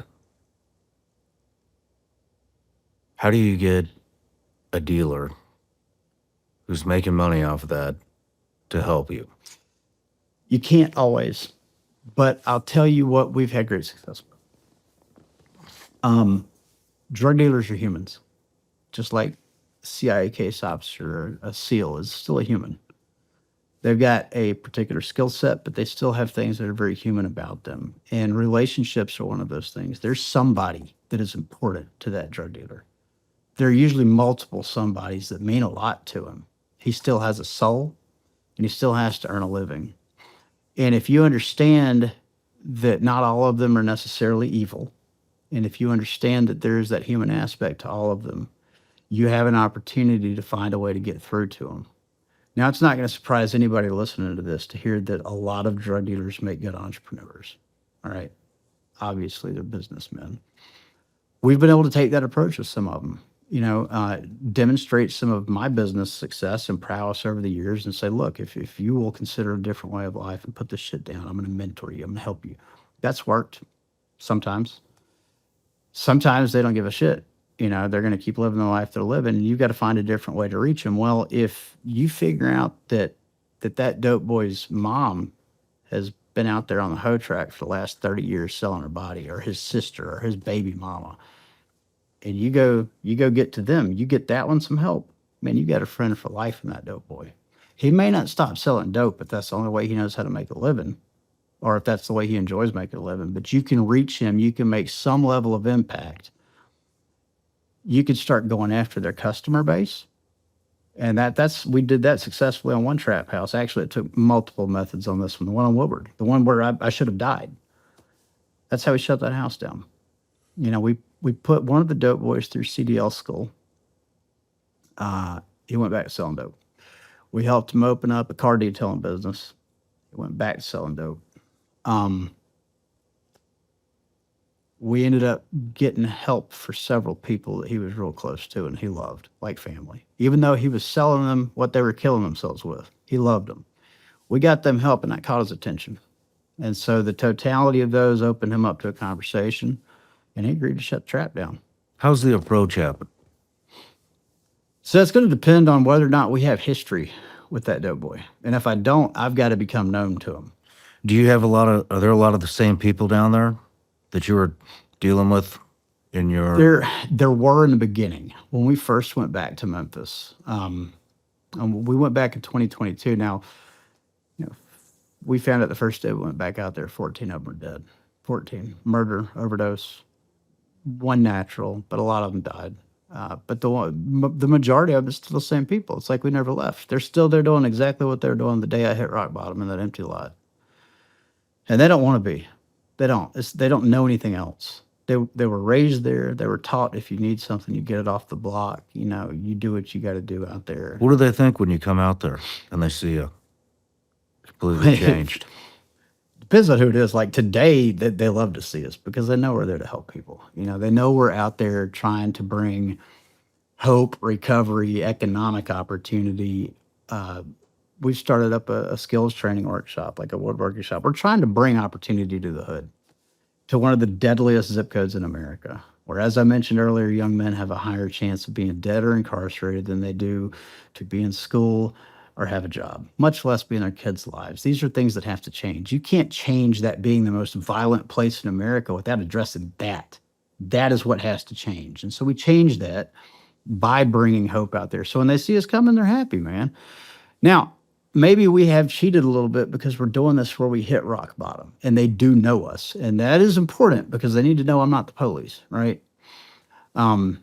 Otherwise, I just get shot. You walk up to a trap house and say, hey, man, I want to shut this house down. No, you're going to get shot. You know, you got to use a little more tact than that. And you got to show up like every trap house. How do you show up I just fucking walk up. and say what? What's your opening line? Well, I wouldn't just walk up to a trap house with an open Okay. line and say, I want to shut this down. It is a very long process. Very long. What's the approach? It just The depends on initial house. approach. The initial approach is going after the addicts, get them help, because every dope boy has an addict or 2 or 5 that are pains in his ass.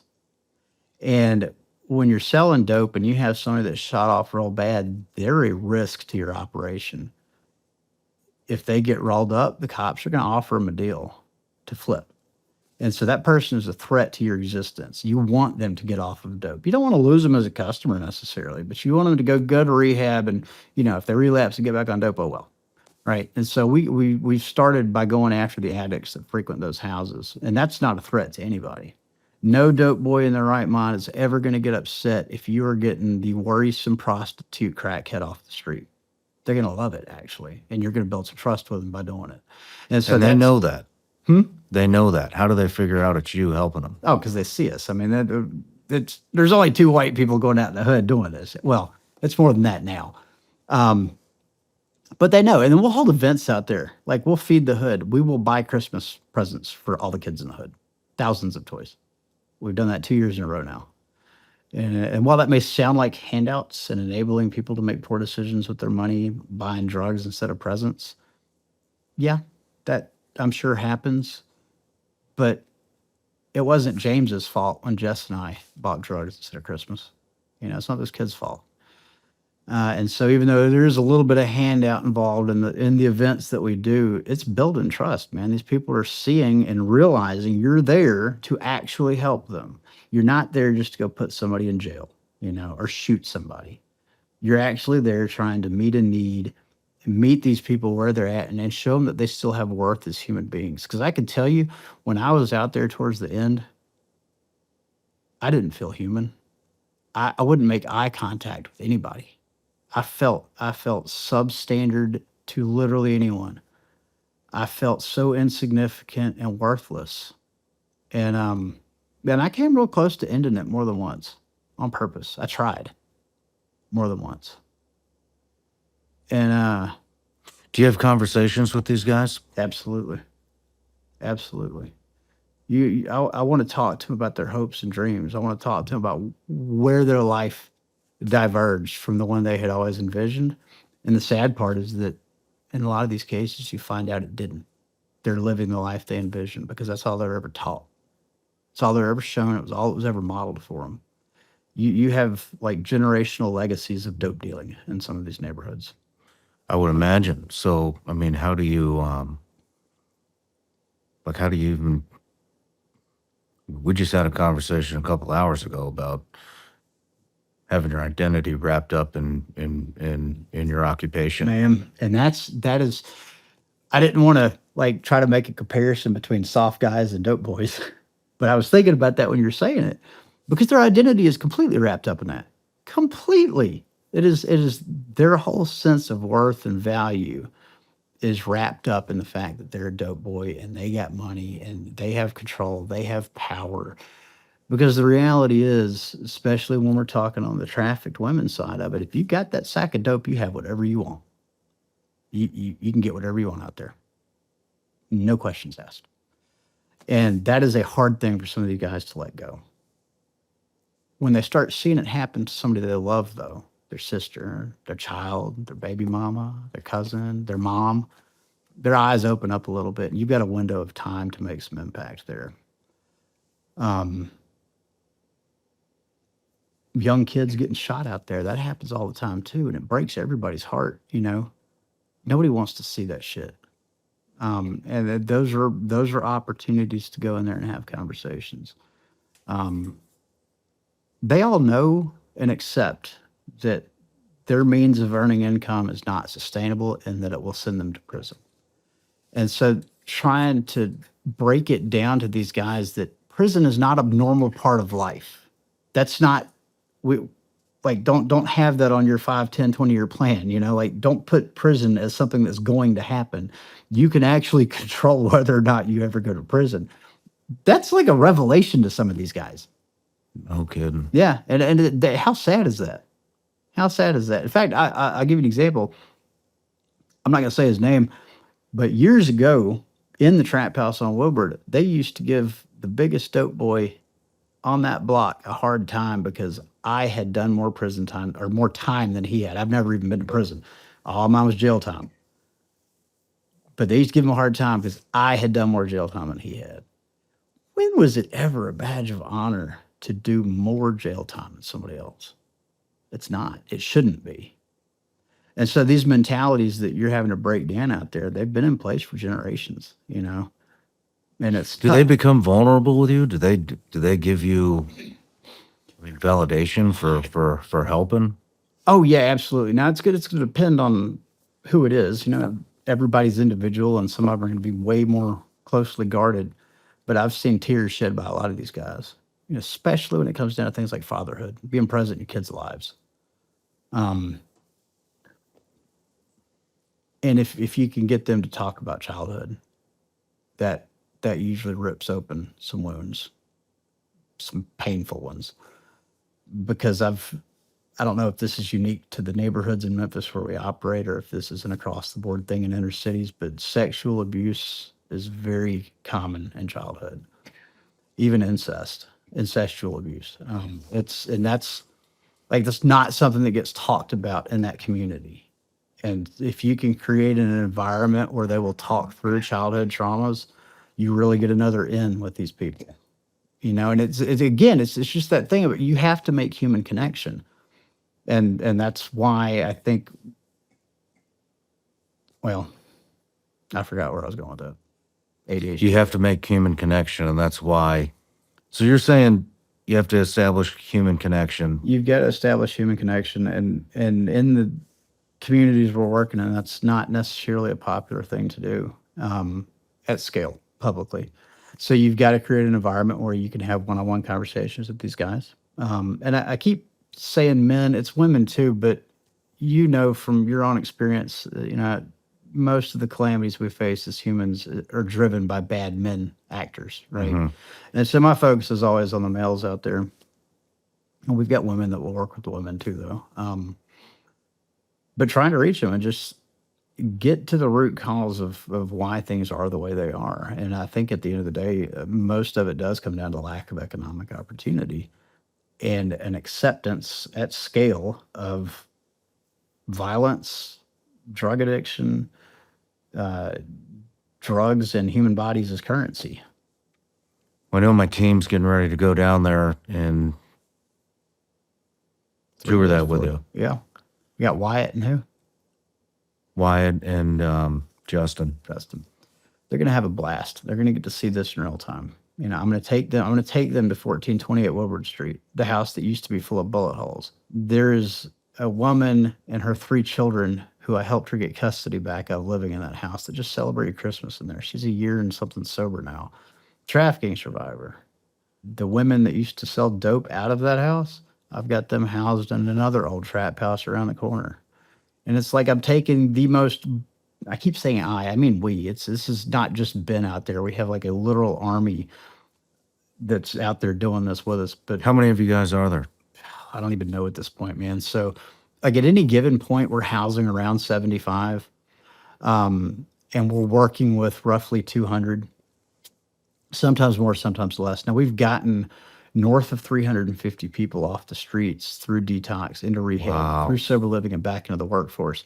I don't know that all of them stayed clean. I mean, I know not all of them stayed clean, but a lot of them did. So we've got a pretty sizable team out there. And then we've still got all these people from the evac communities, the Afghanistan and Ukraine, that are pouring resources into this too. Guys like Scott. Scott Mann's on our board.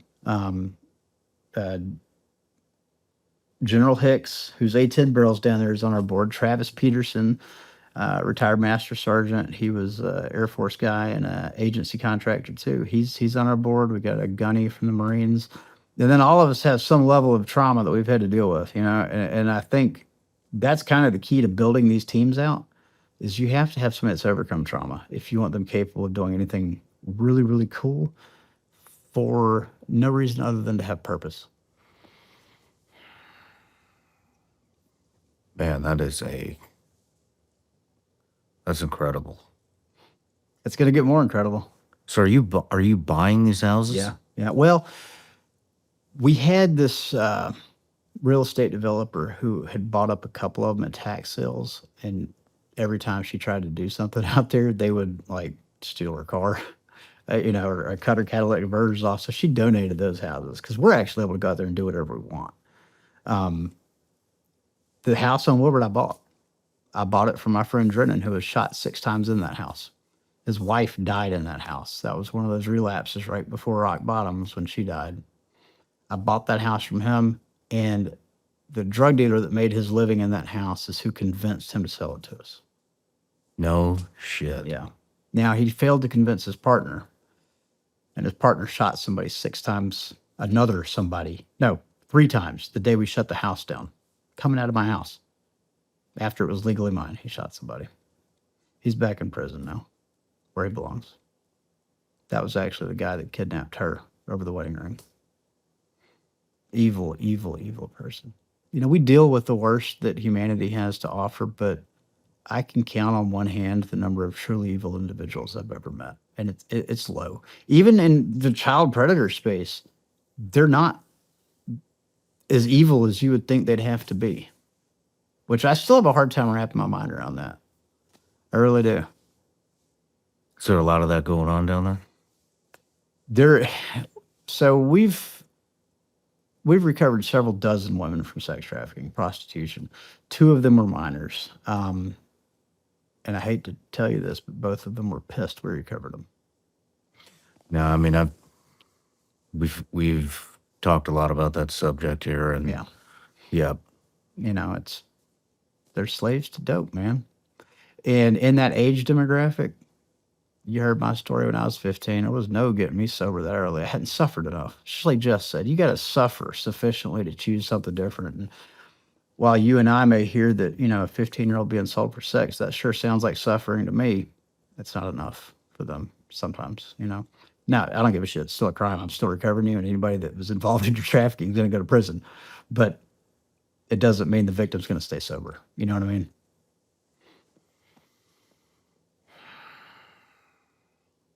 So how many houses are there? We've got a total of 10 houses in Memphis, and I'm really excited to tell you this because I've not announced this publicly because we're still waiting on paperwork. There is a 76,000 square foot nursing home behind one of my blocks, immediately behind it. It's been abandoned for 20 years, and last week we tracked down the owner and told her we want to turn it into a treatment center, which will make it, I think, West Tennessee's largest treatment facility. So you guys have Morgan County and DC4 over here in this area. West Tennessee has nothing. The lady told us that not only is she interested in donating the property to us, she wants to actually assist in raising the money to renovate it and oversee it.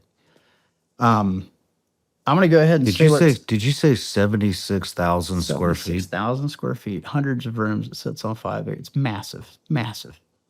And so I think that's our next move is our own treatment facility, because right now I'm having to work with community partners who I love. I'm so grateful for all of them, like Alliance, Serenity, CAP, all the treatment centers. We don't have anything that can do it all in one house in that side of Memphis. It's certainly not this size. This is in the middle of the track. I mean, you're sandwiched between the hoe track and the dope track right there. It's a perfect location to do this.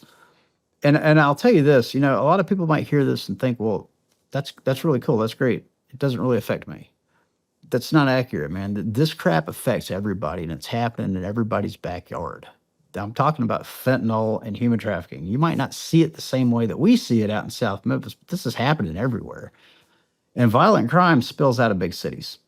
There's no way to argue that. I can tell you from experience, when we shut down the trap on Melrose and when we shut down the trap on Woodward, violent crime on those two streets ceased that day. Literally that day on Woodward, because somebody got shot that day. But you get what I'm saying? It is the sole source of all the mayhem that happens anywhere near there. We work with certain law enforcement agencies in Tennessee who have tons of data on this and are able to back all of this up. But 90+% of the violent crime in Tennessee goes back in one shape, form, or fashion to dope. And so if you remove the drugs from the equation, so much of that violent crime goes down. And that's something we all want. It's good for everybody. How many dealers have you turned? We've turned 2 very big ones, 4 smaller ones, and that's been through, well, I hate to use this term with you because you're a SEAL, but direct action. And what I mean by that is not what you mean by DA. And what we're doing, we're going direct. Ben is going directly to this guy to talk to him, and we're going to try to turn this thing around. So 2 big ones, 4 small ones. Now, if we're talking about court referrals, because we do work with the drug court program, we work with Veterans Court, we work with the DA's office, they send people to us all the time. And if we're counting those who have already been justice involved, right, they've already been arrested, it's in the dozens. Now, they may not have had a choice. There wasn't an agreement reached. They were court ordered to stop their behavior, but they did succeed in turning their life around. There are dozens of those, dozens.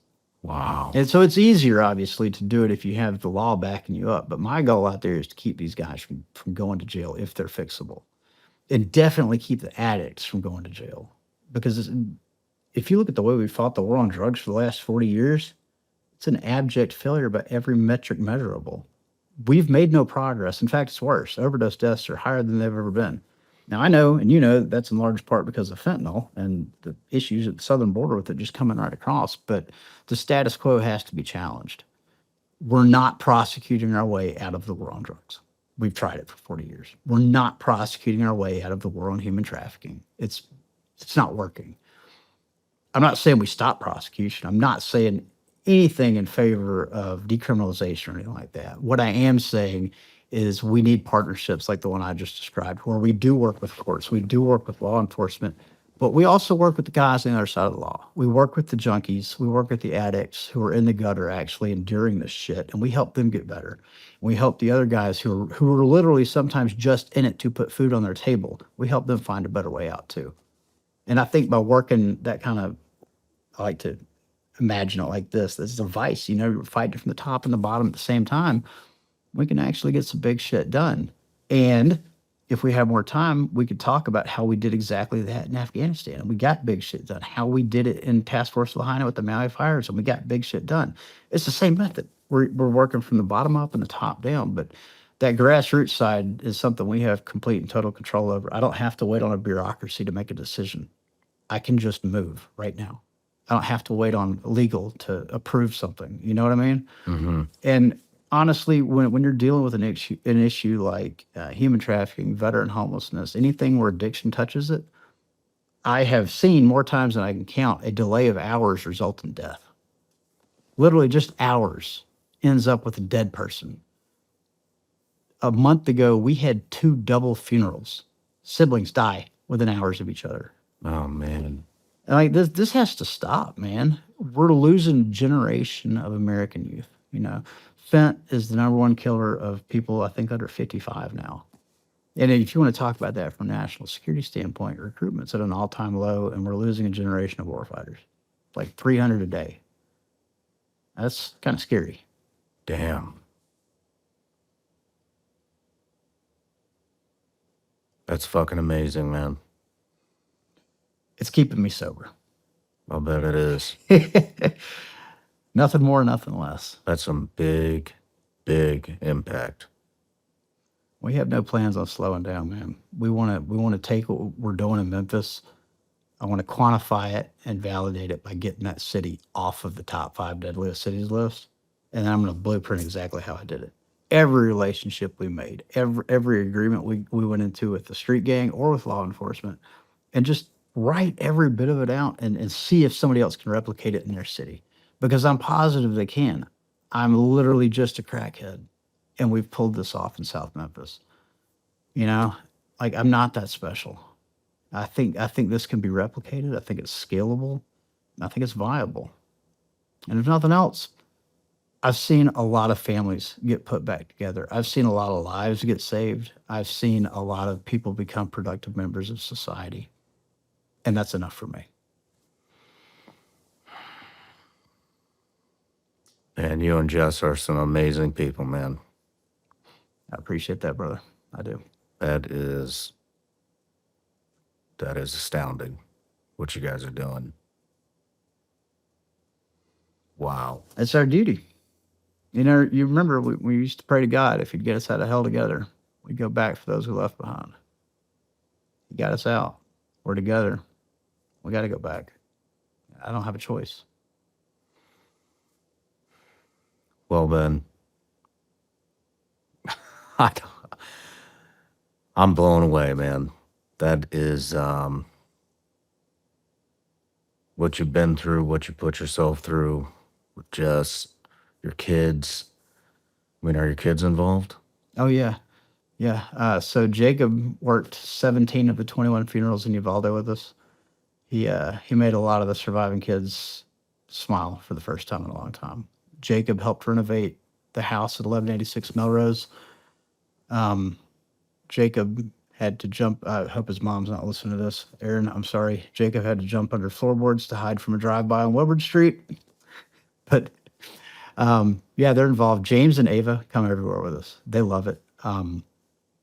Lily has had a great time going out and meeting people in the hood. Madison has come out. They all have. They all love it. You know, the twins, they're 14. It's kind of cool sometimes. I think the only one that hasn't really gotten terribly involved is my oldest son, Jackson, and he's in college, you know, doing his own thing. He's very focused on school, and he's still working full-time too. So for all that we put our kids through, they turned out okay. You know, they really did. That's pretty amazing, too. We got pretty amazing. We got really lucky. Wow. You know, and huge props to Erin for that, because she shielded a lot of them from a lot of bad. Man, I'm proud to know you, dude. Likewise, brother. I love it. Is there anything my audience can do? Definitely look for the Kickstarter for We Fight Monsters by Ben and Jessica Owen. That would be huge. If y'all want to check out the website, it's wefightmonsters.org. We've got our YouTube channel, youtube.com/@monsterfighters. Just check us out, or look me up on Facebook, LinkedIn, follow me. I got a Patreon too, patreon.com/Ben Owen. We'll link it all in the description. And You rock, man. man, just God bless you. God bless Jess, your kids, everybody you're working with, all the people you're saving. I mean, lots of love, man. Thank you. Thank you for the opportunity to be here, man. Seriously. Holy shit, dude. Dude, we could have gone another 8 hours. I know. So you brought up psychedelics. Huge proponent. Yeah. Yeah. Psilocybin saved my life. Yeah, I was going to actually tell this today, but we didn't get a time. She doesn't even know this. I tried to kill myself in our house and then told her somebody broke in and robbed me. I cut myself to fucking pieces. I mean, but I never could hit an artery. And I guess it's because of all the dope I shot.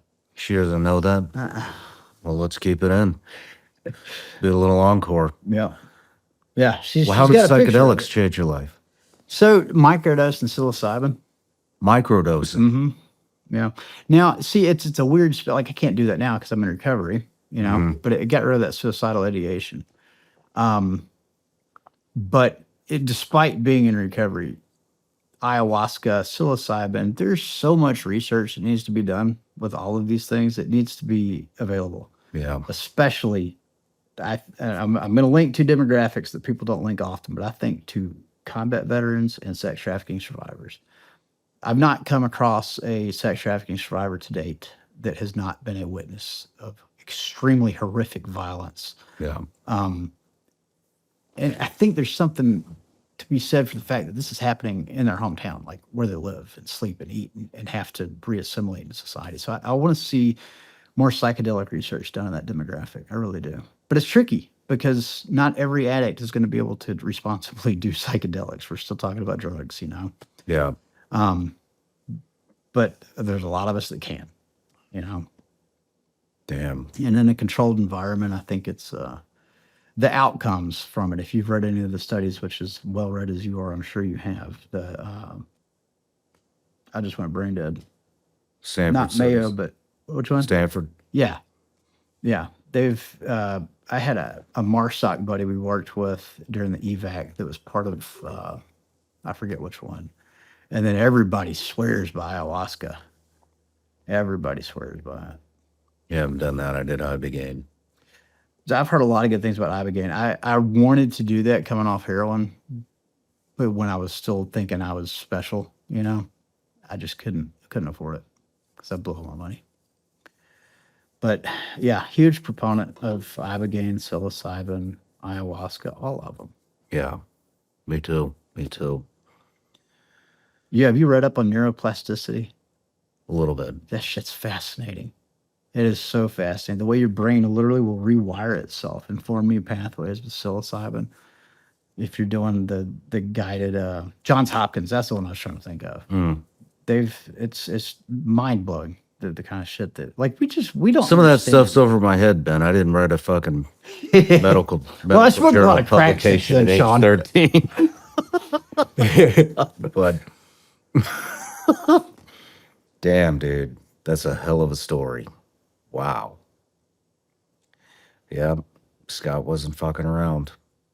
Well, you got to hear a lot more than Scott heard, but there's still so much more. Well, There's so much more. we'll get you back on. I would love to be back on.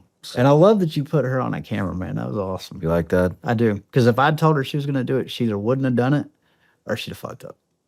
But you made her comfortable. And what you've obviously done with me, too. This is my greatest fear. Well, public speaking in front of a crowd is my greatest. This is my second greatest. Yeah. And it's not even, I was telling Darren downstairs, it's not even fear of really speaking. It's, I'm afraid I'm going to be afraid while I'm speaking.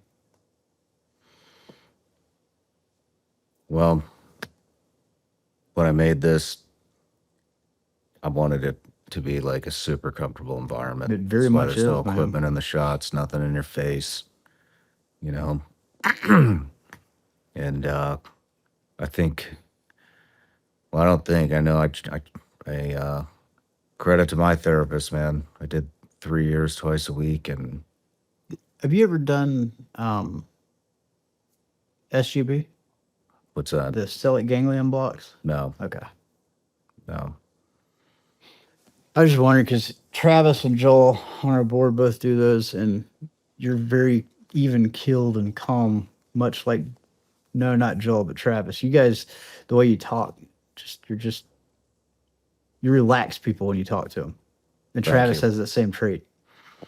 I appreciate that, but take it as a compliment. But no, I'm not. I've not done that. I'm in a good place, man. I can tell. I don't dude. need to rock. You the just boat. sound content. I envy you. I got a great team, You do. You great definitely do. family. I don't. I'm good.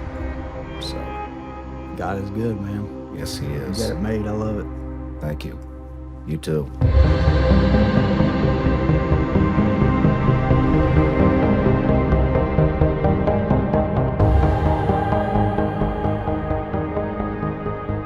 No matter where you're watching Shawn Ryan Show from, if you get anything out of this, please like, comment, subscribe, and most importantly, share this everywhere you possibly can. And if you're feeling extra generous, please leave us a review on Apple and Spotify podcasts.